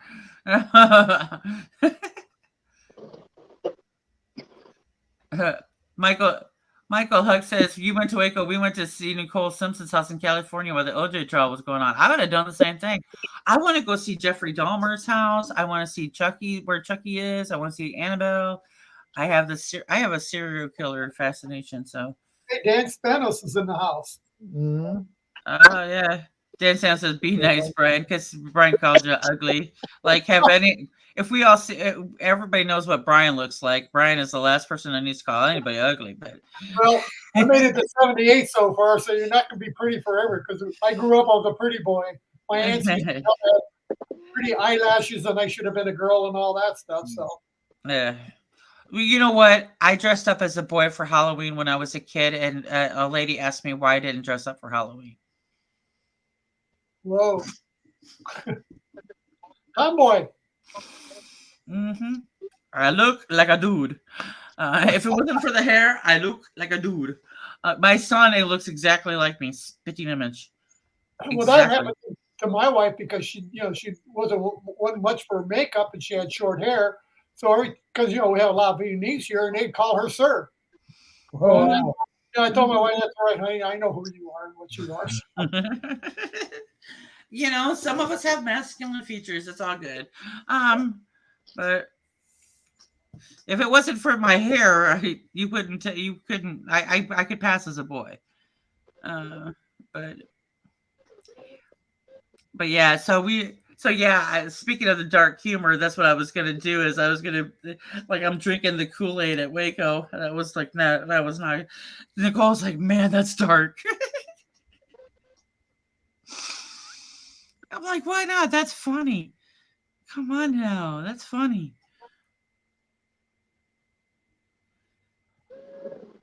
So I wonder how Dan's feeling about the draft now, Dan. Make a statement. Well, let's see. So Nicole, Dan, and I are all gonna we're all gonna be hookers now. All hookers.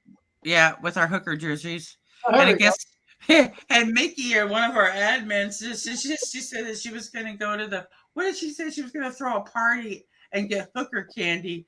And so Jeremy B is like, "What's hooker candy?" I'm like, "Lollipops." Yeah. Dan Stonis is all jazzed up now. Hooker. If anyone should rub it in, it is us. You said take him at 6, and we said third or later. Sure, you want to start? Yeah, that's right. You know what? And I won that bet, and it was so beautiful the way that went down last night, because Luke was shitting his pants that whole second round. Like he's like, I know I'm gonna lose, and I'm like, here's your chance. I said, as soon as the third round starts, I'm like, here, Lions, now you go take Hooker, and that's the first thing they did.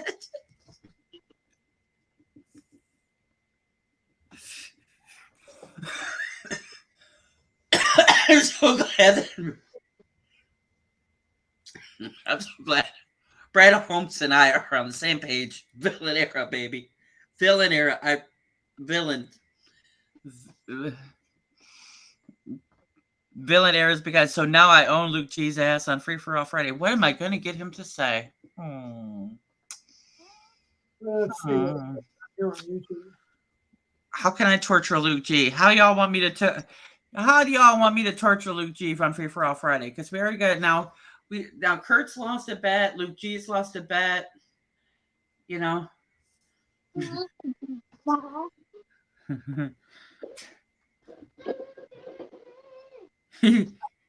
Yeah, he's hiding from me. No, he says he was glad about. He's like, that's the best bet I've ever lost. So he's not hiding from me. We may be the only thing going on today. No, I know some. I know Jeremy was going to be on. Was going to go live, and I'm probably sure Luke was too. And I'm sure a few others are going live today, but I don't know if they're still going on as long as we are. I was on Luke's chat yesterday. That was pretty interesting. He was pretty good, though. He kept it in perspective. Mm-hmm. Good-natured. He wasn't going off the rail like sometimes that he does. Dr. Detroit was really all over the place. Had a lot to say. Yeah.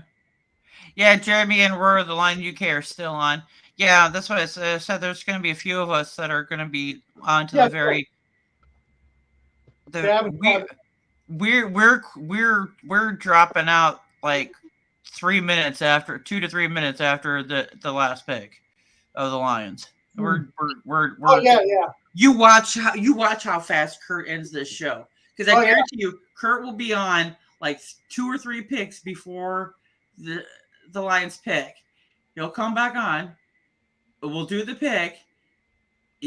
Everybody will have their chance to say something, and it'll be like, and thank y'all. We're about to go. This show will end fast. There's things to do. It's Saturday, and right. Fireworks have already been set off. Now everybody's got sparklers at the end. So. Right, we're just waiting for the price. This is why I'm like, this was the time that Brad Holmes could have moved up and made us all happy. Yeah, it's just. I couldn't get on yesterday. What happened was, I guess somehow I caused that echo, because I guess once you got rid of me, it was gone, huh? Well, we didn't know if it was you or John, because it could have been John too. Yeah, because I was on mute, but what was happening with mine, I even got a message saying that, the computer shut down a couple times because I was having trouble, and I kept freezing up is what happened. So I sent the report in, and today I'm fine. But yesterday it was like, it was there too. So. Yeah, and we had those severe thunderstorms and that hail yesterday too. So yeah, we're waiting till the second pick of the 7th round, y'all. Rams. I thought we were past the Rams 182. What are we on now? We're at 187 right now. We're on 187, Michael. We're way far ahead of that.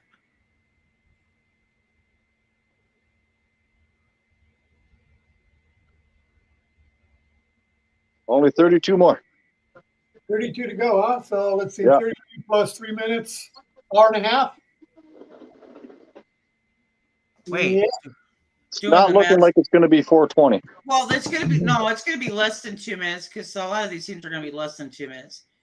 Oh, yeah, they're coming in. They're starting to come in really quick now. Yeah. So even if 32 times 2 is an hour. So, but it's going to be a half an hour. So anywhere between 3:20 or 4:20, you guys time, and 4:30. So do we got one left or do we have two left? One. Oh, we only got one left? Yeah, we have 219 left. That's it. Oh, wow.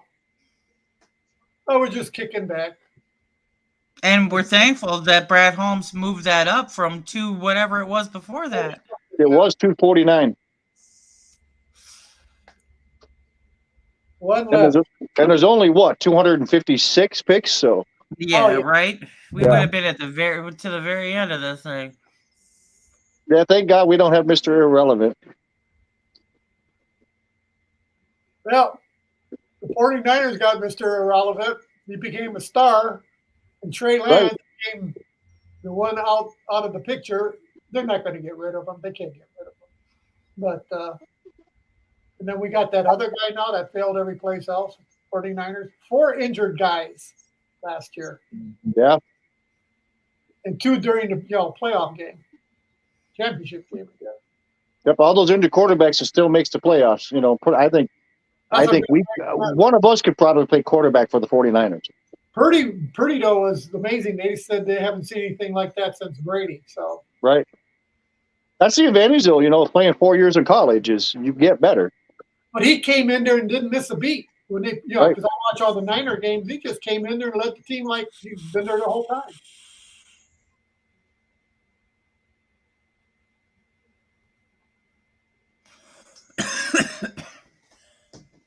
The way the season went down last year, it just went down in flames. It really did for a lot of teams. In the way with refereeing and injuries and just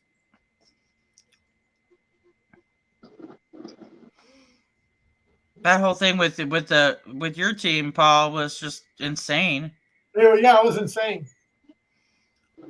Eagles took Tanner McKee. Oh, really?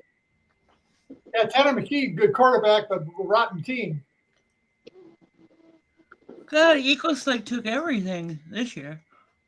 Good gracious. There's been a lot of quarterbacks here for this draft.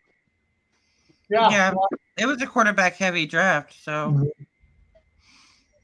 But they're not franchise guys, though. That's the problem. Right. Hooker may be, though. So he's got the biggest potential to be. Yeah, the problem, the injury got him, and the other thing that's been an issue is he's got the learning curve because he doesn't. The college he went to doesn't really do like the NFL offenses, offensive plays. So he's got to learn that. But that's But it's perfect because he sits under Goff and learns that for a year. Goff finishes out his contract, and then Hooker should be ready to go close to the prime of his career. Yeah, Goff would have to become like a Brady to stick around. Yeah, whatever. So it'll give the Lions an option to decide because they got a guy that's close enough and close to his prime to decide whether how Goff plays out this year. Do they keep him beyond this year and extend him? And because they can extend the contract to make it where they're not paying him gajillions, okay? But do they extend him, or do they say goodbye now finally and take on Hooker? It gives them that cushion, that insurance policy.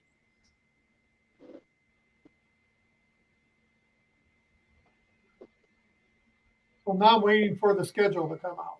Yeah, right. That now that'll be the next excitement. Before the workouts and the off-season camp and all of that stuff happen. Yeah. I don't expect this schedule to be very exciting. Yeah, well, I'm kind of interested to see, how the first 6 games are without JMO, to see what our competition is. I think it's going to be fine because you were fine without JMO last year. What's the difference? Yeah, that's true. He'll just be a plus. JMO makes no impact. We're actually a better offense right now than we were last year, even without JMO. Yes, that's right. JMO is going to be a luxury when he comes back. Maybe, yeah, if he a nice luxury. A nice luxury, but we'll see. So they can use him, Laporta both as targets too. So we'll see on the JMO thing. The offense is going to be fun. Yeah. The one thing that y'all have to worry about is injuries hitting you early. Well, of course, yeah. That's what scares Dr. Detroit about Gibbs. He gets injured. Because actually Gibbs is kind of like he is a replacement for Swift, but Swift came in, pretty hot himself, and then unfortunately got the injury bug. Well, maybe that new turf will help, hopefully. Yeah, you know what? Because everybody. They did make some adjustments to the training, and they do have to make some adjustments in the nutrition department yet because they got D's in that. But so they did some improvement in the offense. So let's see if that will make an impact this year. Yep. Yeah. They also upgraded the turf at the practice facility too to the same new turf that's at Ford Field, which is good. Don't they? They want to move out of there. Yes, they do. They want to make it hold more fans, and they don't believe the current location can be enlarged enough. Because they were impressed with the Indy when they did the practice with them, that their facilities. And I'm glad they're trying to make it so more fans can attend. Yeah. I haven't been to a training camp yet, but now that I'm a season ticket holder, I'm going to go next year because there are days that season ticket holders get to go when others don't. Oh yeah. So I'm going to take advantage of everything that comes with having season tickets because I finally can afford them. One of the benefits that we can pick is to hold the flag on the field for the national anthem. That's the one I selected. I hope I get picked for that. But there's only 8 people that get to do that, so. Yeah, why not? But I think for me, especially being a veteran, it's an honor to hold the flag anytime. But to get to hold it at an NFL game for my favorite team, that's like, for me, that'd be a huge dream come true. Something I never even thought I'd ever get to do. I've done it a lot for parades and stuff. Done a lot of parades. I'm supposed to go to Detroit May 6th to run the I Ran the D5K, but I'm not going to make it because my car goes in for some body work, and it's going to take a month to get, so I'm not going to have my car. And I'm not taking my truck. Well, my truck would make it. Holy crap, the gas would be insane. Yeah, gas. And, right now, gas where I live right now is like $3.84 a gallon, so no. Yeah, well, we're cheap here is about $4.54 or something like that. Wow. California, we went over $5. That's insane. Yeah. It ain't like last year though. What were you like at? Almost 10 last year at this time? No, I want to go back to 2020 prices. Like I do too. In June. Let's go back to 89 cents a gallon, man. Yeah, it was. In June of 2020, middle of the pandemic, for Father's Day, my kids gave me money and sent me down to see, Aaron, my best friend in Georgia, which was awesome. It cost me like $90 to get down there in gas. And I'm like, now it's like $300 fucking dollars. I'm like, Jesus. Yeah. Go to the grocery store. I try not to. I got chickens. I got chickens now, so I get eggs every day. Thank God. That's good. Yeah. And plus, they eat all the ticks in the yard, which is really good for Jack. I know them chickens are at hooker prices now. Jesus Christ. Only you, Val. Only you. Well, Chickens are cheaper than eggs.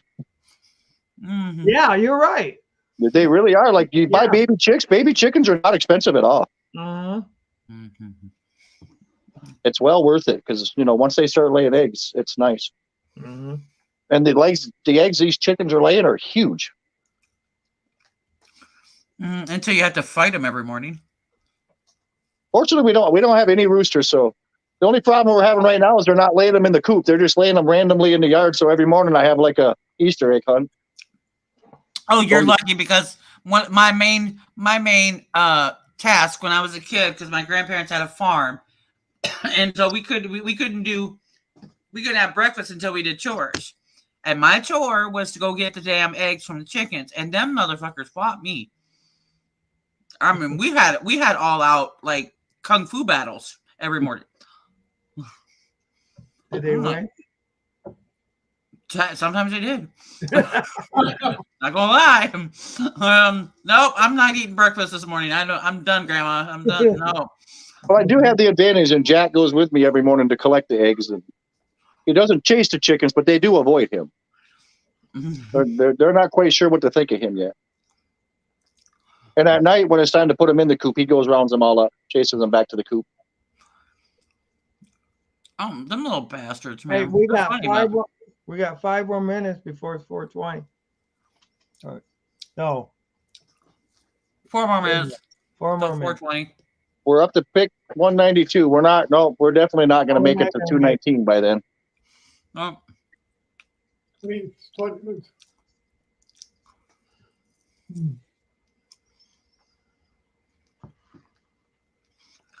I think that if I had to fight the chickens now, they would definitely be like fried chicken for sure. Patriots took Michigan State's punter. Oh, okay. They've now taken a kicker and a punter.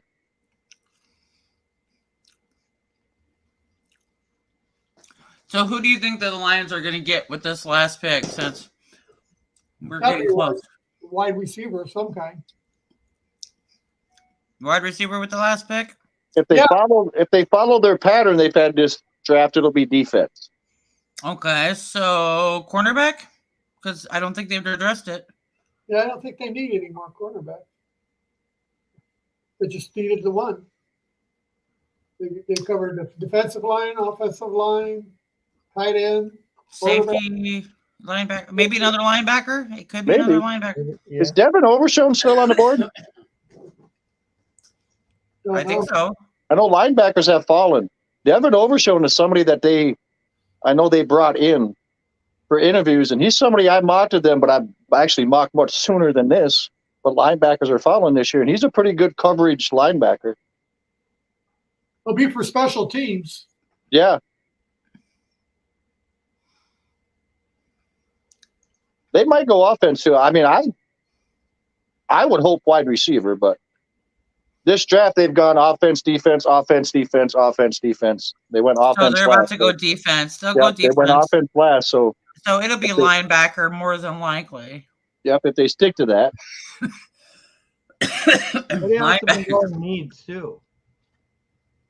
Have they taken any HBCU players yet? Because I know Brad Holmes likes to take at least one of them every draft. I think he promised his mom he would do at least one every draft. I don't think so. So who would be the who would that be? I'm not sure. I'm trying to think of who they brought in from the HBCUs, but I don't have a computer in front of me. So I don't think they brought in anybody.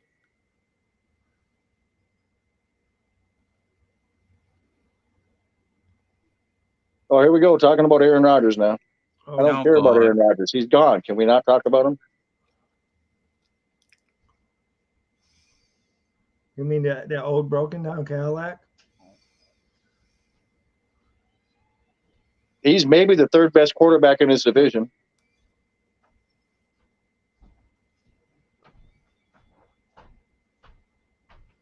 And Mac Jones might be better, but Mac Jones had Matt Patricia as a play caller last year, so. You got to throw last. You got to throw last year out the window for Mac Jones. And he's the one that spoke up on how bad of a OC he was too. Oh man, he was not made to be an OC. No, I don't know what Belichick was thinking. he was not made to be a head coach either. Right? No, he's not. Philadelphia can have him as their defense. I feel sorry for Darius Slay. Yeah, I do too. Like I don't. like man. I don't feel a damn bit of nothing for Darius. Slay. No place like.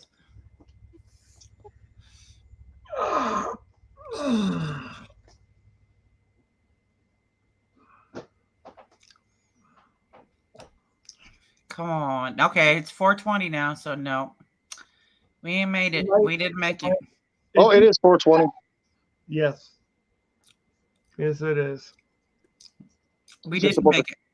I was about to shut my camera off so y'all can't watch me, but it's already off, so you're good.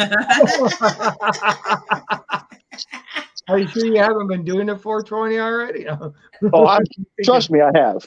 Okay. Oh yeah. You know, it's funny because I didn't smoke. You know, I was in the military for 21 years, so all my friends smoked pot. I didn't smoke pot because you can't. I was an alcoholic because in the military, drinking is highly encouraged. Mm-hmm. And then I got injured in Iraq in 2005. The vehicle I was in hit an anti-tank mine, and I got a significant head injury from it. I woke up in a helicopter in a body bag. Which, I'm glad I woke up. And I continued my career until about 2010. I started having seizures from that head injury. Right. And the VA, in all their wisdom, kept just giving me more and more pills, more and more pills, more and more pills. At one point, I was on 15 different pills. 7 of the pills, the number one side effect was may cause seizures. Oh, and I finally brought back all the pills, and they said, well, what are you going to do? I'm like, I'm going to try marijuana. And their response was, well, that's dangerous. And I'm thinking I got the list of side effects from all my pills at once, and this is what woke me up. The list of side effects is 26 feet long. I don't know how many trees they killed to send me that list with my pills every month, but when I finally realized that list and I started smoking pot, I now have maybe 1 seizure a year, and I was having several a week on all the pills. So marijuana saved me, and now I just like it. And it's funny because at the same time, I quit drinking. The same time I got off the pills, started smoking pot, I also got off the alcohol. It was so funny. I had to go in for surgery one time, and they, how they ask you, do you smoke, do you drink? And I'm like, yeah, I have drinks on occasion and whatever. They're like, that's bad for your health. I said, yeah, and so is the ether. That's the exact same thing that you're about to put in my body. Right. In 2020, I had shoulder surgery. I had to stop smoking for 30 days before the surgery because they said it would mess with the anesthesia, and I'm like, great. What the hell am I going to do for a month? Never heard of that one. Yeah, you can't because smoking restricts blood flow, and so the anesthesia does the same thing. So yeah, it thins your arteries out too much. Yeah, I wasn't taking chances because I didn't know. So I'm like, all right, I guess I'll quit smoking for a month. Yeah, that's a good idea. You can't smoke and because both of those will restrict the blood vessels too much, and it could increase your chance of bleed out. Right. But the good thing is, they only told me not to smoke weed. They didn't say anything about eating weed, so I ate edibles, and I don't think I don't think I had any issues with the anesthesia because all I remember was them putting the mask on me, saying, and then waking up and the mask was coming off me, and it was like I can't even explain it. Like I didn't realize that hours had passed and I was already in surgery and done when they took the mask off. Wow. Mm-hmm. I thought they were just taking the mask off, and I'm like, everything. They're like, you're done. I'm like, what the fuck you mean I'm done? I just got in the room. Right. I had that too. I've had that experience too. It's like it's really weird. Yeah, it was the best sleep I've ever had. We're already giving out grades, huh? You don't. It's nothing. It's like you close your eyes and you wake back up. It's really weird. Literally. That's what it seemed like. It seemed like I closed my eyes and suddenly I was awake again and they were done. Mm-hmm. Like no time passes for you at all. None. Zero. No. Mm-mm. Let's see.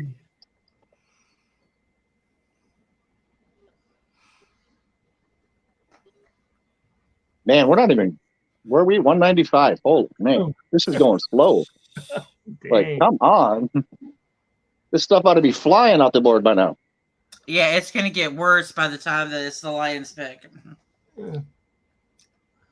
Oh boy. But we're almost there. We're almost there. We will definitely be done before 4 o'clock, y'all. Yeah. Bo Jean's just waiting because I told him when it's over, he can play his game on the PS5. He's over it now. He stayed with us all last year. He stayed right with us the entire time. Yeah, I was impressed. Last year was a little bit more of an exciting draft than this one. Yes. I don't blame him.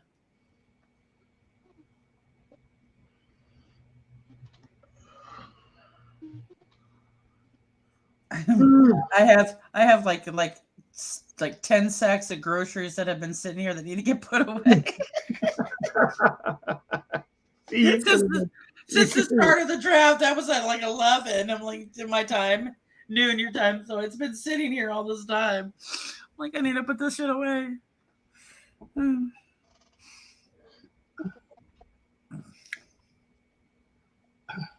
They say that Sorsdal didn't allow any sacks last year.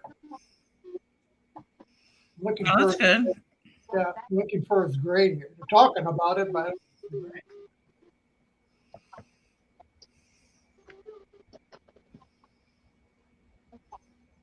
yeah, Curt will be here about what? Pick 2. Wait. Pick 210 or something. Yeah. B plus. Mine's got a B plus. Who's got a B plus? Lions. The Lions are picking that Sorsdal guy. Oh, okay. Good pick. I don't think the Lions did that bad. I really don't. I think they're addressed the needs that they needed to do, and it's just not sexy enough for the Lions fans, and they kiss my butt for all I care. But yeah, like I said, keep saying, if you take away that bullshit positional value, and you just look at the players the Lions got, they got the second best running back in the draft and the best receiving back in the draft. Right. You know, they got the best linebacker in the draft. They got the best safety in the draft. They got probably one of the top 3 tight ends in the draft. They got Hendon Hooker. They've actually done really good. It's like PFF and all that. It's like I'm thinking of the Revolutionary War where the British, they wanted to fight, as gentlemen, so the Americans, they just picked them off. And that's what Holmes is doing. He's just picking them all up, doing what he wants to do. So. Right.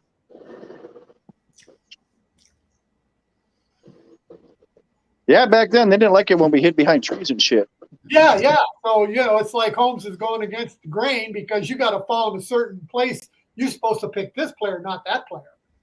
And as somebody who's actually been in combat and been on the front line, I can say I don't know how you don't hide behind something.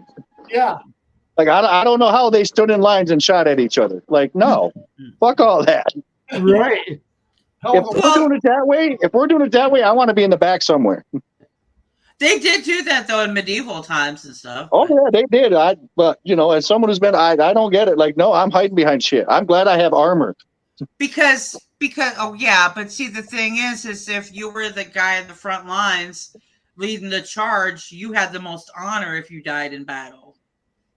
So those were the crazy SOBs that were like the kamikaze, like to kill myself with people, that were willing to take themselves out for the cause. So that was supposed to be the most honorable position. I get it. I wouldn't do it. I consider myself an honorable person, but if I grew up back then, I'd be like, no, I want to be in the back someplace. No, I'm the queen hiding out in the freaking in the tower. Of course, back then too, they also had the drummer up front who didn't even have a gun. Yeah. No, how about no? Or the flag guy who was just waving the flag. Right. Like Charger leading the charge. With a flag. No, give me a gun. I'm the queen in the tower with the little thing of cyanide. Like, y'all just fight and I'll wait here. Although I gotta say, if I had to go back and do my military career again, I would have joined the Air Force. I was going to join the Air Force. Better food, better barracks, just better all around. Everything is better than the Army. Mm-hmm. I was so tempted to go into the Air Force when I was 18, but I got pregnant instead. So the Air Force gets paid a substandard housing allowance if they have to stay on an Army or Marine base. Oh wow! It's crazy. Yeah, Air Force are bougie. My first time in Iraq, we were at a little fob across the street from a large airfield that the Air Force ran. We'd go over there for like dinner and stuff because they're getting like steak and shit. We're getting, I don't know what the hell we're getting, but it wasn't anything like a steak. They get fed very well. All their towers have windows in them, air conditioning and stuff. I'm like, what the hell? How can you shoot out of that? They're like, oh, we don't shoot. Why the hell are you up there? Because they're dropping bombs down on people. I do got to say, I've had A-10s save our asses more than once, and the Air Force runs the A-10s. And as an infantry guy, we love them fucking A-10s. Those are some badass fucking planes. Mm-hmm. I know. I was so tempted. If I hadn't got pregnant, I would have been in the Air Force. Would have been much better for my body, for sure. Mm-hmm. Of course, being anything from infantry probably would have been much better for my body. But my lazy butt would have made it past any boot camp whatsoever, because I would have been me and my mouth and my lack of control coordination. It would not have made it past boot camp. Well, you'd made a good drill sergeant, Val. I'd have been a great drill sergeant. No, I'd have been great on the other side. I wouldn't have been great as the little boot campy guy. No. I said that when they forced me to retire. Even though I had 21 years, I wanted to serve 30, but they medically retired me after 21 because of the seizures and stuff. I'm like, you should let me be a drill sergeant. I mean, I may not be able to physically do it anymore, but I still have the knowledge and I can teach it. Mm-hmm. Oh yeah, I would be a great drill sergeant. I just no. You ain't telling me what to do. I could have never been a recruiter. I could have never been a recruiter because I can't lie to anybody. Right. They'd be like, "Are you going to go to war?" I'm like, "Yep, you probably are, and it's probably going to suck. You might die. I'm too feral. You might die. This is the military. It's what the fuck we do." Listen. I ain't afraid of that because like the medical field is what I was in, and I'm like we're used to that shit, But yeah, see, we take care of the medical field. Each one of them in a infantry platoon, there's 66 people. There's one medic. That's Doc. You don't fuck with Doc. You leave Doc alone because if you fuck with Doc, you got the other 65 people coming after you. You leave Doc the fuck alone. Doc is the candy man. Doc has the ibuprofen, and ibuprofen is a generational drug in the military. Like, you use ibuprofen for everything. We don't have stomachs left because of it, or livers, but ibuprofen, we pretty much take that with our morning coffee. Yeah, right?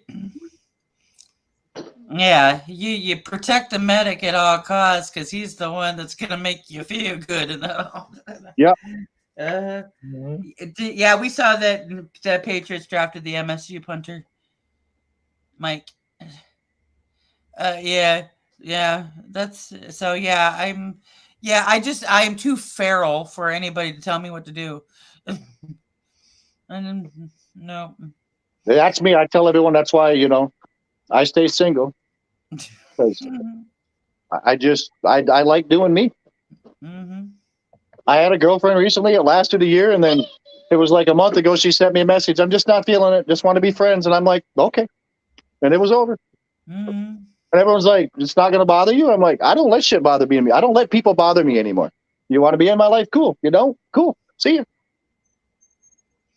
Right. Yeah. I kind of snapped that way myself. I'm like, yeah. I got my best friend. I got my best friend, Erin.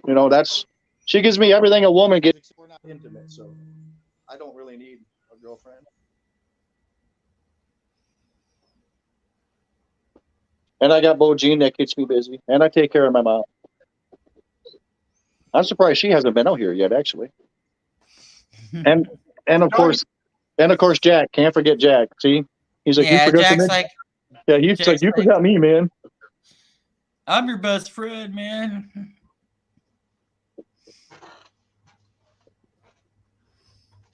I know. My best friend is all like, as you can see,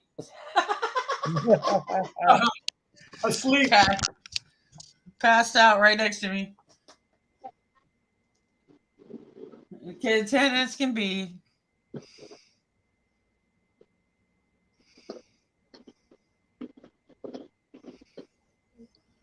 Let's see. I know we're not even in the 200s yet, are we? Nope. I'll be watching the Tigers after this. I will be getting off of the computer entirely and putting groceries away. I got my lamp yesterday. I was going to try to set it up before we got online, and that didn't happen. I got to vacuum my room because the maid came today, and she couldn't come in here to vacuum, so I'm like, I have to vacuum the room myself. I'm like, my room's in a disaster right now. And I'm going to be gone all day tomorrow, so it's like I got to get stuff done. Hey, we're at the Tom Brady pick now, 199. All right. Oh, okay. 20 more to go. We're moving along. We'll be seeing Curt pretty soon. Marcus Spears talking about Marcus Spears on there talking about Jahmyr 210, Gibbs. 211. Yeah, well, 210 to 211. Let's see. Well, let's make bets on when Curt comes back. What pick do you think Curt will come back on this show? I'm gonna say I'm gonna say 211. I say 212. I got 215. 250.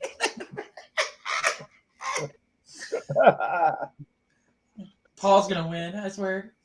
I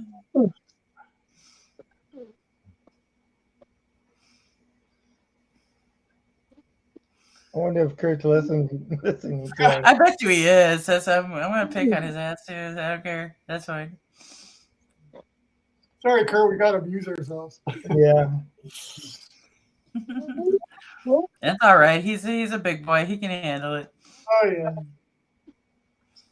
I gotta get him back somehow for all the Chicago Bear trash talk he gives me all the time. So did he ever wear that Bears hat? No, he's going to. Oh yeah. He's going to. He said he was going to. They should have them like those orange helmets. An orange. Right. Right. I went easy on him and just said he had to wear a Bears cap. That's all it is. It has to be the Bears. So I went easy on him. I like the orange, Val. No, the Bears fans don't like the orange. We don't want the orange. Well, I mean, as a like a third uniform. Mm. They didn't wear them that much, only just for a couple games, right? I think they're away games, or they're the away game ones. I think. Yeah. Yeah, and I'm just I don't. It's all because of the Illini that we're wearing that damn orange, and right. Well, that's usually what happens. And no Bears fan wants that orange anymore. I mean, nobody.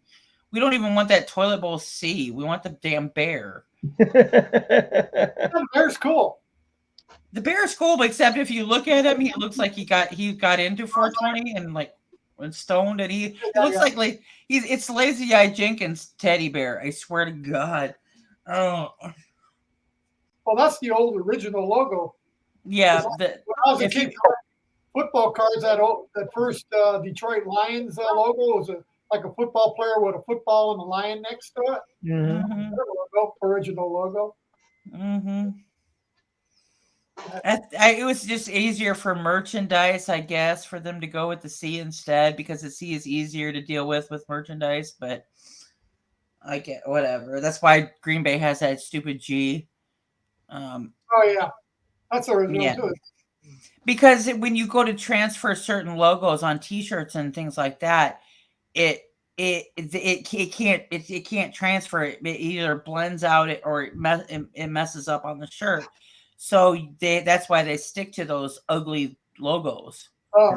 But as far as for Green Bay goes, what would you put as a Packer? there isn't really A box, because that's what they were. They boxed shit up. Put the Amazon freaking brown box on their freaking shirt.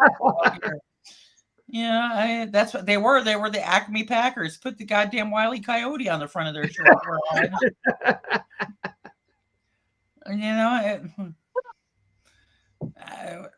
I don't know. That's what they were, Acme Packers, and that Acme was the Wile E. Coyote thing. I would do that, but I mean, we were the damn Staleys, and what the fuck is that? Oh yeah, the old the pre. Yeah, that was the actually original owner before Hallis bought it out, though. Before the Lions, it was the Portsmouth Spartans, I think. Yeah. Yes. Uh-huh. Those Well, were- our mascot is Staley, so yeah, that's his name. He's funny though. I like our mascot.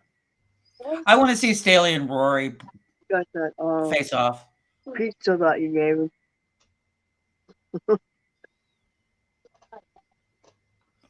I'd love to It's see not a game. Staley. It's still the draft. Oh, hundreds now. We're not in the 200. Are we in the Oh, but 200 everyone's yet? got their dogs on TV now, or a bunch of puppies or something on TV. Oh, it's the puppy bowl.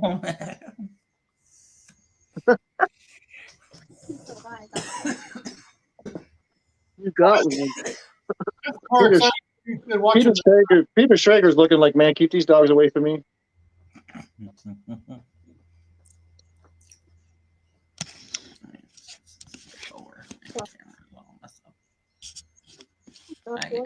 All these puppies are up for adoption. That's what it is. Oh, you got one. You don't need one. The little chef. We're at pick 202. We're slowly getting there. Right. 17 more to go. You woke me up. Come here. Oh, I'm really gonna piss you off now. Ah, baby mode. Baby mode. Baby mode. Baby mode. Oh, he's like, help, help. Now he ran away. He's like, I'm done with her. No. Mom's torturing me. I'm gonna introduce you to your girlfriend out there and have her beat you up. Good. Texas gal. Poor thing. Then they're both mad at me. They think I'm the villain in this matter. When Simba escaped out of my room, all I did was videotape them meeting, and now I'm the villain. They're both traumatized after this meeting, and now I'm the villain because I did this, I guess.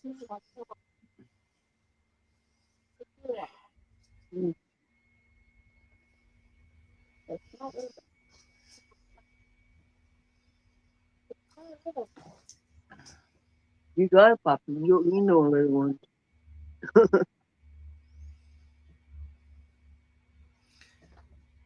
Where are we at, Larry?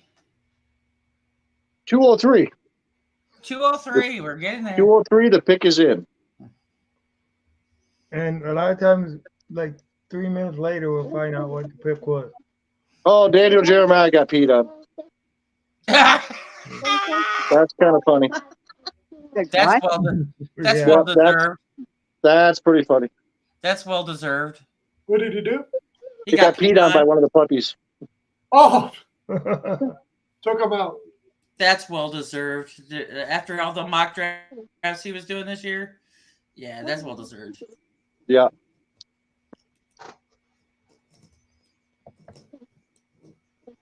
That's what that puppy thinks of those mock drafts. Maybe Brad Holmes should adopt that puppy. That'll be the new mascot. That'll be the new mascot for sure. Funny, huh? That would be Hey, look, I great. can see round 7 on the TV now. On the little slider, so we're getting close. Maybe Curt will come back at 2 o'clock. 15 minutes to go. Yeah. I mean, get your pick in, Larry. Where do you think Curt will pop in at? Which pick will Curt pop back in on? Where are we at? 203. We pick at 2. I'm going to say like 215. That's what I said. Yeah, that's what Paul said. Yeah, that just seems like the right time to pop back in. Not too late, but not too early. Unless he decides 2 o'clock.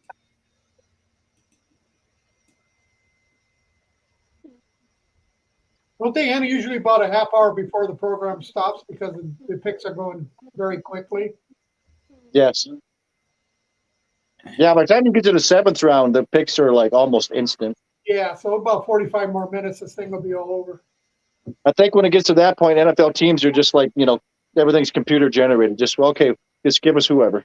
Yeah, AI will kick in. Yeah, the only thing that stalls it is commercials and other stupid bullshit. There you go. Right.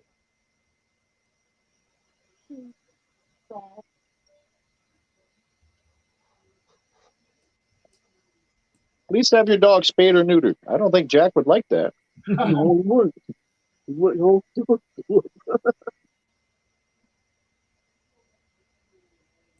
Well, my cat did have no choice. He ain't gonna be Jack. Yeah. Well, I'm not getting Jack fixed anyway because Jack is worth money and I get to be the pimp. Oh yeah. I get the money. He gets to enjoy it. I get the money.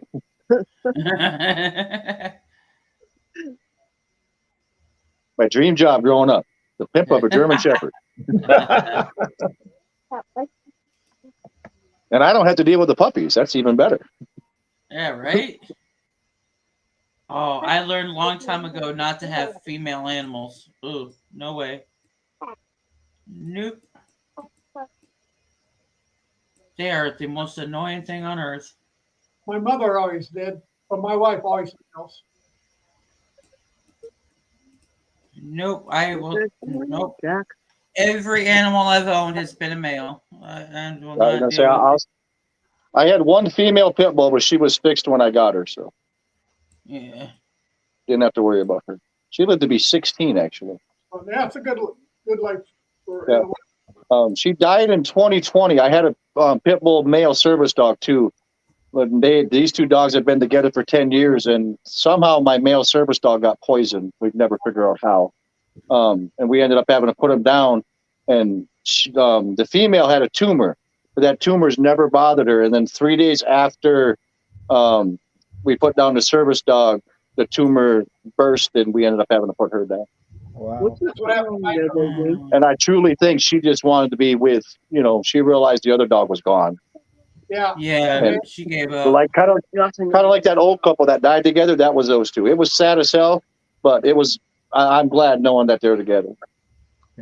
Curt just said he'll be back in a little bit before line 6.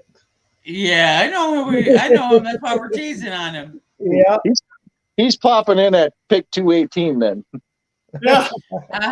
His ears were burning hearing us talk about him. Yeah. Which now I can see Chicago on the far side of my screen at pick 218. So we're getting close. there. We're getting there. We're not getting there fast, but we're getting there. Right. Now we're at a commercial. On a little before the Lions pick. My little shit will be 17. Oops. On May 1st. Wait on me.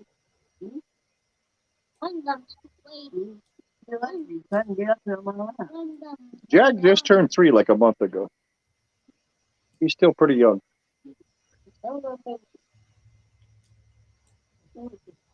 Big.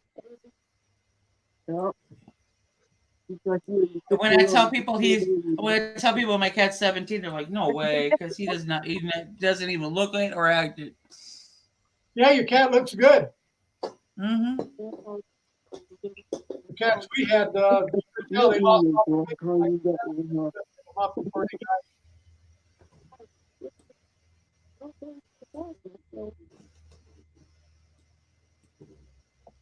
I know Curt. Paul's gonna be right. He'll be on at like 2:15. Yeah. Well, 218. Yeah, he'll come on before the Bears pick because he's got to make fun of that. So The Bears are picking what? 218. 218. The one right before the Lions. They're picking the one right before the Lions do. Unless they traded that pick that I don't know about, but that was the last I seen. Nope, I can see Chicago and Detroit now. Oh wow! On the scroller. They're back. Hopefully to back. Hopefully neither team trades back. Yeah. Oh God. Yeah, I know, right? We get all the way there and it's like trade back. Yeah. Oh, no. Brad Holmes, if you can hear us, do not trade back. Don't do it. Yeah, I'll have to excuse myself. Well, with the way these trades have gone, they probably trade back one.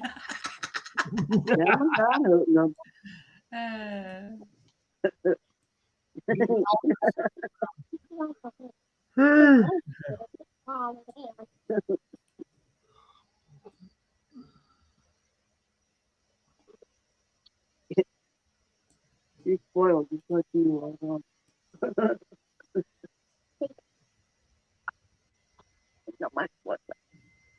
Jack, be gentle with Grandma.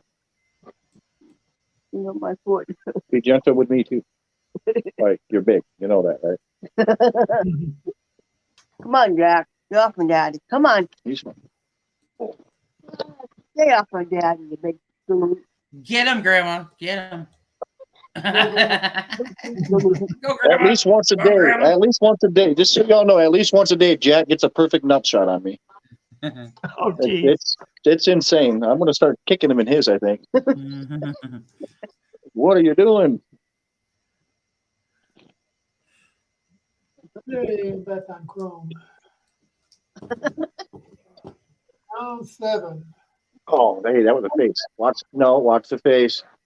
Your paws are too big. They hurt. Be nice, Jack. Cut my chin open. Yeah, so Curt may be back at 218. That's Good job. Yeah, he'll be back right before the Bears pick. Yeah. Yeah. Yeah, I'll come back at 217, and that way can be with the Bears. Yeah. The Bears give her some crap. Yeah.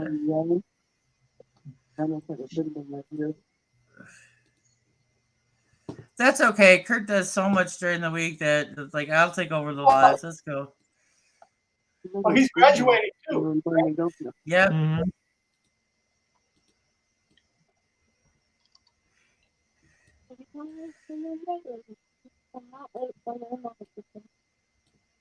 One day from more.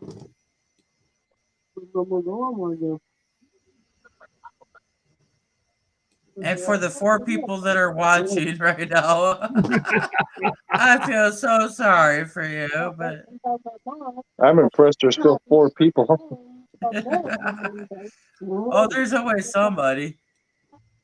I think we've run out of stuff to talk about. They may not actually be watching, they just have it on. Right. In the background.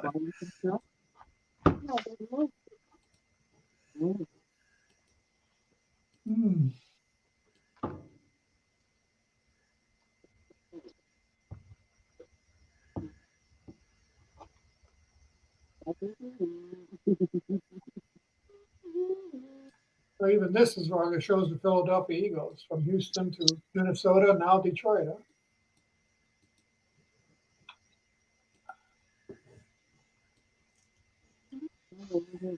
Right. I will need a day out after today. Jesus, I need to get out of the city here all day long. We're at pick 206. All right. Okay, 206. We're getting there. We're getting there. That we are. I don't know if I'm going to be able to get back up. My legs are numb. Actually, pick 207 just came in, so there we go. We're getting there a little faster. Well, wait. You always see round 7.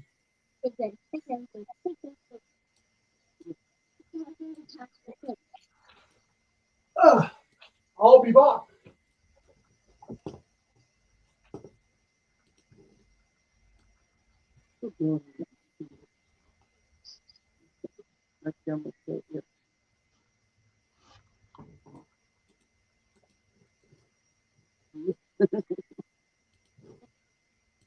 The Packers selected a kicker. Anders my God. Carlson from Auburn.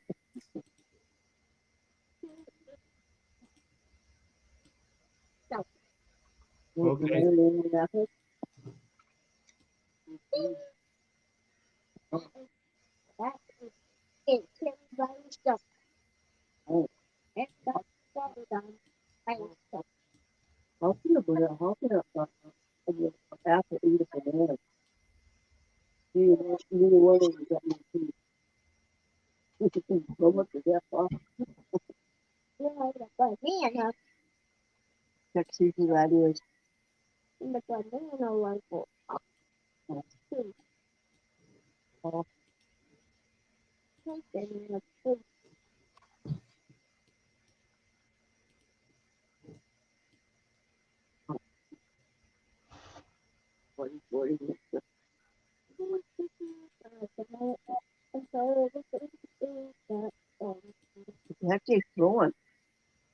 The discus.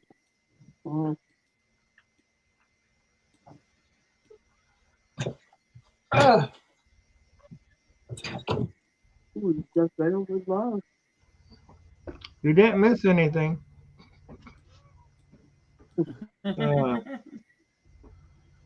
We're just all sitting here, just like zoned out, waiting for this to end. 10 picks away from the Bears pick. We're holding down the fort. Yeah.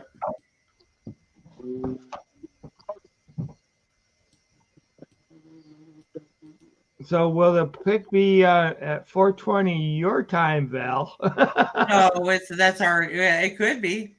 Yeah. Yeah. because- Could be. It's still there. Still could be a 420 in the building. There's a chance.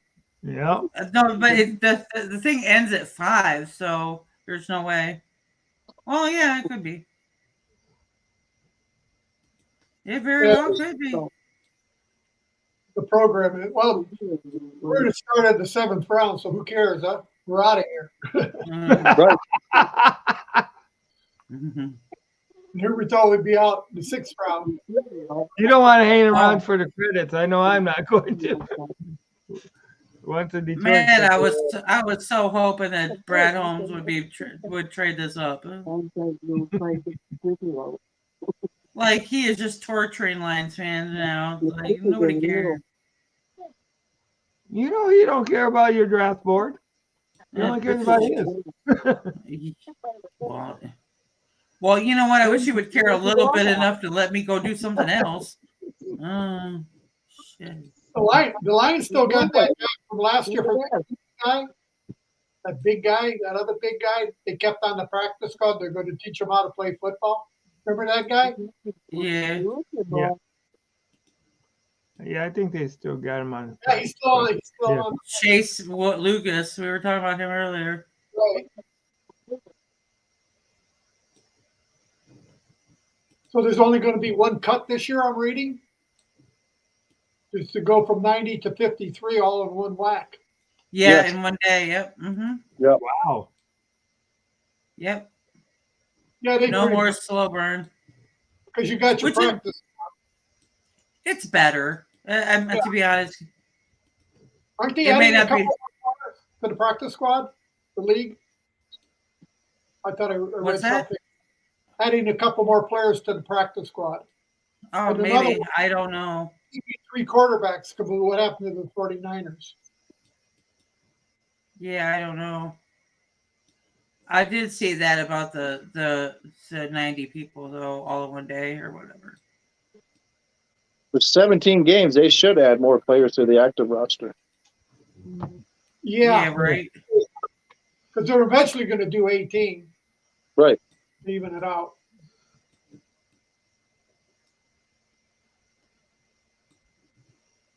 See, and this is where having those minor league teams would come in handy. Yeah, Right. You could bring people up for some games and shit. there you go. Right. See, we all have a great idea. They just need to do it now. And they eventually will, I think. Yep, and then you got the two lower football things to do it with the XFL and USFL. Mm-hmm. Right. Make it happen. They have enough money to do it. Yeah. And it generates even more money for the NFL. Yeah, it does. Not a lot. I mean, to go to the USFL game in Detroit, it's $10. Mm-hmm. And from what I could tell, looking at the tickets, that covers both games today or tomorrow. Mm-hmm. Yeah, I watched that last Panthers game. That was a pretty exciting game. I watched Yeah, the NFL. they're 2-0 on the season right now. They are. Yep. I 2 remember weeks. the original Michigan Panthers. Yeah. Oh gosh, I was so mad when they moved out, moved out of Michigan or disbanded the team. Yeah. That's spring football. Mm-hmm.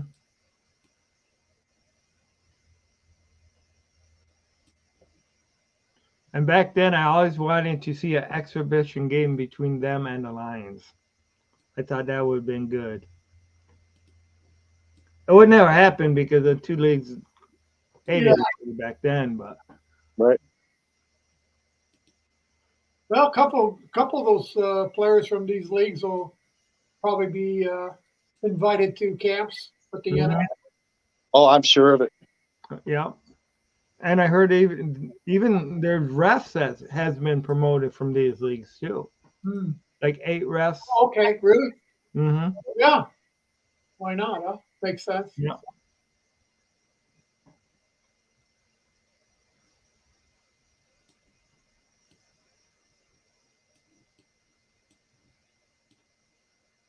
Pick 210 is in. Oh, we're here. We're getting close. Okay, Yeah. our bets are going in right now, and Kurt's going to come back in. This is the zone, Yep. right? So Curt, if you're listening and you want to make Val right, go. You got to come in by 11. 202. It's got to be Yeah, soon. he ain't gonna come in at 211. I'm like 212. Hey, buddy, Curt, come on in. No, Larry and I are 215. I know.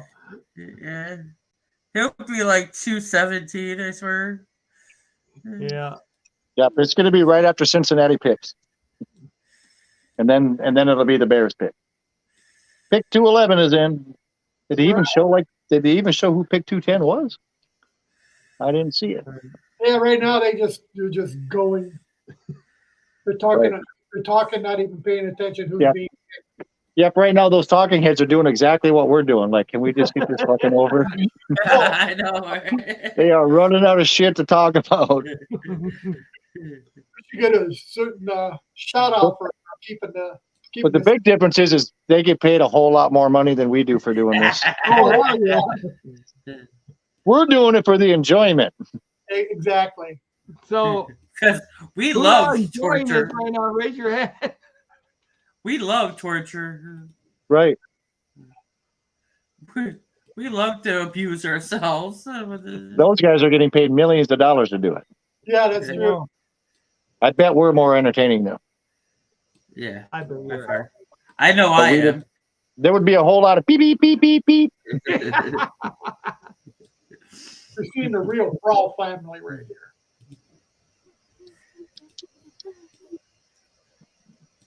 Oh, I could be professional if I wanted to be, but I don't care to be.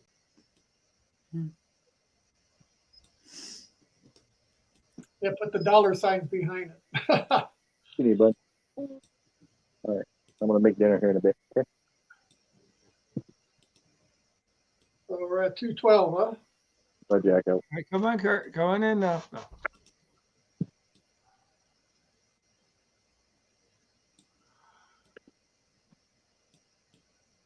So what'd you say, Val? What pick? What? Oh yeah, I said he's not. He's already passed mine. He won't show up until the pick before the Bears.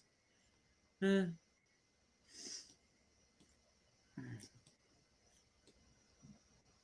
212 is in.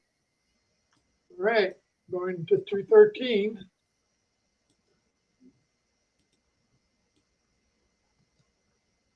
So our pick is going through 4 different teams. The Vikings, Texans, Eagles, and then us. Got that pick. Wow.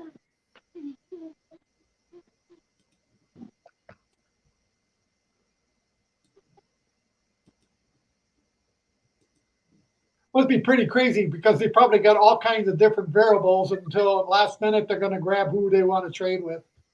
Right.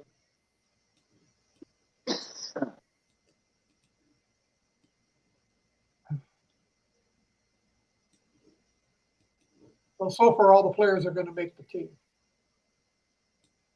Yeah.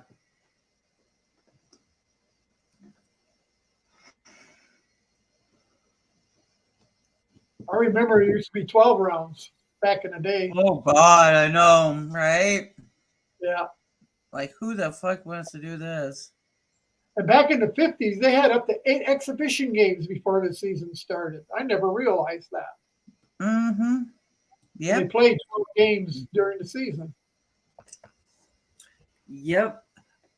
We actually, this could end up at 420. I bet you within my time. It's going to be close. Yeah. It's going to be real close. So who's the irrelevance this time? Houston. Oh, wait a minute. No, I'm not. Yeah, Houston. 259. Yeah. 259.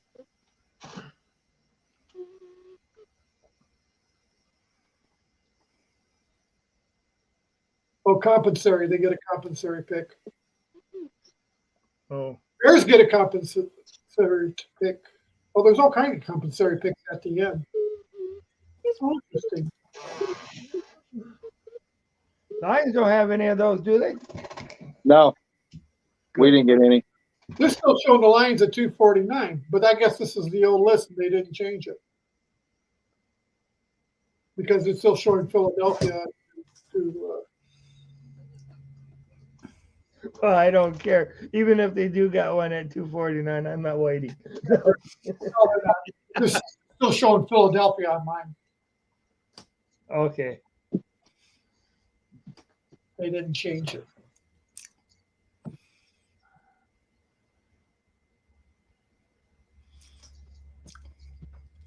All I know is they need to hurry this ass shit up. Cowboys took a running back, Deuce Vaughn, from Kansas State. My camera's all messed up because I don't even care no more. Okay. I really don't. Come on. Now you're fighting with a camera, Val. Yeah, I know, because I was fucking with it too much earlier, and I don't really care. We're at that part of the show where I just don't care no more, and like, let's go.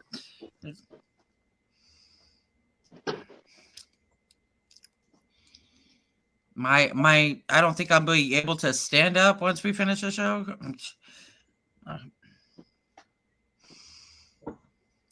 No, I was getting cramp in my leg. I had to get up earlier. I was like,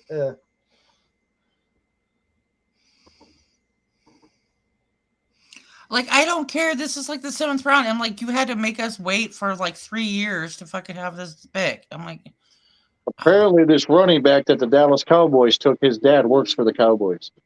There you go. makes sense. Good for him. Good for him. Shortest players in NFL history, 5'1". Wow. That is small. What's the play? Jack Superior in 1929 was 5'1". I was going to say the 30s. Yeah, right. That was back in the day. And Deuce Vaughn is 5'5". He's the shortest in quite a while. Hell, Jimmy was 5'6". And I called him short man syndrome. 5'6"? Mm-hmm. I'm 5'10". He was 5'6".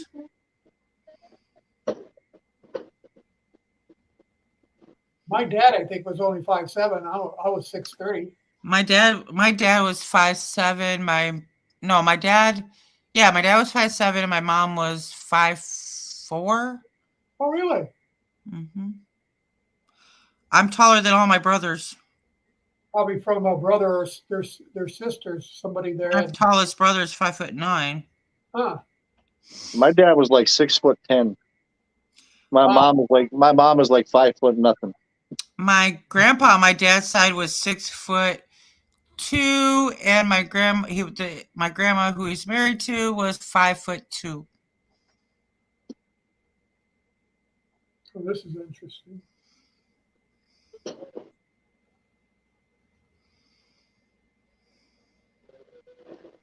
While we're waiting for Curt. Now we got a whole 3 people. Yay, 3 people who are watching us still. Maybe us. I don't, for all I know at this point.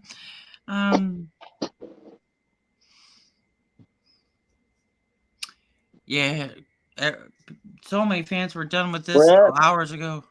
Pick 213 is in. We're getting close. Yeah, we're gonna be there at 420. It's gonna be real close. It is. It's going to be very close. I might have to celebrate. I might celebrate 420 twice. Oh, I hear a Curt. I think Curt's here. Yep. Yeah, I'm back. Yeah. Okay, what pick was this, Larry? What pick was it? Pick 213. I win. No, you That don't. was closest. No, actually, Tim wins. Tim wins. Yeah, Tim wins. Yeah, at 215. Yeah, I was like, yeah, I couldn't. Good job. I took a nap. Oh, there you are. I took a nap, ate some food, spent some time with the family. And the pick is Dante Steele, defensive tackle, West Virginia. That's when Curt came back. The guy I came back and it was the guy with my last name? Yeah. Oh, that's Steele's. Still close. You know what? What's crazy? My kindergarten teacher was named Mrs. Steele's. Oh, wow. Mm-hmm. And she was from my mom, Mrs. Steele, at the time. Yep.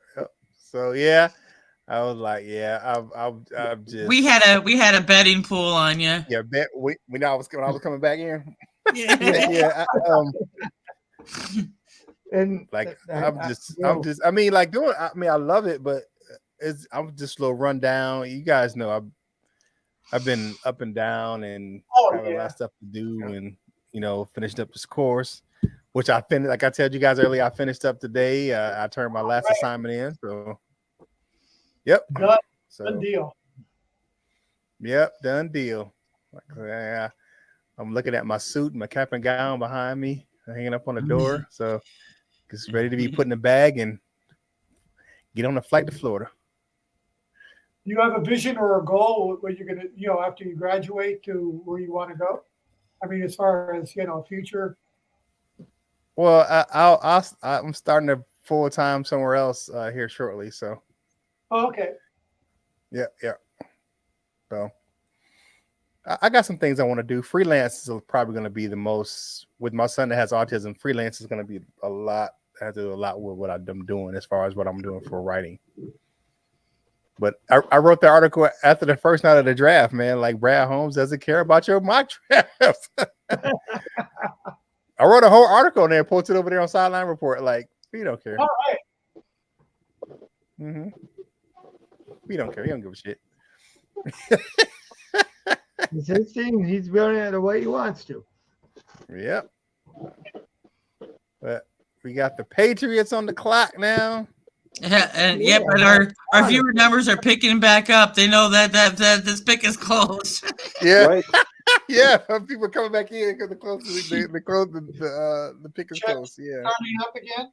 But you got you got the guys. I was just checking out on Twitter. Like, a lot of the beat writers, they're like bored. They're like just coming back in. I guess Prowl Detroit decided to do a podcast to break down the emergency podcast to break down the Swift trade. Yeah,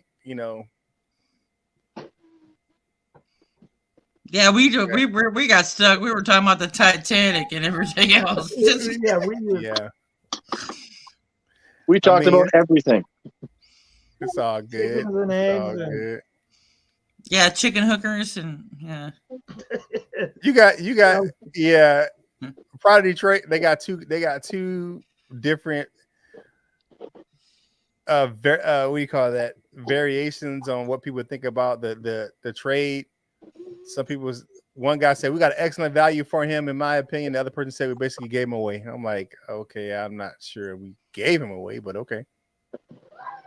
I think we got pretty good value for him, even though you know that even though the 4th round pick is 2 years away, it's a 4th round pick, which is I'm surprised they got that for him. Yeah. Especially it's not just is he injured all the time, it's the last year of his contract. So I mean, people are going to say we didn't get because the pick is 2 years away, but it's still. But we did the same thing when we did Brockers. We traded that pick. It was a 2024 pick when we got him. We got him in 2022. So right, just things just happen like that. What is that? This is interesting. Jeremy Reisman over there, Detroit Online, said a Cowboy scout reacting to Dallas drafting his son was pretty cool. That's pretty. I didn't watch that, so I hadn't even had the draft on right now. Most Fat Lions fans have not. So we're the only crazy ones still sitting here waiting for this to end. Because I'm what is that? I was looking at I got have the tracker up, but I don't have like the thing up.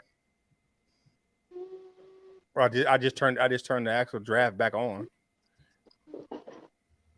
So predictions, who we picking at the last one? Let's see who's the best available. Let's see. Yeah, who's on the board? I'm still saying if they follow their pattern, they're going defense, but they should go wide receiver. Yeah, who's left with wide receivers? Antoine Green from North Carolina. Let's see. Do we know their sizes? Because we need like a big X receiver is what we need. D Winters is still available from. You don't need no receivers. You need an offensive guard or some shit. We got to replace Cephas, really. Yeah, not really. Ronnie Bell's still available. Oh, hey. He's smaller, but he's good. He'd work. There's a couple of Alabama defensive backs still out there. Got to take another Alabama. Been all Iowa and Alabama anyways. Let's see. They got an offensive guard that's available from Alabama. You got to beat Ivan, last guy. the linebacker Ivan Pace out of Cincinnati is still there. Defensive tackle Jalen Redmond is still out there. Oh.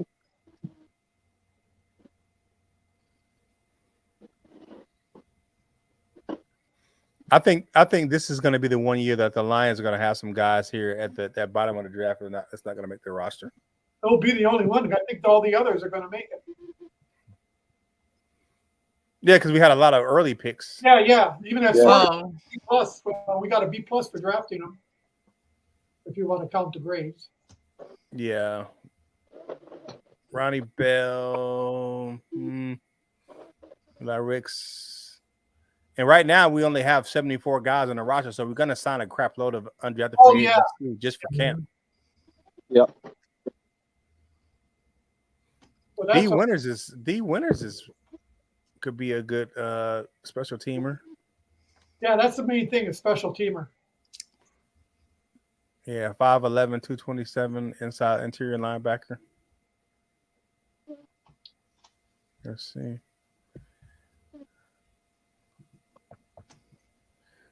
So let's see, wide receiver.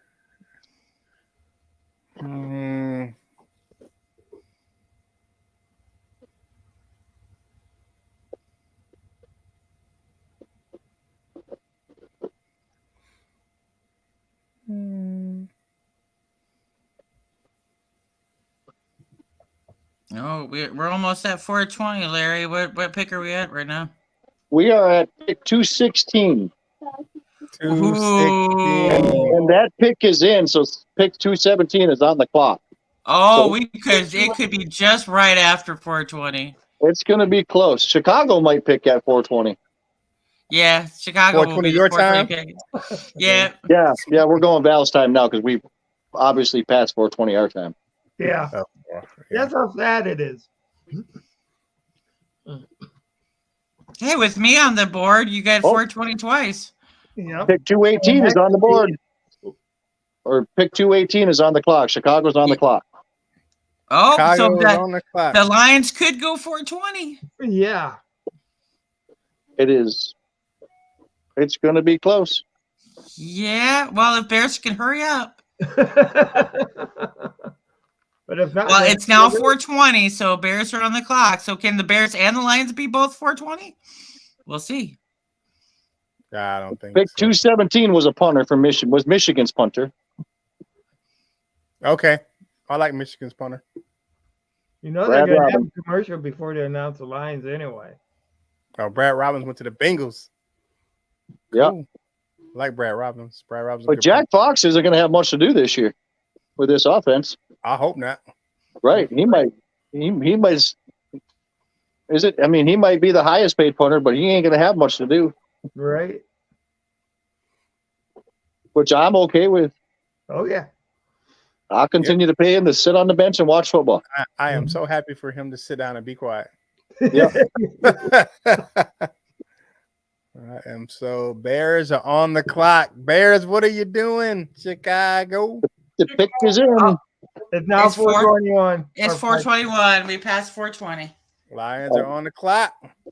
Oh, Detroit. Wait, when did the Bears pick? Well, Michigan's punter was the 420 pick, so Yeah, it's the Bears are on the clock now. The Lions are on. Lions on the clock now. Bears are the Bears pick is in. Lions are on the clock, Oh, okay. Okay. So Okay, you confused the daylights out of me when you said on it. and it's almost over. Thank look at you, the Bears. Jesus. Come on, Bears. Come on, Bears, make your pick. Hurry the hell up. About as slow as your damn offense. Come on. Make a decision. I know it's tough. Now you need the Jeopardy. Dun, dun, Dun, dun. dun, dun, dun, dun. Somebody managed to stump the truck. They didn't have video on Joe Cap or somebody like that, some wide receiver. Oh yeah, those are always fun. Yeah, the truck is 4-1 though so far. Well, the Lions were on it, probably the only team that stumped the truck in the second round. Right. Jesus, Bears, you've had 3 minutes. Let's go. The pick is in. They just haven't announced it yet. Like I don't know what they're waiting for. They It's picked a 3 seven. minutes ago. It's the 7th round. We shouldn't even see the pick is in anymore. It should just be like, there's their pick. Yeah, here's the guy. They were on the clock 4 minutes ago. What the hell? What? Special helmet Bears. Jesus Christ. Window licking motherfuckers. Will you make a decision? Here it is. Bears pick is Defensive tackle Travis Bell, Kennesaw State. Ding dong, that Bears pick is done. Let's move on, Lions, and let's get done. Jesus Christ. Kennesaw State. Yeah. Well, D Winters went to the 49ers. That was a good pickup for them. Lions pick is in. I'm waiting for the commercial. It should be a commercial right now. Got to be a commercial. Yeah. It's not, but I'm waiting for it to happen. Hey, Al DeLongo, thanks for catching up with us and being part of the Prowl Nation family here at the end of this draft. Thank the Lord and everybody in it. Thank you guys. All the people who stayed and hanging out with us the whole time, man. We really appreciate you, man. We love you. Thank you for being part of the Prowl Nation family. You deserve so many awards for sticking through to the end of this thing. The end of this Right. thing, man. It is wild. Lions pick is in. All right, come on. Announce the pick already. It shouldn't have to say pick is in this long. Yep. It's the 7th round. There is no need for drama. Just here's the pick. Here it is. And it is Antonio Green or Antoine Green, North Carolina wide receiver. I told you. There it is. Antoine Green. Good call. Wide receiver. 6'1" and 3/4, 199 pounds, a 4.47 40-yard dash. Antoine Green. Well, let's see. He's a guy. So our He's a guy out of 420 my- picks were a Bell and a Green. Okay, so we got All right. So Green would have been a good 420 pick, actually. Like, well, you know, the Bell it means 420 time, and Green is that we have the Green. Okay. I mean, you look at it. That's definitely a depth or a practice squad guy. Seven. You're looking at him. Both of them. 98 yards and 7 touchdowns. So you look at it, he may be a punt return. I mean, the kid, got some decent speed.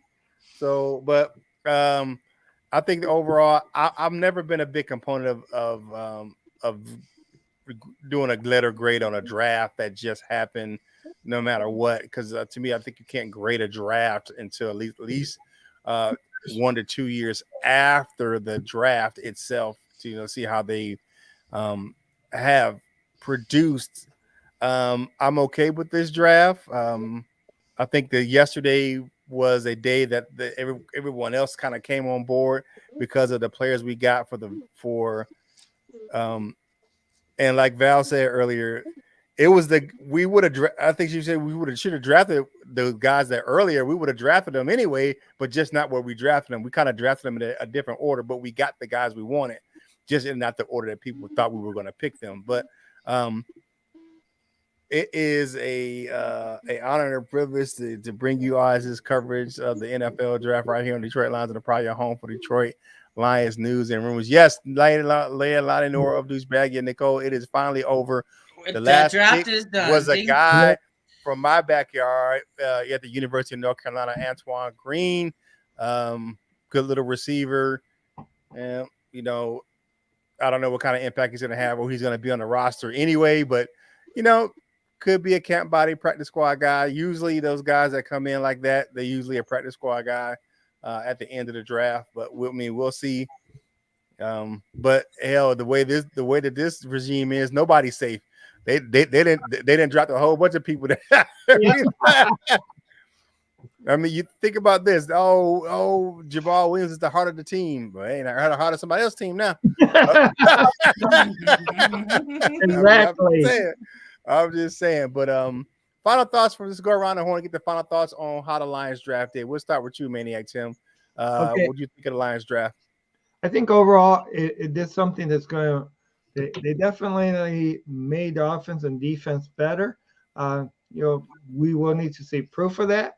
Our running game, they really addressed that, and that really looks good. So I just think that I can't wait to see the results. Okay, what you got there, Paul Jarose, the jazzy one? Well, I think the best is yet to come, and I think this has been a very successful draft, no matter what the naysayers or SOLs or the chest pounders say. We're all fans, and that's what football's all about. And so go Lions. Okay, what you got, Larry? Overall, I think it's a great draft. I mean, this is where Brad Holmes not only said, screw your mock draft, he also said, screw your positional value. I'm taking the guys that I like. And he got some studs, like straight up some studs. And as others have mentioned, it's players that we would have taken. We just all would have taken them in a different order. So at the end of the day, we definitely improved this team. Okay. All right, Val, what you got? I think the Lions set themselves very well up for this coming season. It'll be interesting to see how they all get together and work together and kind of make that jigsaw puzzle piece for the picture that Brad Holmes and Dan Campbell want for this team. So that is the next thing we need to see is, okay, what's the schedule now, and what's to come. So the guys, I'm sure, will be covering all of that. I can't wait to see what Coach Mike and LL will have to say on Monday. And, of course, you guys, if you are still here, stay tuned because Curt will have a special announcement on Monday as well. So we're going to have a lot for you in this off season. There's going to be a lot of changes here, Prowl Nation family. And we just want to thank you for all your support. And we're going to, we're going to rock out this new season. So go Lions. Yeah, definitely. For me, I like the draft. A friend of mine who's a Philly fan texted me. He was like, with the news of the DeAndre Swift trade, and he was like, "I know you're sick about this, right?" I'm like, "No. Did you see who we drafted?" He was like, "No." I'm like, "Yeah, we're good." But I like the guys we drafted. And the positional value thing is a made up chart by some people who do analytics. So I'm not impressed with that stuff right there at all. But and the only numbers that matter is what you do on the field. So I think we got the guys who's going to fit the Lions culture. I think we're going to have we got to have some guys that they're gonna have that grit and get out there and compete and work hard. And I think they're gonna make themselves proud and the Lions Nation proud as well. So it is been a hard 3 days, but I've enjoyed it, and it's going to be one of the things going forward, man. It's always good. But tune in Monday. We're gonna have our draft recap, breakdown what we think, and I'll talk with LL and Coach Mike and Coach Jones. Man, he'll be fighting here soon. He just posted a picture of him warming up in the ring. So good luck to my man, Coach Jones. Man, may you be healthy in that ring and come out with all your faculties, man. I always Absolutely. pray for boxers, man, because that's a tough sport to compete in, but a lot of physical damage. But I applaud him. He said he going one last go around in the ring. So good luck and God bless and Godspeed to you, my man, Coach Jones. It is 5:30 on the nose, so it's time for us to go ahead and get on out of here, man. Hey, you know what you guys do for your boy Curt Steele, whatever you're doing in life. You guys still what? Boss up. Ball out and be the best version of you that you can be. For the panel, this is Curt Steele, and we will holler at you real soon. We love you, Jim.